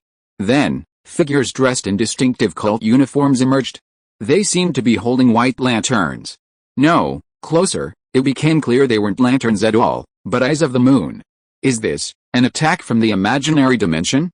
The arrival of the secret realm. How come I've only had 2 days off, and the imaginary dimension defenders are already wiped out? Fang Xing couldn't help but grumble at the sight.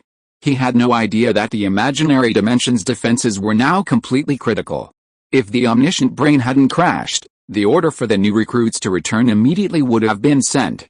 In modern warfare, being cut off from communications is never a good thing. Does it mean you're at a disadvantage? How is that even possible? Unbeknownst to Fang Xing, at this very moment, war was raging across the Federation, with Blue Star being the worst hit. For the first time, numerous evil cults were joining forces, unleashing their accumulated wealth. Even the major fortresses of the main universe were under fierce attack from forces from various cosmic forces. Chapter 169, Sky-Breaking Sword. In a certain city, a massive explosion erupted in the downtown area, sending the crowd into a state of panic. Don't panic, everyone. I'm a professional. Listen to me. A martial artist leaped onto the platform and, just as he was about to speak to stop the rioting, a massive bloody hole was punched through his chest, and his body fell to the ground. The crowd, which had been about to quiet down, suddenly exploded like a powder keg. The sound of stampeding and wailing mingled. Order is only temporary, chaos is eternal. Let's unleash chaos. On this stage, let's present the most spectacular drama for our Lord. Several members of the Chaos Association, their heads covered, leaving only their eyes exposed, watched the scene, dancing with excitement. Suddenly, a sonic boom echoed from the sky, and several figures rushed over. The leader snorted coldly, and a terrifying martial spirit swept over like the Yangtze River. Like a raging wave, it knocked the chaotic crowd unconscious one by one. Those hyenas from the Public Security Bureau are so annoying, the members of the Chaos Association sneered and rushed forward. Let's bring even more wonderful chaos to our Lord. Holy Armor University. Whoosh! One mecha after another soared into the sky, causing Zhang Yuxiu's pupils to constrict. Riots are breaking out across the Federation. Is the front under attack? The Saiyan army is counterattacking? How did everything happen at once? Warning! Warning, underclassmen, please return to your dormitories. No leaving, a mechanical voice rang out. This was Holy Armor University's uniquely developed mechanical intelligent brain, completely unaffected by the omniscient brain. Is this the level of emergency necessary? Zhang Yuxiu seemed to have thought of something. She arrived at her dorm, her face filled with excitement and frantic clicking on her glasses. Within the secret realm of the universe, Holy Armor University, which had once resembled a mechanical planet, suddenly roared. Countless gears whirred, and the planet's continents transformed into decks, opening up, extending their sturdy arms. A terrifying mecha, the size of a planet, hatched from the eggshell of Holy Armor University. Holy Armor. The vehicle of the Federation's first God-level mecha master, he's completely transformed into spiritual light, fused with a mecha. He's the legendary first president. Zhang Yuxiu felt the mecha's movements, fascinated. The Holy Armor has been dispatched. I wonder which battlefield it will support. Well, imaginary space can't accommodate it, not to mention the Blue Star Galaxy. If the president accidentally destroys Blue Star, it'll be a disaster, so, they're heading to the main battlefield of the universe, Zhang Yuxiu murmured. Their first battle is this grand. I'm really getting excited. In another secret cosmic realm. Outside the Nine Swords Academy, a sea of blood had suddenly surrounded them. This sea of blood was composed of countless blood droplets, with swarms of blood demons and blood godsons roaming within. Even a warrior at the Golden Core or even the Great Vajra realm would be killed in a matter of seconds. Whoa! A trembling infant's cry echoed from the depths of the sea of blood. Shut up! A flash of swordlight shone, then stretched into a long, straight line, slicing through the center of the sea. Wherever it passed, The blood droplets, the blood demons, and the blood gods vanished into thin air. The sword light split the boundless sea of blood, revealing a vast, blood-red continent at its deepest point. A closer look revealed a placenta-like structure, as if a powerful being was being nurtured within. Offspring of the evil god? Sure enough, there was more than one smuggler before. With a sigh, a woman wielding a sharp sword emerged from space. Her hair reached her waist, her expression gentle, but the sword she wielded was fierce and sharp, having once split a planet apart. She was the martial god Jianqiu, who had completed the Nine Swords path and was also the principal of the Nine Swords Academy. In the imaginary space, we've already destroyed and captured 3 secret realms housing the offspring of the evil god, or their incubation bodies. Jianqiu's sword had a long hilt, so she switched to holding it with both hands. Curious, are you, the evil god's followers, going to live a peaceful life in the future? Wow. Sadly, no one could answer her. The only sounds echoing through the void were the wails of the offspring of the evil god. Wow. With an even more piercing wail, countless phantom hands suddenly emerged from space, grasping at Jianqiu, the martial god. With a swish, a flash of saber light emerged, slicing through the universe, creating a rift in space. The rift widened, transforming into an abyss, a whirlpool, swallowing up the countless blood-red hands. A strange weapon, the sky-severing blade. A young man in black, with a buzz cut, emerged, holding a broken black blade. As if sensing his threat, the placenta within the boundless sea of blood suddenly became uneven, as if 2 enormous, fleshy, dark blue hands were about to tear through the amniotic membrane and descend into the world. Go support Blue Star first. The enemy's offensive is fierce this time. The governor, many senators, and that old man from Blue Star University have all been held back. Jianqiu flicked his longsword and addressed the short-haired youth. This youth was a treasured space-powered psychic of the Federation, a true genius. No. He had cultivated to the realm of a martial god, fully realizing his natural talents, transcending the realm of genius. Can you handle it alone? This sea of blood seems to be quite difficult for you. The short-haired youth looked at the martial god Jianqiu. Although Jianqiu's star-destroying sword was incredibly sharp and had sliced through planets before, it seemed to do little damage to this sea of blood. I have more than just the star-destroying sword, Jianqiu replied proudly. Well, I don't want to face you when you go crazy, woman. The short-haired youth slashed with a broken sword in his hand. The void shattered, revealing a passage. He stepped into it, his figure instantly vanishing. What a dumb little brat. Not as cute as when he first enrolled. Martial god Jianqiu shook his head, looking at the evil god's offspring in the sea of blood, a hint of enthusiasm on his face. If I can completely digest one of them, perhaps my martial arts path will be reopened. A throbbing sensation arose beneath her skin, as if eyes were about to burst forth. The terrifying aura emanating from it instantly quieted the sea of blood. The hallmark of the Nine Swords Academy is the full utilization of evil god materials to strengthen itself. Martial god Jianqiu had already cultivated to a state where he hadn't displayed even the slightest trace of evil god traits. Now, naturally, he had released some of his restrictions, about to unleash a terrifying display. Blue Star University. The sun and moon appeared, and the network was severed. Fang Xing's mind stirred.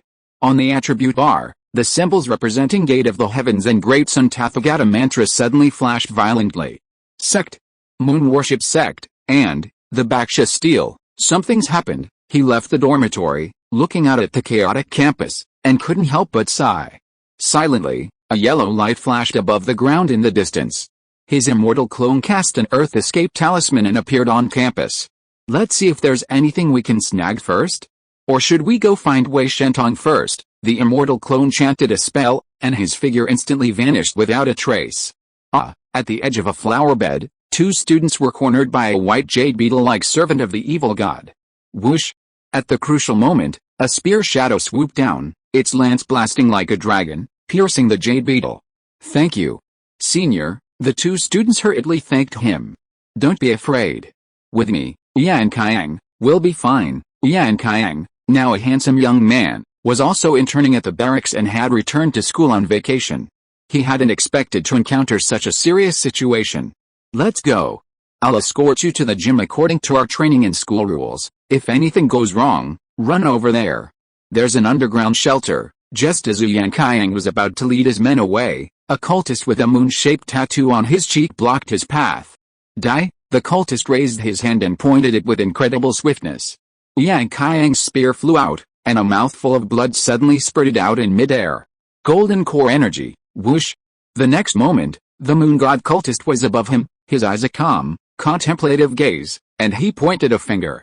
I never thought I would die here. Yucai was bewildered, when suddenly a huge, bear-like roar echoed in his ears. Roar! Bang! A strong wind blew in his face, and the cultist was smashed into pulp by the behemoth in midair. Yucai fell to the ground, rolling awkwardly for a few times before realizing it was a golden bear. No, a small golden giant, its back bulging, its body radiating golden light, like a golden bear. But its face was strangely familiar. Why don't you run? Do you think the battlefield is just a game, with a location guys dealing with a location guys? Pan Shang's voice rang out. Teacher, Yucai saluted hastily. Get out of here. If you have the time, don't become a burden. Pan Shang had originally been a young boy, but now, fueled by his brute force, he transformed into a burly, golden-bodied giant, charging towards a gathering place of evil creatures. Bang! Fang Xing's entire body glowed with golden light, and he landed a punch. A Moon Clan member fell to the ground, its bones seemingly shattered. Thank you, senior. Several freshmen trembled, then hurriedly thanked him. You're welcome. Let's go to the gym right away. Fang Xing waved his hand. As a student of Blue Star University, it was time to contribute to the university and humanity. Of course, his abilities were limited. Killing a few low-ranking and high-ranking servants from the outskirts would suffice. He deliberately avoided the main library, the principal's office, and other areas. He leaped onto a building and saw that the commotion on campus had slowly subsided. Blue Star University's defenses were formidable, with numerous teachers suppressing the situation. Even without the principal and vice president, they were quickly gaining the upper hand. Even if the evil god's followers, alien civilizations, and the resistance forces all work together, they can't completely cripple the Federation. Even the initial chaos will gradually subside. As Fang Xing pondered this, he suddenly sensed a massive beam of energy flashing from a distance. He glanced and saw it was Yin Huanzhen. He was wielding a state-of-the-art laser rifle, looking somewhat disheveled. Noticing Fang Xing's gaze, he nodded. Fang Xing was about to say something when the sky suddenly shifted. A powerful wave of void ripples echoed, and the library collapsed. Amidst the ruins, a towering stone tablet emerged. Beneath it, Bashya suddenly sprang to life, howling to the heavens. Across from him, Yin Huanzhen's eyes rolled back, and he nearly collapsed to the ground. What a terrifying mental shock! Fang Xing rubbed his brow. If his spiritual cultivation hadn't reached the level of a Vajra relic, facing this level of contamination from the offspring of an evil god, he would surely be doomed. If you're listening to this novel on a channel other than Fanfic World, it means they downloaded and uploaded it without effort. We cordially invite you to visit our channel, Mundo Fanfic Novelis. There you'll find the original version of this story, and you can explore many other novels of various genres. We're waiting for you to immerse yourself in a world of incredible novels. Chapter 170 Divinity. Crash. Space shattered like a soap bubble. The massive Baksha, carrying the pitch-black stone tablet on its back, crushed the vast library, resembling a white marble seal, into ruins.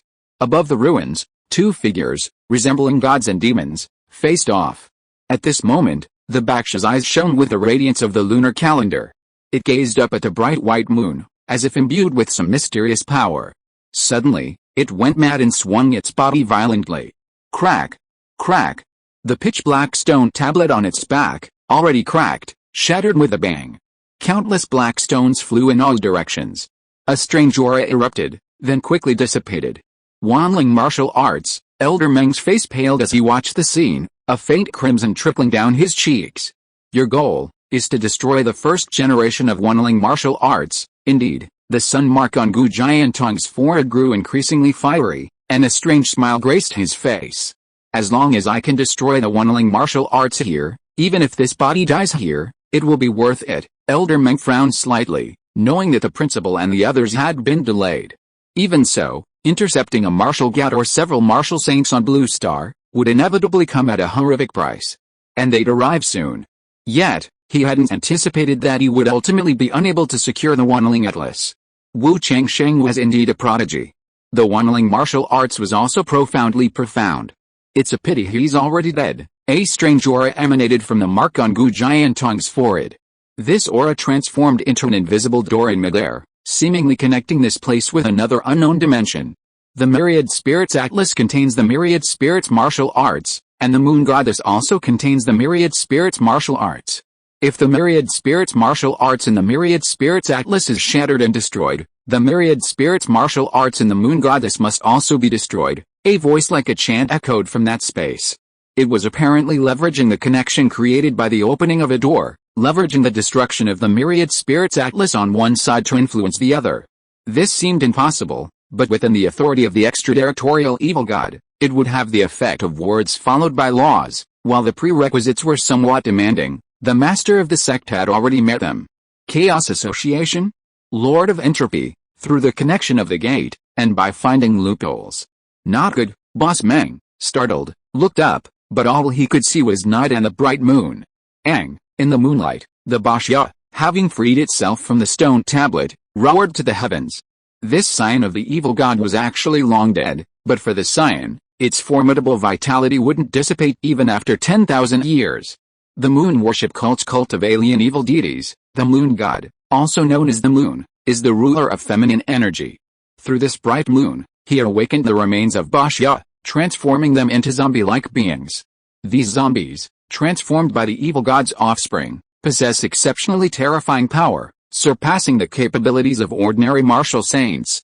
But now, even more terrifying isn't this one zombie, but the sky. The moon god. From this vantage point, the view overlooking Blue Planet is breathtaking. What's going on Blue Planet? Communications are down. Look, there's an explosion. Many tourists, longing for Blue Planet, had just stepped off their spacecraft when they were met with an incredible sight. Visible explosions erupted above Blue Planet. Oh my god, is this still Blue Planet? A man who resembled an elderly professor nearly fainted from a heart attack. Attention, martial law is in effect. Before the tourists could even begin to stir, 2 rows of soldiers rushed out to maintain order. Just as the crowd was being gradually calmed, suddenly, the entire Luna began to tremble. The metal alloy floor warped and cracked. Streams of silver light, like mercury, poured from the cracks in the earth. This is, Wu Tai, already exhausted by the imaginary space battlefield, paled. As he soared into space, he witnessed the Luna's continuous disintegration. That's good. No need to worry about how to write that report, let alone any punishment. Wu Tai tore off his uniform, revealing his semi-mechanized form. I'm probably going to die here today. Even so, Luna, you don't even think about getting out. At this moment, the inhabitants of Blue Star witnessed a marvelous sight. The Luna, visible in broad daylight, resembled a giant egg in the sky, splitting apart. An indescribable being, seemingly infinitely beautiful, was about to reveal its incredible form. At that moment, a crack appeared in the void, and from the spatial rift emerged a young man with a buzz cut, dressed in black, and holding a knife. Moon Goddess, Taeyin, are they going to escape? The short-haired young man, clutching a broken sword, suddenly slashed at the sky. A single blow split the heavens. A vast chasm suddenly appeared in the sky, like a canyon, or like the insatiable maw of a glutton, swallowing up the fragments of the moon goddess and the evil god's contamination in the air, blocking them out. Moments ago, the terrifying contamination of the evil god's offspring swept through like a wave.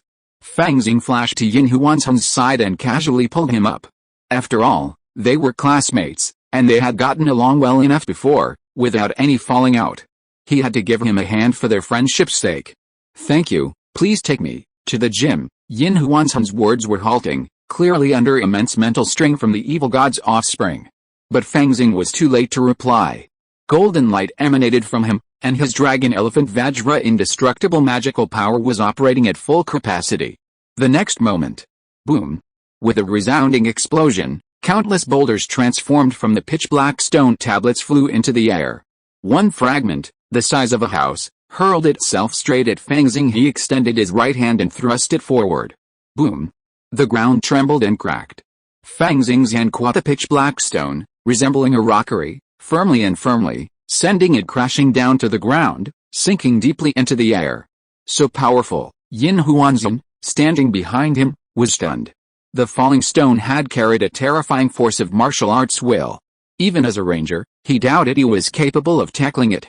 But Fang Xing had managed it effortlessly. Was he truly worthy of being the former number one on the battle list? Fang Xing, oblivious to all else, stared at the pitch-black stone.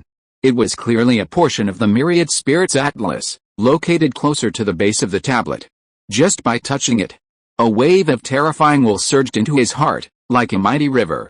This was no ordinary contemplation, it was a direct infusion. Even more so, completely disregarding the opponent's actions, he simply crammed them with initiation. The martial arts will once contained in the Myriad Spirits Atlas seemed to sense the approaching destruction and frantically shifted towards Fang Xing. Damn it, Fang Xing instantly broke out in a cold sweat. Even the spiritual cultivation of the Vajra relic was too much to bear. There's no other way, he silently chanted the great Sun Tathagata mantra in his mind. A crimson sun rose in his sea of consciousness, like a cauldron, refining all the martial arts will. On the attribute panel, the progress bar representing the great Sun Tathagata mantra skyrocketed again, 80-90-100. As a large number of martial arts were dissolved, a mysterious martial art gradually took shape in Fang Xing's mind, the great Sun Tathagata palm. Swish! A flash of sword light. The immortal clone's original strength rivaled that of a martial arts giant. Utilizing the sword escape techniques from the Great Freedom Mysterious Gold Sword Classic, its swift escape speed was unparalleled, rivaling the full-strength burst of a Vajra Realm warrior. As long as a Vajra Realm warrior didn't intentionally venture into the center of the battlefield, he was considered quite safe. Meanwhile, Fang Xing, having reached the classroom area, had finally found his target. Clang-clang. Wei Shentong, shrouded in golden light, unabashedly possessing his great Vajra Realm cultivation, engaged in a fierce battle with several followers of the evil god. His immensely powerful physique proved impenetrable even to the seemingly sinister weapons of the evil god. This Wei Shentong is deliberately stalling for time, engaging in such a fierce battle with several giant-level followers of the evil god, just to avoid supporting the main battlefield? Really cunning, Fang Xing scoffed inwardly and snapped his fingers. A sudden sword clamor echoed, and a cloud of sword energy gathered in the sky, suddenly disintegrating into streams of sword light that caught the fragments of the stone tablet in all directions. These were all valuable items. After receiving them, they were immediately stored in the storage ring. He swept with spiritual sense across the area, a wave of sword energy sweeping across it, bringing back another palm-sized jet-black crystal. This object, mingled among the shattered stone tablets, seemed to be some kind of core. As Fang Xing held it in his hand, he suddenly felt a chill. Subconsciously, his spiritual sense shifted, and he stored the object in his storage ring. Whoosh! From the darkness, two bizarre, white-boned giant birds flew over, atop which stood two moon worshippers. These followers of the evil god were easily recognizable, they all had crescent-shaped tattoos on their cheeks. Seeing Fang Xing take the jet-black crystal, their expressions changed drastically. Leave it to me, it seems like you've taken something truly extraordinary. With a thought, Fang Xing unleashed his sword and charged towards Wei Shentong. Teacher, save me, who the hell is your teacher? Wei Shentong blurted out as he saw a strange evil god follower charging towards him. He was, after all, a counselor, and even more knowledgeable, having already reviewed the student profiles of every Blue Star University student. He was naturally fully aware that he didn't have such a student. How swift was the sword's escape? Fang Xing raised his hand, countless sword strands emanating, forcibly tearing through the encirclement and reaching Wei Shentong's side. Swoosh! A flying sword emerged from his hand, and he and sword merged into one. With a faint, unparalleled sword intent, he activated the Great Freedom Mysterious Gold Sword Aura. In a split second, he slashed through Wei Shentong's chest. So powerful, the moment his sword clashed with Wei Shentong, Fang Xing sighed inwardly, knowing he couldn't kill him. I'm comparable to a true Dan cultivator, have nearly mastered the sword intent, and possess a supreme flying sword. Theoretically, even a Jin Dan cultivator would be annihilated with a single strike from me. However, the Great Vajra Realm is truly the Great Vajra Realm. This physique and defense, are they comparable to the legendary quasi 4th level physical cultivators in the world of immortal cultivation? A second or third golden body transformation can resist ordinary low-grade magic weapons, and a 4th to 6th transformation should be enough to resist mid-grade magic weapons. Wei Shentong is at the Great Vajra Realm, a 9 transformation golden body. He might even be a near 4th-level physical cultivator. His thoughts raced as Fang Xing caught sight of Wei Shentong's sinister grin. "I've been waiting for you. I knew you had ill intentions." Wei Shentong's martial will surged, forcing the remaining followers of the evil god back. His hands, like wheels, thundered down. With a flip of his palms, the yin and yang of heaven and earth reversed. A twisting force forcibly dispelled the flying sword, threatening to determine Fang Xing's life or death. Fortunately, his immortal clone had already prepared for this situation. A talisman instantly ignited. The talisman Wei Shentong grasped became a fragmented talisman. Fang Xing plunged his sword into the ground, instantly disappearing without a trace. The pursuing followers of the evil god exchanged glances with the followers who had originally besieged Wei Shentong, and attacked him again. Wei Shentong felt frustrated. Who on earth is that person? He is not affected by my martial arts will? And he runs so fast? Damn it, if it weren't for the swarm of ants harassing him, how could he not catch up with that person? With this thought, Wei Shentong looked at these followers of the evil god with murderous intent. Above the great library, Gu Jiantong stood above Bashya, his hands behind his back, looking at Elder Meng not far away. "Your Dharma image is already damaged. Your will has long been weakened. You are no longer the Golden Sky martial saint of the past. If that's the case, why don't you come in person? I'll beat your ancestors to death," Elder Meng cursed. "Forget it." Gu Jiantong gazed at the moonlight again, a sudden smile breaking through his lips. "The moon goddess has escaped. The moon has returned to its place. Next, if you can survive, we'll discuss other matters." He linked his thumbs and index fingers together, forming a strange seal, and placed it between his brows. The blood-veined sun suddenly shone brightly. Then, within the moonlight, the bright white moon was instantly stained with a bloody hue, and one eye slowly opened, the eye of the moon goddess. This was the terrifying gaze of an alien evil god. Even a single glance carried a weight enough to crush a martial artist. Even more terrifying, after a sweep of its gaze, the eye slowly closed. As the eye of the moon goddess opened and closed, a terrifying darkness descended. Within the darkness, it seemed as if an indescribable horror yawned, its bloody maw gaping, ready to devour everything. "Ah!" Wei Shentong screamed as darkness descended. Even a body at the great Vajra realm was powerless against this darkness, and he was instantly stricken. Bloody wounds appeared one after another on his body, some large, some small, with tooth marks along the edges. It was as if he had been bitten by countless people. Even if it was a true evil creature, how many could know at a master of the great Vajra realm who had reached the 9th level of the golden body? But under the magical power of the moon god Candle Dragon, he was utterly vulnerable. Darkness descended. Fang Xing's original body's brow throbbed violently, and even the Vajra relics cried out in pain as they could not bear the heavy burden. Even when the eye of the moon god appeared, he had a premonition of something bad happening. But now, he was already prepared. In his sea of consciousness, the light of the crimson sun continued to spreading to every limb, tightly protecting his entire body. In the attribute column, the progress of the great sun Tathagata mantra skyrocketed again, instantly breaking through to the master level. In the darkness, a ball of light seemed to illuminating the surroundings. Fang Xing's head felt as if it was about to explode, and a series of incomprehensible messages emerged. The great sun Tathagata mantra. Each level has its own unique characteristics. It has previously revealed properties such as furnace and blessing, and the unique feature of the master level Great Sun Tathagata mantra is the condensation of Dharma nature, Great Sun Dharma nature, or can it be called Great Sun Divine Nature? Chapter 171 Martial Saint. A touch of Great Sun Divine Nature landed between Fang Xing's eyebrows, merging with the Vajra relic. Suddenly, he felt a sense of the Tathagata's hidden essence. It was as if his Niwan palace was no longer a Vajra relic, but a great sun relic. The spiritual cultivation of the Vajra relic had already made Fang Xing fearless of the contamination of ordinary higher-ranking followers. After ascending to the great sun relic, even facing offspring of evil gods, projections of alien evil gods, and even portions of their true bodies, Fang Xing could handle them with unparalleled composure. Dharma nature? Divine nature, this seems to be a kind of status? Only offspring of evil gods possess it. Even higher-ranking followers can't even reach it, unless they've devoured the corpses of evil gods or alien evil gods. But regardless, I'm a martial artist, not an offspring of an evil god. How could I be turning into an evil god now? This great sun Tathagata mantra is truly bizarre.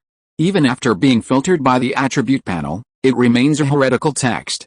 Could practicing it ultimately transform one into an alien evil deity? Great Sun Venerable?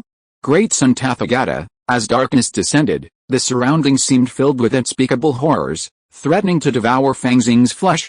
But once the Great Sun permeated his body, condensing into the Great Sun relics, the sense of danger quickly dissipated. Fang Xing could sense an eerie aura lingering around him, resembling a gentle woman, whispering softly. This situation looks very ominous. It seems like an alien evil deity has personally taken action, even if it's just the aftermath. The moon? Could it be that the part of the moon goddess that escaped from the moon goddess? His mind was focused on the attribute panel, and he suddenly saw a very different scene. Name, Fang Xing. Age, 25. Occupation, martial artist. Fifth realm. Exterior, 399, 400. Dragon Tiger stance, 799-800. Grandmaster, 4 Absolute Star Martial Arts, 300/800. Grandmaster, Dragon Elephant Vajra Indestructible Magical Power, 425/800. Grandmaster, Mahavakana Mantra, 1/400. Master, Twin Guardians of Heavenly Mother's Mighty Golden Lotus, 1/400. Master, Mahavakana Palm, 1/100. Beginner, Gate of the Heavens, charging. The martial arts well carried by the stone tablet just now is completely devoured by me. The benefits are of course huge. Not only has my martial arts realm reached the pinnacle of the domain, and I'm only one step away from condensing the golden elixir. Even the 2 Grandmaster level martial arts have made great progress. Originally, even though Fang Xing had been exchanging his military merit for secret martial arts elixirs in the barracks and practicing diligently daily, he'd calculated it would take another year to reach peak Dragon Tiger stance. Unexpectedly, he'd achieved it ahead of schedule. Furthermore, each advancement in Grandmaster level martial arts required an untold amount of effort, and now his progress had been even more dramatic. Of course, the biggest change was his Great Sun Tathagata mantra, which had reached the Grandmaster level. Thanks to this, his Heavenly Mother Mighty Golden Lotus Twin Guardian Dharma book, previously limited by the Great Sun Tathagata mantra's level, had even broken through to the Grandmaster level. Finally, he had mastered a peerless martial art. Blue Star University's most renowned martial arts technique, the Tathagata Palm. Of course, after undergoing the Great Sun Tathagata mantra's forging process, or perhaps another form of contamination, it had transformed into the Great Sun Tathagata Palm. As Fang Xing focused his consciousness on the Great Sun Tathagata Palm, more information emerged. This Great Sun Tathagata Palm, like the Twin Guardian Dharma books of the Heavenly Mother's Mighty Golden Lotus, is a sub-martial art of the Great Sun Tathagata mantra, and cannot surpass the level of the Great Sun Tathagata mantra itself. Besides, generally speaking, one must reach the rank of martial saint to even master the Tathagata Palm, but I'm different. The Great Sun Tathagata Palm already relies on the Great Sun Tathagata mantra for its initiation. Theoretically, it can be performed, but it will inevitably come at a heavy cost. To avoid this cost, one must instead activate a higher level power, such as the Great Sun Divine Nature. In other words, using the Great Sun Divine Nature replaces the prerequisite for condensing the Tathagata Dharma image. Using the Great Sun Divine Nature to activate the Great Sun Tathagata Palm, one can, to a certain extent, unleash most of its power, but the depletion of the Great Sun Divine Nature will inevitably be severe, and it will take a long time to recover. This is quite convenient. I don't care about the Great Sun Godhead anyway. The Great Sun Godhead is equivalent to the status of an offspring of the evil god. Even if my original body is too weak and a bit of a hindrance, casting the Great Sun Tathagata mantra should be like a martial saint himself. When I reach the Golden Core stage, or even the Vajra stage, I will activate the Great Sun Godhead. Perhaps I can wield the might of the Tathagata Palm like a martial god myself. Just as Fang Xing was thinking, the darkness finally receded. He glanced at his hand and found a skeleton, still stained with blood and marked with lines of twisted teeth. Brother Yin. It's not that I don't want to help you, it's simply that I can't. This skeleton was, of course, Yin Huanzin, who was standing beside him. Fang Xing could save him once, but not a second time. In the darkness, he was devoured by an indescribable creature, leaving only these bones. Who could have thought that going to college could kill you? I thought you'd have a better chance of having a child after the moon goddess attack. Looks like that one is really hungry. Yeah, after being sealed away for so long, I'd be hungry too. Fang Xing set his foot in motion, dashing towards the shelter. His figure and face shifted constantly. He could easily imagine how incredible it was that he'd survived the moon goddess moment, and he'd be investigated. Fortunately, with Blue Star University in chaos and the omniscient brain down, there were no other living people nearby. He could just find a shelter, hide inside, and pretend nothing had happened. Under this attack, Wei Shentong might not be in a good position. This is a great opportunity to kill him, but my safety is paramount. My immortal clone barely escaped his attack, but was severely injured and teleported back to the immortal realm to recuperate. Otherwise, he would have been a great helper. Never mind, fighting King Kong on location right now is a bit of a stretch. I can kill him after I reach the Golden Core stage. Wei Shentong must have been seriously injured after this battle. And the kind that's incurable. Theoretically, we can refer to Su Sanniang, so there's no need to frame him. He's already been largely disabled, with no chance of ascending to Martial Saint. I can find an opportunity for revenge later. Qingshan Mental Hospital. Song Jinggang and Gu Yun were stunned to see the sun and moon appear, followed by a flash of sword light splitting the sky, devouring a large amount of spaceship debris and the contamination of the evil god. Above Blue Star, smoke filled the air. Tisk tisk. That's tragic. Suddenly, a voice rang out from the side. It was Su Sanniang. He had changed his clothes without noticing, his previous madness gone. His eyes, gleaming with a gleaming light, gazed towards Blue Star University again. That moon god seems to hate Blue Star University with a vengeance. A single tug would completely destroy it. The moon god, blocked from Blue Star by a martial god, was still able to project his power towards Blue Star University? Someone must have opened the door. Even so, the only place where the incredible darkness descended was the Blue Star University area. But that's to be expected. After all, it was torn apart by the myriad spirits martial arts, and sealed for so many years. Su Sanniang, with a perky attitude, said, "Huh? It feels like the moon god herself has arrived. It seems the Federation is making a grand move, preparing to establish a god-slaughtering battlefield here on Blue Star." God-slaughtering? What are you talking about? Gu Yun looked at Su Sanniang. Haven't you learned that in high school textbooks? The Federation has killed lower-level rulers. The moon god was originally very powerful, but now it's eager to merge with this part and forcibly break through the front line to descend. I don't know how many injuries it has suffered. Now it might be only slightly stronger than a lower-level ruler. What's more, I don't know what the Federation has put into that part of the moon god's body over the years. I don't know if it will get a stomachache. The smile on Su Sanniang's mouth widened. Okay, I'll tell you the truth, young people are short-sighted. The Federation seems to be under attack everywhere, but it's all acting. At the cost of heavy casualties, they can wipe out a large number of evil god believers hidden among humans, and try to kill the moon god. By the way, acting, Gu Yun could still hear the crying and wailing from the outside world, and even saw a group of evil god believers attacking Qingshan Mental Hospital, wanting to release the patients imprisoned in the deepest part of it. You said, this is all acting. Don't think too highly of yourself. Humans are but the cheapest leaks. A wave of them grows every 20 years, and with the use of technology, it can be even faster. Su Sanniang's expression was cold. Even college students like you, even the top scorers in the Blue Star University college entrance exam, so what? There are only a few of them every year. And the top brass of the Federation can live for hundreds, even thousands of years. Paying such a small price to clear the human territory and slay an extraterritorial evil god in passing, it's a huge profit. Afterwards, the worst that can happen is the governor resigns. If he's already resigned, what else can you do? So, what are you going to do? Song Jinggang asked calmly. Let's settle the grudge. After all, someone prepared a great meal for me back then. Su Sanniang smiled brightly.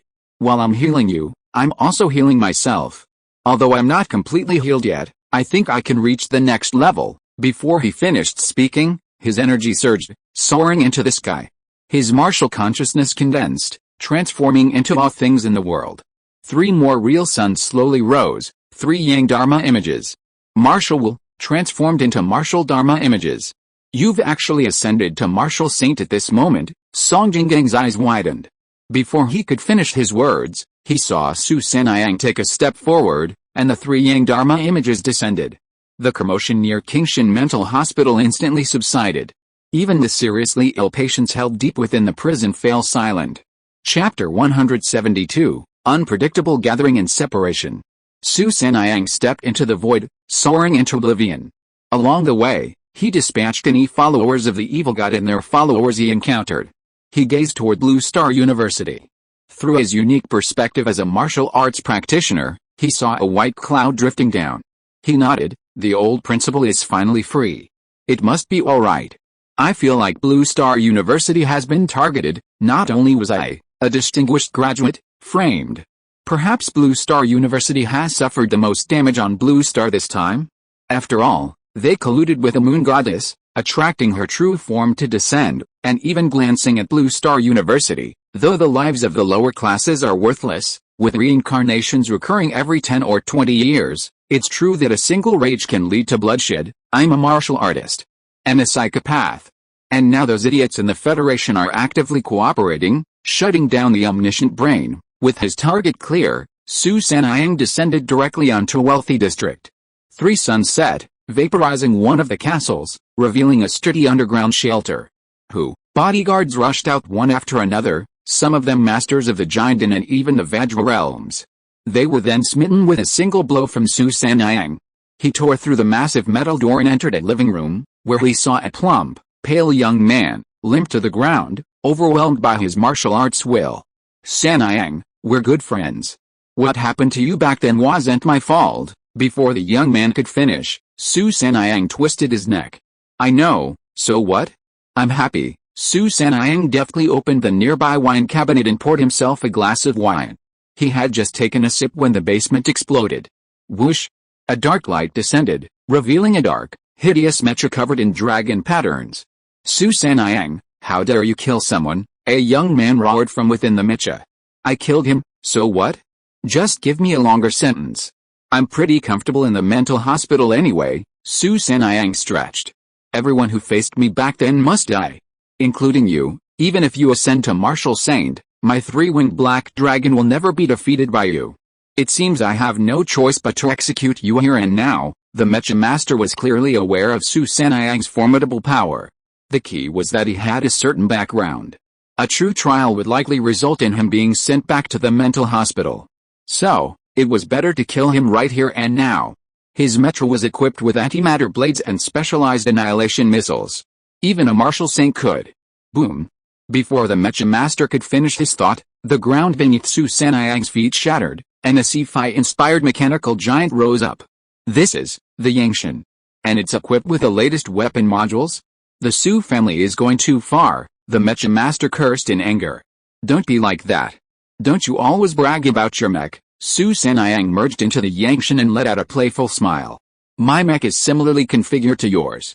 Let's compare now. When the hardware conditions are the same, it mainly depends on the person. The dragon pattern black mech said nothing and turned around and ran away. It had to run. Because this mech master knew very well that he could not compare to Su Sanniang. The Yangshan sneered and immediately gave chase. After a moment, Su Sanniang played with a huge mech skull in his hand and threw it away. Boring. Is this the emptiness after a great revenge? If this feeling of emptiness is like this, I would rather live like this forever. On the console, a fluorescent blue screen appeared, revealing a girl wearing glasses. Brother. That's too much? Have you forgotten who has been maintaining and repairing your mech all these years? And now you go out and kill people, making the higher-ups very unhappy. It's okay, the old man can handle it, Su Sanniang said nonchalantly. It can be suppressed, but Grandpa told me to tell you that you still need to achieve some meritorious service, and then report those deaths as accidental injuries. You've become a martial saint, so when you get out, join the army as a major general. You can run for Congress someday, the girl complained. Of course, I've already found the meritorious service. Let's talk later. Su Sanniang simply closed the call, ignoring the raging girl. He chuckled to himself, what a crazy world. I can bear the consequences of a common man's anger, especially since I have a good family background. Sigh, a mental hospital is better. Blue Star University. A massive hand stretched out, instantly shattering the shroud of night. A white cloud descended, revealing an old man in white tights. He gazed at the mountain-sized Baksha zombie and gently pressed it down with a palm. Suddenly, a vast white cloud filled the sky, transforming into a giant cloud hand that snatched up the mountain-sized Baksha. Yi Liuyan, ancient sword master, rasped, suddenly throwing a punch, Great Ming Supreme God Fist. As this fist was unleashed, the sapphire blue three-headed, six-armed demon behind him followed suit. The foundation of a martial saint lies in the martial Deo Dharma. Therefore, truly peerless martial arts often require the use of the martial Deo Dharma. The Great Ming Supreme God Fist, in terms of rank, has already surpassed S rank. Combined with the ancient sword master's light transforming ability, it's almost comparable to the Tathagata palm. Even an ordinary martial saint using this move could already rival a martial god. The sect has changed too, now only bullying the old, weak, and disabled. With a flick of his sleeve, Yi Liuyan pinned Elder Meng aside, nearly vomiting blood in anger. Little Yi, who are you calling old, weak, and disabled? Let's have a show. I'll give you one hand, and you don't even need the martial saint Dharmakaya. Yi Liuyan smiled faintly. Facing the blazing sun before him and the shadow of his fist within it, countless white clouds emerged around him, layer upon layer, transforming into a white cloud Buddha seated in full lotus position, his earlobes like pearls, in the state of perfection. This Buddha clasped his hands together and unleashed a powerful palm strike, Tathagata palm. This ultimate martial arts skill isn't reserved for the sect leader alone. Moreover, Yi Liuyan's cultivation had reached the realm of martial god, and his martial Dharmakaya had advanced further, transforming into the martial soul. The soul he cultivated was the eternal gathering and dispersing Tathagata Dharmakaya. As soon as he struck out with his palm, there was a sense of celestial power. The incandescent sun was enveloped by layers of mist, shrinking ever smaller until it finally rested in the Buddha's palm. Even the white clouds washed over Blue Star University, sweeping away the previous aura of evil. Yi Liuyan, the martial god, had appeared, subduing Ba Xiao with a single palm strike, and then defeating Gu Jiantong, possessed by the master of the sect, with another. He was truly supremely powerful. But now, he clasped his hands together, a hint of anger crossing his face. Quick, lock down the entire school, and clear the ruins and treat the wounded. Elder Meng hurried over to see Gu Jiantong unconscious, the sun mark on his forehead dissipated, and he collapsed beside Yi Liuyan. After sensing it for a moment, he immediately started cursing, "You little easy, I really shouldn't have chosen you as the president. What has Blue Star University become in your hands? In the history of our Blue University, there has never been a time when others fought so badly, but you couldn't even catch one of their god seeds. I received a transfer order from the Federation to fight an evil god's offspring." A trace of embarrassment appeared on Yi Liuyan's face. The leader of this school is good at manipulating the mind. He has 3 god seeds. 2 of them have been cut off today. His original body is being tracked by Naiying and others, and he can't run away. I don't know where he hid the remaining one. It should have been separated not long ago, you fool. Naiying and the others are also fools. None of them came to support me, and let my old bones hold on until now. Cough cough. Boss Meng coughed up blood, and his expression withered at a speed visible to the naked eye. Forget it. Anyway, I'm just an old gatekeeper. This federation is no longer the federation of the past. Somewhere in space, countless orbital cannons fired, eliminating each of the evil god's followers one by one. The unrest on Blue Star was quelled at an even faster pace. The all-seeing brain had quietly recovered at some point, mobilizing supplies and searching for the wounded. Everything seemed perfectly organized. Inside a meteorite, a refined and easygoing middle-aged man sat in the cramped space. It was the sect master. He coughed, spewing fragments of his internal organs, appearing gravely wounded.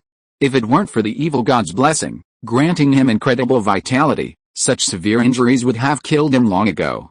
Naiying, and the Federation.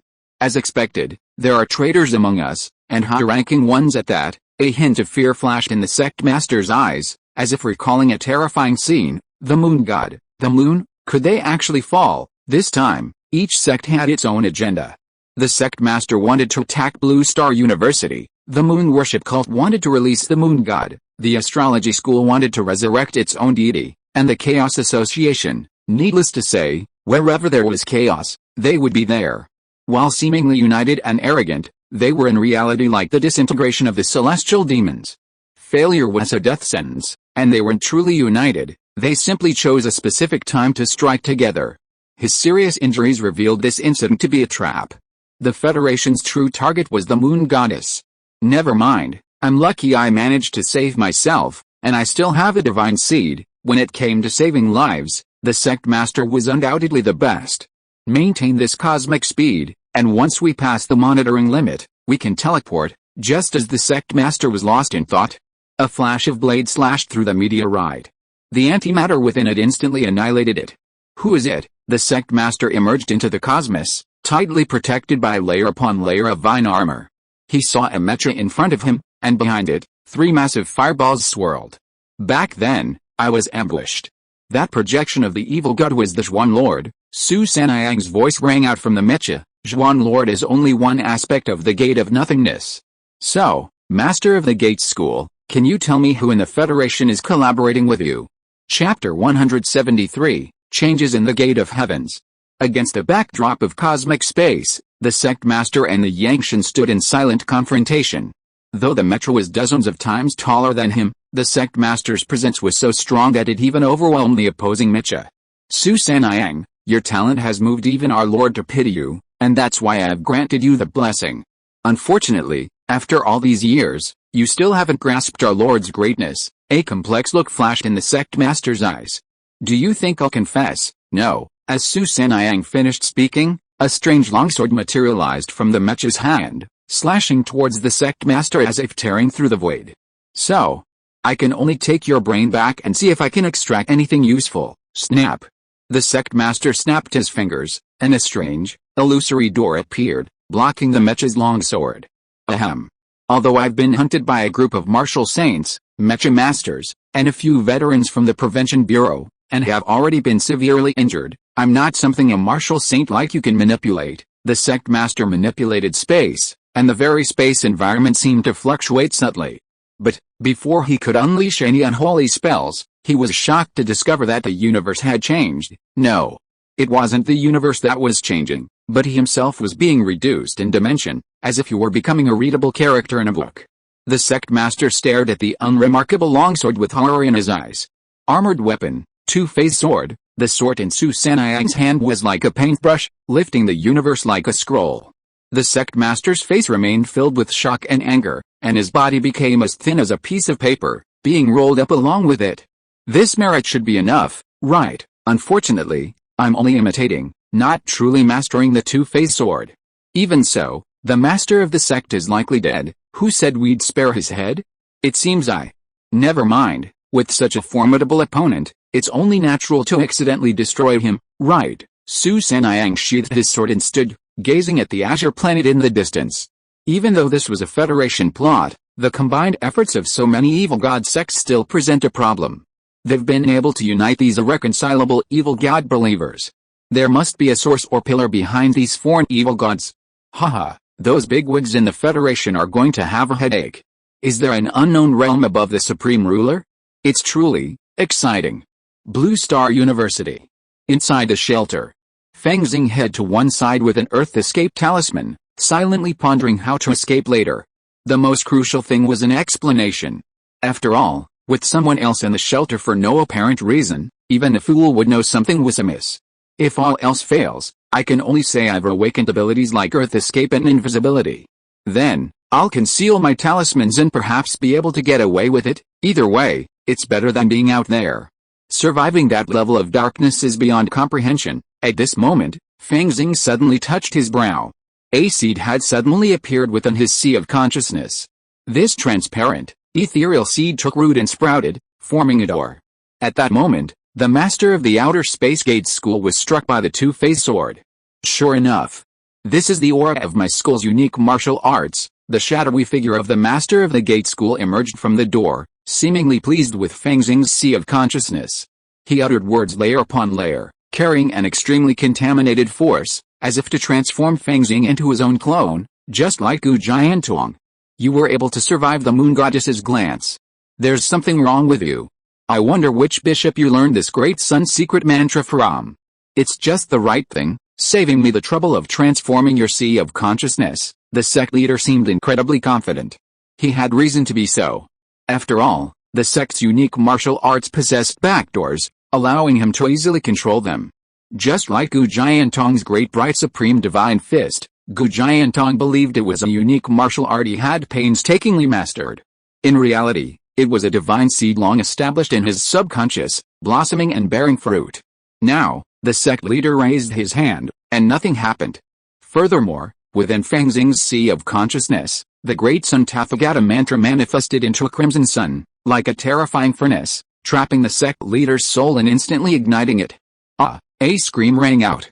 Fang Xing felt the inexplicable surge of memories and knowledge within his heart, and couldn't help but shake his head. Besides Wanfa, you're the second person to fall into this trap. As expected, my previous performance in the dark might have been able to deceive the teachers at Blue Star University. Their eyes couldn't penetrate the darkness, but it couldn't be hidden from these followers of the evil god. Originally, I wanted to find you, to obtain the energy to open the gate of all heavens. Now that's no longer necessary. On the attribute panel, the symbol representing the gate of all heavens began to change dramatically. Fang Xing, however, paid no attention to these things. The vast amount of advanced evil god knowledge, the rituals concerning the gate of nothingness, even the lists of members of the sects and schools on the major planets, couldn't attract him in the slightest. Fang Xing's consciousness immediately took note of the information that had been refined. This sect and schoolmaster has 3 divine seed clones. The original is dead, and the 2 clones are also dead. In other words, after the last one died at my hands, its soul was completely shattered, its body and spirit annihilated. He still has many arrangements in place at Blue Star University, many unknown even to the people in charge, simply to conceal his identity. He's truly adept at manipulating people's minds. In the memories of this sect leader, there were still some hidden methods, designed to allow him to easily possess a student after breaking away from the ancient sword master. Fang Xing cast an Earth Escape talisman, leaving this shelter and arriving at another one. Blue Star University has more than one shelter. There are also smaller shelters near the faculty and student dormitories. Fang Xing arrived at a metal door and saw an ancient mechanical code engraved on it. He entered a string of characters, and the metal door swung open, revealing a small space of less than a few square meters. In the center of the room was a life support chamber. He simply changed the program, closed the door, and lay inside. This chamber was a public shelter. But the equipment was outdated and rarely used. More importantly, it had no internet connection, and the chamber's records could be modified. Fang Xing had just altered the time record, allowing him to lie down before the darkness arrived. The sect master had actually deployed several such concealment devices throughout Blue Star University, clearly serving as his fallback routes. But, am I the biggest trap? The great Sun Tathagata mantra, purified through the attribute panel, simply didn't recognize the sect master and burned him. Although the sect master died in this battle, the sect feels like there are still many remnants, ready to be harvested in the future. Fang Xing lay in his cabin, a sudden sense of security welling up in his heart. Though this maintenance cabin was an old model, it was enough to sustain a warrior without food or drink for years. It could even block his 5 senses, isolating him from all contamination. He prepared to fall into deep sleep, to digest the knowledge gained from the burning sect master within his mind. This is probably the sect master's greatest contribution to me this time, isn't it? Fang Xing glanced at the last line of the attribute column, a smile in his heart. Gate of all heavens. 1/100, location and progress. A few days later. Blue Star University affiliated hospital. Fang Xing walked into the hospital ward, carrying a fruit basket. There was a single bed in the room. Pan Shuang, a man with a look of despair, sat on the bed, watching the television. The screen showed footage of disaster relief efforts across the Federation. Then, a video of the Supreme Governor announcing his resignation played. Teacher, I've come to see you. Fang Xing placed the fruit basket on the table and looked at Pan Shuang, who had been bandaged and mummified. Pan Shuang had returned to his boyish form, looking sickly, with dark blood seeping through the cracks in the bandages. It was truly incredible. With Federation technology, such a physical injury could have been healed in a treatment chamber, and wouldn't have dragged on until now. Unless, there was no solution. You're here? Pan Shuang tried to move, but immediately bared his teeth. Damn it. That moon god was so cruel. Fortunately, my life was exchanged for the life of an alien evil god. It's worth it. He also knew the news that the Federation had killed the moon god himself. This has been hot news lately. Teacher, your injuries. Fang Xing tried to offer some comfort. Even a source sea-level treatment chamber can't cure the contamination caused by the evil god himself. I can only recuperate slowly. Pan Xing seemed to have come to terms with the situation. Luckily, I'm at the Diamond Realm. If it were any other student, or even a follower of the evil god, we'd be prey to that moon god, indeed. Back then, the moon god and many of his followers were devoured. It's unclear if hunger had driven them mad, or if these evil gods simply lacked reason. A momentary silence fell at the mention of this. Blue Star University suffered heavy losses this time. As far as Fang Xing knew, Yin Huanshan was dead, and his death was particularly tragic. A consortium heir must have had many life-saving devices at his disposal. But they seemed useless against an evil god. Gu Jiantong still had a breath left, but there was no telling what the future held. Teacher, you can't give up. From what I've heard, some Vajra Realm warriors, despite enduring the contamination of the evil god himself, are not only alive and well, but have recently broken through to the rank of martial saint. Fang Xing consoled him. He had already spoken to Gu Yun and Song Jinggang by phone to confirm their safety. You're talking about that kid Su Sanniang, right? He's not completely recovered yet. Pan Xing shook his head. Besides, I don't have the talent to ascend to martial saint while enduring the contamination of the evil god. I might even break through and become a member of a higher family, or even a descendant of the evil god. He exuded a strong sense of despair. Fang Xing couldn't tell if this was his true nature, or if it was the influence of the evil god's contamination on his body. Then, teacher, get some rest. I'll be leaving first. He nodded and walked towards the ward door. Go. Remember from now on, don't go into politics. You can't beat them. Pan Xing waved his hand. In this state of mind, he felt much bolder. Fang Xing remained silent. After leaving the ward, he sighed deeply. It seems Pan Xing also vaguely knew that the Federation's top brass already knew a lot of the intelligence, yet they allowed this attack to happen. Although it was a great victory for the moon goddess, and the governor took the blame and resigned, seeing Blue Star University like this is still hard to accept. I had no evidence at the time. Even if I had been completely honest with the Federation and confessed the Great Sun Tathagata mantra, the outcome would probably have been the same, because the Federation's top brass already knew about it, or even planned it. Fang Xing still didn't know that his good brother Liu Wei had been recruited by the Federation, otherwise there would have been more speculation. He sighed and prepared to leave the hospital. Suddenly, a high-end ward in front of him shattered, sending a torrent of broken glass mixed with medical equipment cascading out. Get out. All of you, get out, a man's roar echoed amidst the emanation of countless energies. Hearing this voice, Fang Xing, who was about to leave, stopped in his tracks, a look of interest crossing his face as he gazed at the shattered ward. The patient is agitated and has resorted to violence. Sedative immediately. A doctor arrived, and the golden core domain descended instantly, saving the two young nurses. Inside the ward was a mummy-like figure, Wei Shentuang. But now, his eyes were filled with brutality and pain. Even a warrior at the Great Vajra Realm would inevitably suffer a drastic decline after having half of his golden body gnawed away. Furthermore, there was the contamination of the evil spirit. This man is completely ruined. But, whether it's his rage or his decadence, aren't they also manifestations of mental pollution? Fang Xing had originally considered framing Wei Shentuang, even releasing his immortal clone. But he suddenly decided to stop. After all, the Federation could always investigate whether it was a false accusation, and at most it would delay Wei Shentuang's cultivation progress. But now, all that was unnecessary.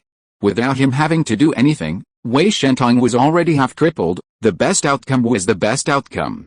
Not everyone is like Su Sanniang. Fang Xing watched as Wei Shentuang was subdued by a doctor at the Jinden level of martial arts, sedated, and laid on the hospital bed like a corpse. The two young nurses who had been rescued nearby were indignant. I thought university counselors were all kind people. This guy has such a horrible attitude. Who does he think he is? HMPH, isn't it just because the attending doctor told him he can't be cured? He's taking it out on us. More than that, I heard he was a genius, but now he's a cripple. It's said he completely exploded over a phone call, saying he was abandoned. Maybe his girlfriend broke up with him. That's pretty miserable. Fang Xing was just outside the ward, gazing at Wei Shentuang calmly, a hint of pity in his eyes. Wei Shentuang was startled at first, then, sensing a hint of pity, he began to struggle frantically again. No. The patient's struggles are intensifying. Double the medication, the doctor roared. As expected, You can't stand being stared at with pity by a student you thought you could manipulate at will. Fang Xing walked out of the Blue Star University Hospital, suddenly feeling much better. If I continue to stare at him with hatred, he won't have too many emotions. Being too proud is not a good thing after all, but my hatred won't diminish. Sooner or later, I will have to kill him, preferably when he is strong again and has hope. Chapter 174, Pursuit. In the world of immortal cultivation. Xianjian sect, Jinian Peak. Fang Xing's immortal clone silently swallowed a top-grade healing elixir, his eyes gleaming with a golden light. My injuries are completely healed. Wei Shentrong is indeed a great Vajra realm cultivator. Even a single exchange of blows, the recoil of his ki, could injure me. His physique is undeterred by the full force of my rotten iron sword. He's at least a quasi 4th level physical cultivator, or even a true 4th level cultivator, a 4th level physical cultivator, capable of withstanding a nascent soul cultivator with his physique, is truly remarkable. However, Fang Xing ultimately named his natal flying sword rotten iron, aiming for a playful contrast. He then gazed inward, revealing a platinum-colored void pill within his body emitting powerful mono waves, continuously nourishing his natal flying sword, crafted primarily from Xiangxun star sand. This natal flying sword was made of such fine materials that it would be a near magic weapon once refined. After Fang Xing nurtured it day and night with the power of the 9 aperture golden elixir, it was gradually transitioning into a true natal magic weapon. He practiced silently for a while, then touched the stored ring in his hand. Several jet black stones of varying sizes emerged. These were fragments of the myriad spirits atlas. Although the martial spirit within them had largely dissipated, they should still be useful for comprehending and enhancing one's martial arts progress. Besides that, Fang Xing's hand revealed a jet black crystal. This item, so incredibly sought after by those evil god believers, is a truly precious treasure. The material alone should be even more powerful than Xiangxun star sand, but even so, this crystal black stone wouldn't be suitable for infusing a flying sword with it to enhance its power. After becoming the master of the refining sect, Fang Xing's attainments in evil god studies were at least to the level of a postdoctoral fellow, or even an academician. It was already clear that this pitch-black crystal was the core of the myriad spirits atlas, containing a portion of the flesh and blood essence, even the divinity, of the evil god's offspring, Bashya. After countless years of refinement, it had become almost one with the myriad spirits' martial arts, forming a remarkable artifact. In the hands of an evil god's followers, it could serve as a supreme offering to appease the alien evil god, or even lay the foundation for the advent of the evil god's offspring. For a warrior, it's not very useful, but you can give it to me and burn it. At least it can extract a considerable amount of divine power to replenish the loss of the Great Sun's divinity. It's like a power bank for the Great Sun Tathagata palm. If before, Fang Xing had only been able to perform one Great Sun Tathagata palm despite his best efforts, with his power bank, he should be able to perform 3 or 5 more. This is a 4th-tier technique from the world of immortal cultivation, equivalent to being able to unleash multiple attacks comparable to a nascent soul cultivator. Perhaps, it's not just an ordinary early-stage nascent soul cultivator, but a mid-stage or even late-stage cultivator. It's quite a good trump card, isn't it? Fang Xing finished counting his gains and began to consider his own breakthrough. Thanks to consuming part of the myriad spirits atlas, I've reached the pinnacle of my realm, just one step away from condensing the martial Dao golden core. If I don't want to just condense an ordinary golden core, I need to prepare the yin and yang energy of the universe. I already have the Shaoyin Shaki, I just need the Taiyang Jin Gang. Silently pondering, Fang Xing walked out of the cave.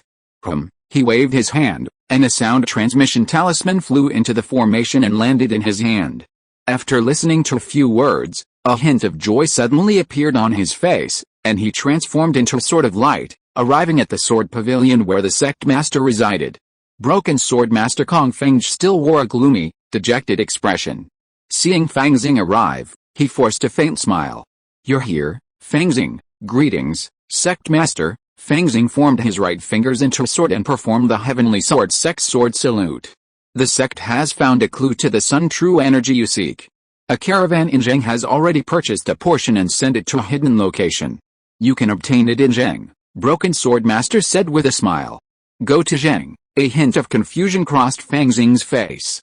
Shouldn't the outer hall have sent someone there to escort him all the way? According to our sect's intelligence, rebellion is imminent in Zheng. Back then, the three major Jinden-level factions, Wanqiao, Qingxun, and Heishan, all adhered to our Heavenly Sword sect. But recent clues suggest that since becoming the overlord of Zheng, the Wanqiao sect has been suspected of ties to the demonic path. The Heavenly Sword sect master's accusation was quite serious. So, are we planning to send disciples to investigate? Fang Xing followed up on Kong Fengji's words. That's right. Sword cultivators like us must never work in isolation.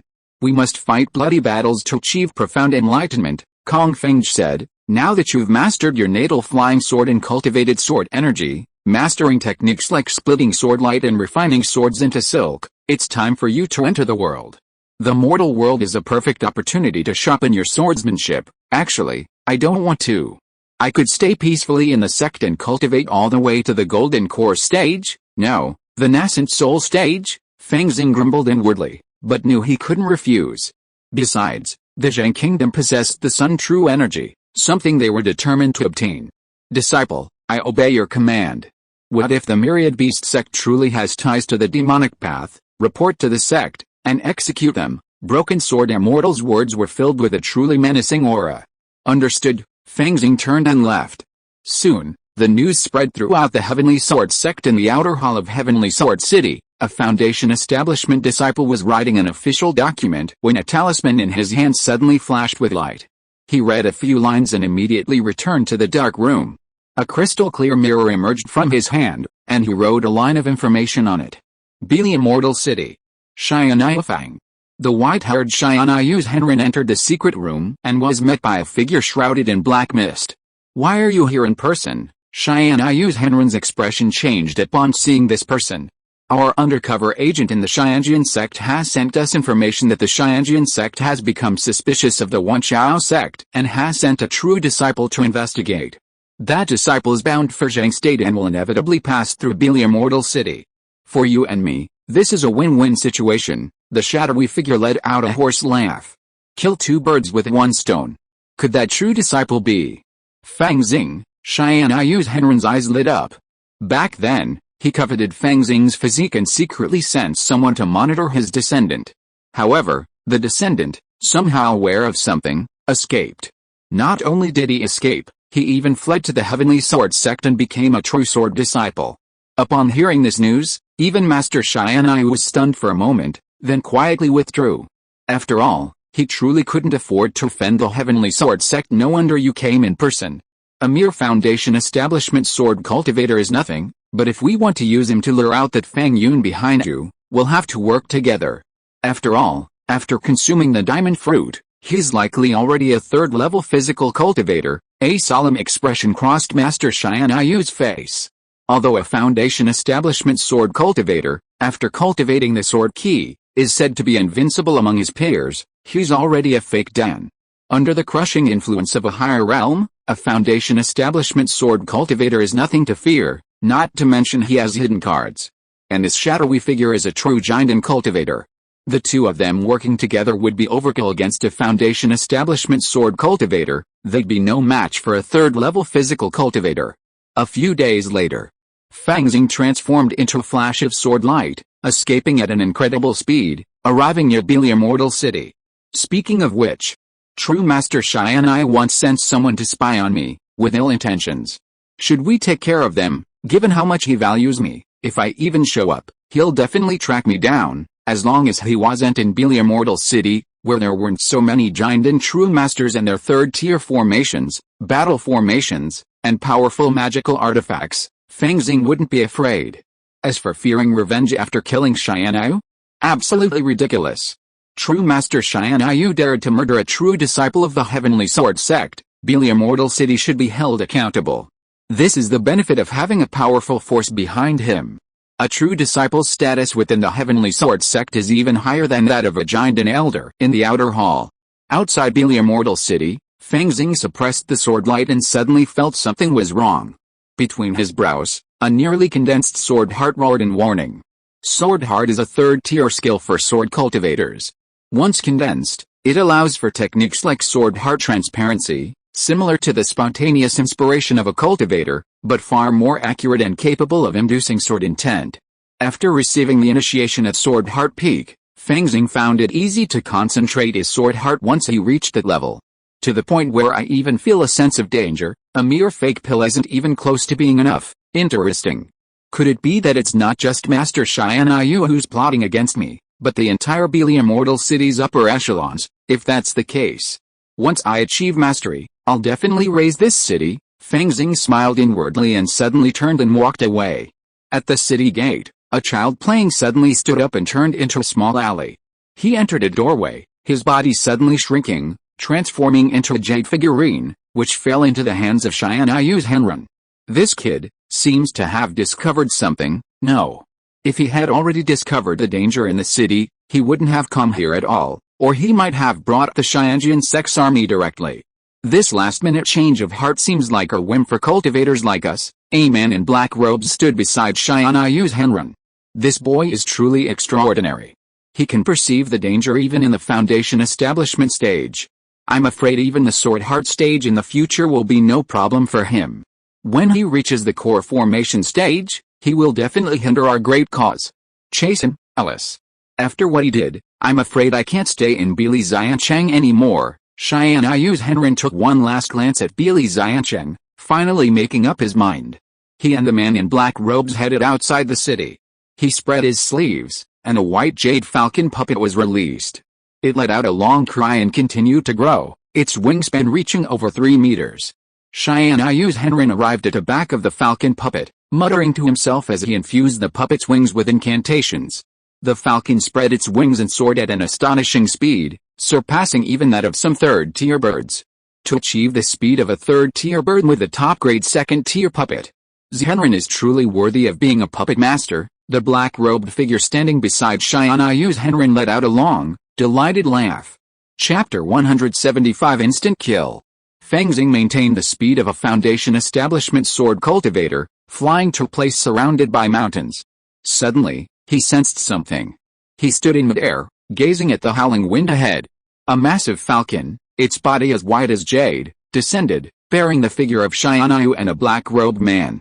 Xianyu, why are you blocking my path? A hint of caution crossed Fang Xing's face, and he shouted coldly, I am a true disciple of the Heavenly Sword Sect. Don't make a mistake, Brother Fang, I will take care of this boy. Xianyu looked at the black-robed man and said calmly, although the Heavenly Sword Sect's rules only grant true disciples items for escaping death or escape, and not secret treasures or high-level talismans for combat, it would be a good idea to test the waters with a puppet first. Well, Xianyu, you take care. The black-robed man gave a strange laugh and immediately stepped aside.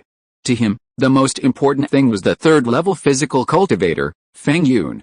A mere foundation establishment sword cultivator was not worth his bullying. Master Xianyu's sleeves fluttered, and white jade terracotta warriors flew out one after another, emitting fluctuations of foundation establishment level mana. They grew larger in midair, wielding shields and crossbows, surrounding Fang Xing. He was famous for his puppets, and now his attack was a puppet battle formation. Although these were only second-level white jade puppets, when formed into a formation, they posed a threat even to Master Fake Dan. Control, each white jade terracotta warrior, holding a large shield, stepped forward and raised it high. Atop their shields, array patterns lit up, drawing spiritual energy from the mid-grade spirit stones embedded in their cores, suddenly transforming into curtains of light, impenetrable protection for the entire formation. Behind the shields, 3 rows of soldiers armed with bows and crossbows formed a neat formation. The arms of the puppets in the front rolled it up with various patterns, and the crossbows they held blazed with brilliant light. Fire, ice, lightning, corrosion. The magical arrows, each imbued with unique effects, transformed into a rain of drops that thundered down. Whoosh! Suddenly, a sword's cry could be heard in the void. At first, it was barely audible, then gradually grew to a roar, finally resembling a muffled thunder. A white gold sword aura, dotted with blue starlight, emerged, suddenly fragmenting into countless strands, like wisps of rain. The 2 rain curtains intersected, and the countless magical weapons and arrows were separated, evenly split in half, their power gone. Alice. According to Broken Sword Master, fake elixirs don't count as elixirs. There's some truth to that. The pressure this person is putting on me isn't even remotely threatening. Fang Xing sighed inwardly, a hint of confusion crossing his face. Master Xianyu, I honestly believe I have no grudges against you, So why do you keep doing this? Could it be that elder of mine, excellent swordsmanship, refining the sword into a thread, conquering all 5 elements? You truly possess the demeanor of a sword cultivator capable of shattering all forms with a single strike. Master Xianyu clapped his hands and sighed. But, how many strikes can you strike? How many shields can you break? A common swordsman, in Wang Zhao's eyes, would be as easy as killing a dog. Simply because their energy would be exhausted. If surrounded by armored soldiers, breaking through a few armor pieces would be a feat, and then they would be hacked to death. In the world of immortal cultivation, puppeteers employ a similar strategy against sword cultivators, drowning them with a wave of humanity. Of course, Master Xianyu, being a major realm above him, dared to resort to such tactics. After all, according to intelligence, Fang Xing was only at the early stages of foundation establishment, with limited mana. How many more strikes could he possibly strike? Within the battle formation, puppets wielding shields advance repeatedly, intent on forcing Fang Xing to expend his sword energy. Fang Xing's expression was icy, and his sword lashed out like thunder and lightning, slicing through each shield. Though standard, these shields were surprisingly high-grade, second-tier spiritual artifacts, clearly demonstrating the considerable investment made by Master Xianyu. Even a sword cultivator in the late foundation establishment stage would likely suffer a significant loss of mana after slicing through dozens of shields, their flying sword losing its sharpness. Therefore, Master Xianyu remained composed, deliberately forcing Fang Xing to reveal his trump card. Nephew, it's best for you to surrender. I simply wish to meet your elder. I have no intention of harming you at all. His words seemed to carry a hint of spiritual interference, intended to lull Fang Xing into complacency. Most puppeteers possess extraordinary spiritual awareness. This person's is probably comparable to a true giant and cultivator, and yet he deliberately resorts to such a spiritual attack. He truly is unkind, Fang Xing muttered inwardly. Alright, quickly apprehend this boy. If you want to know anything, I'll search his soul, the black-robed cultivator named Fang urged. Good, true man. Xianyu smiled and prepared to pull another puppet from his sleeve. He was a puppet master, possessing far more than just this one battle formation. His fame lay in his 2 quasi-third-tier puppets. With their support, he was among the strongest among the false-stand true man. Without them, he wouldn't have been able to rule the immortal city. Even more astonishing, after securing the support of the black-robed cultivator's power, including a third-tier puppetry inheritance and some rare puppet materials, true man Xianyu finally created a low-grade third-tier puppet. With a step, he became a true third-tier puppeteer. His status rivaled that of an average giant and true man. However, he had always kept this as a trump card. Seeing Fang Xing's bravery, he immediately wanted to test out his latest third-tier puppet. Alice. I'm too lazy to play with you anymore, Fang Xing sighed, and a rotten iron sword appeared in his hand. The aura of a quasi-magic weapon made Xianyu's Henron's eyes twitch. Then, Fang Xing activated the 9-aperture golden elixir within his body, and his mana surged. It was no longer the initial stage of foundation establishment, but a breakthrough all the way to the false elixir realm. A terrifying sword essence infused the rotten iron sword, causing the quasi-magic weapon to burst into dazzling brilliance. Great freedom, Fang Xing casually swung his sword. A brilliant, yet thin, sword thread emerged, sweeping across the opposing white jade puppet formation. It also swept through the falcon puppet, along with Xianyu's Henron and the black-robed figure atop it. Whoosh! A gentle breeze blew. A rustling sound.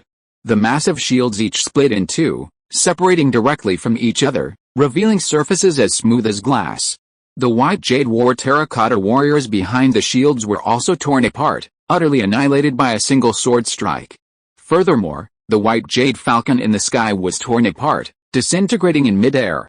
Xianyu's Henron's face was filled with astonishment. Seeing his body and arms reaching into his sleeves, he couldn't help but feel resentful. My third-level puppet hasn't been taken out yet. If I take it out, I will definitely not die. Bang! His head fell to the ground, and his headless body tumbled to the ground. What a swift sword! A voice filled with amazement and fear rang out. Huh? Fang Xing looked at the black-robed figure. You're not dead? Oh, so it's because of a special body. Is this a demonic skill? In his sight, the black-robed figure, though cut in half, didn't shed a single drop of blood. Furthermore, as he performed a strange incantation, a billowing black demonic energy emanated from his body. His upper and lower body seemed to transform into two black demonic mists, emitting a terrifying malevolent aura. Then, they merged in midair, revealing a dark-robed giant-level demonic cultivator with a gloomy face, a high nose, and black robes. Demonic energy was different from ordinary malevolent energy, and cultivators with divine awareness would never misjudge it. What a coincidence. I was planning to investigate in Zhang's state, but I didn't expect to encounter a demon cultivator here. Fang Xing's lips curled slightly. And a giant and demon cultivator, you're a fake Dan? And your sword light is so swift. Xian Ayu's death was truly unjust. The giant and demon cultivator drew out a magical shield, holding it firmly before him, before speaking in a hoarse voice. Fang Xing's great freedom black gold sword energy, renowned for its exceptional speed, could easily harm cultivators who didn't maximize their defenses from the outset. This was especially true for someone like Xian Ayu's Henren, who had neither physical training nor adequate defense. Of course, Xian Ayu's Henren also suffered an injustice. After all, in his eyes, Fang Xing had long been trapped within the puppet battle formation, a trapped turtle. Furthermore, although he hadn't retrieved his high-level puppets, he had maintained the protective shield of fake Dan Zhenyuan. He hadn't anticipated the sharpness of Fang Xing's sword, slicing through the fake Dan Zhenyuan shield like tofu. Therefore, before he could even retrieve his high-level puppets, his death was incredibly unfortunate. Are you from the 5 sects and 10 kingdoms, or further south? Fang Xing flicked his sword with his finger, experiencing for the first time the swiftness of a sword cultivator's killing. Do you think you can defeat me?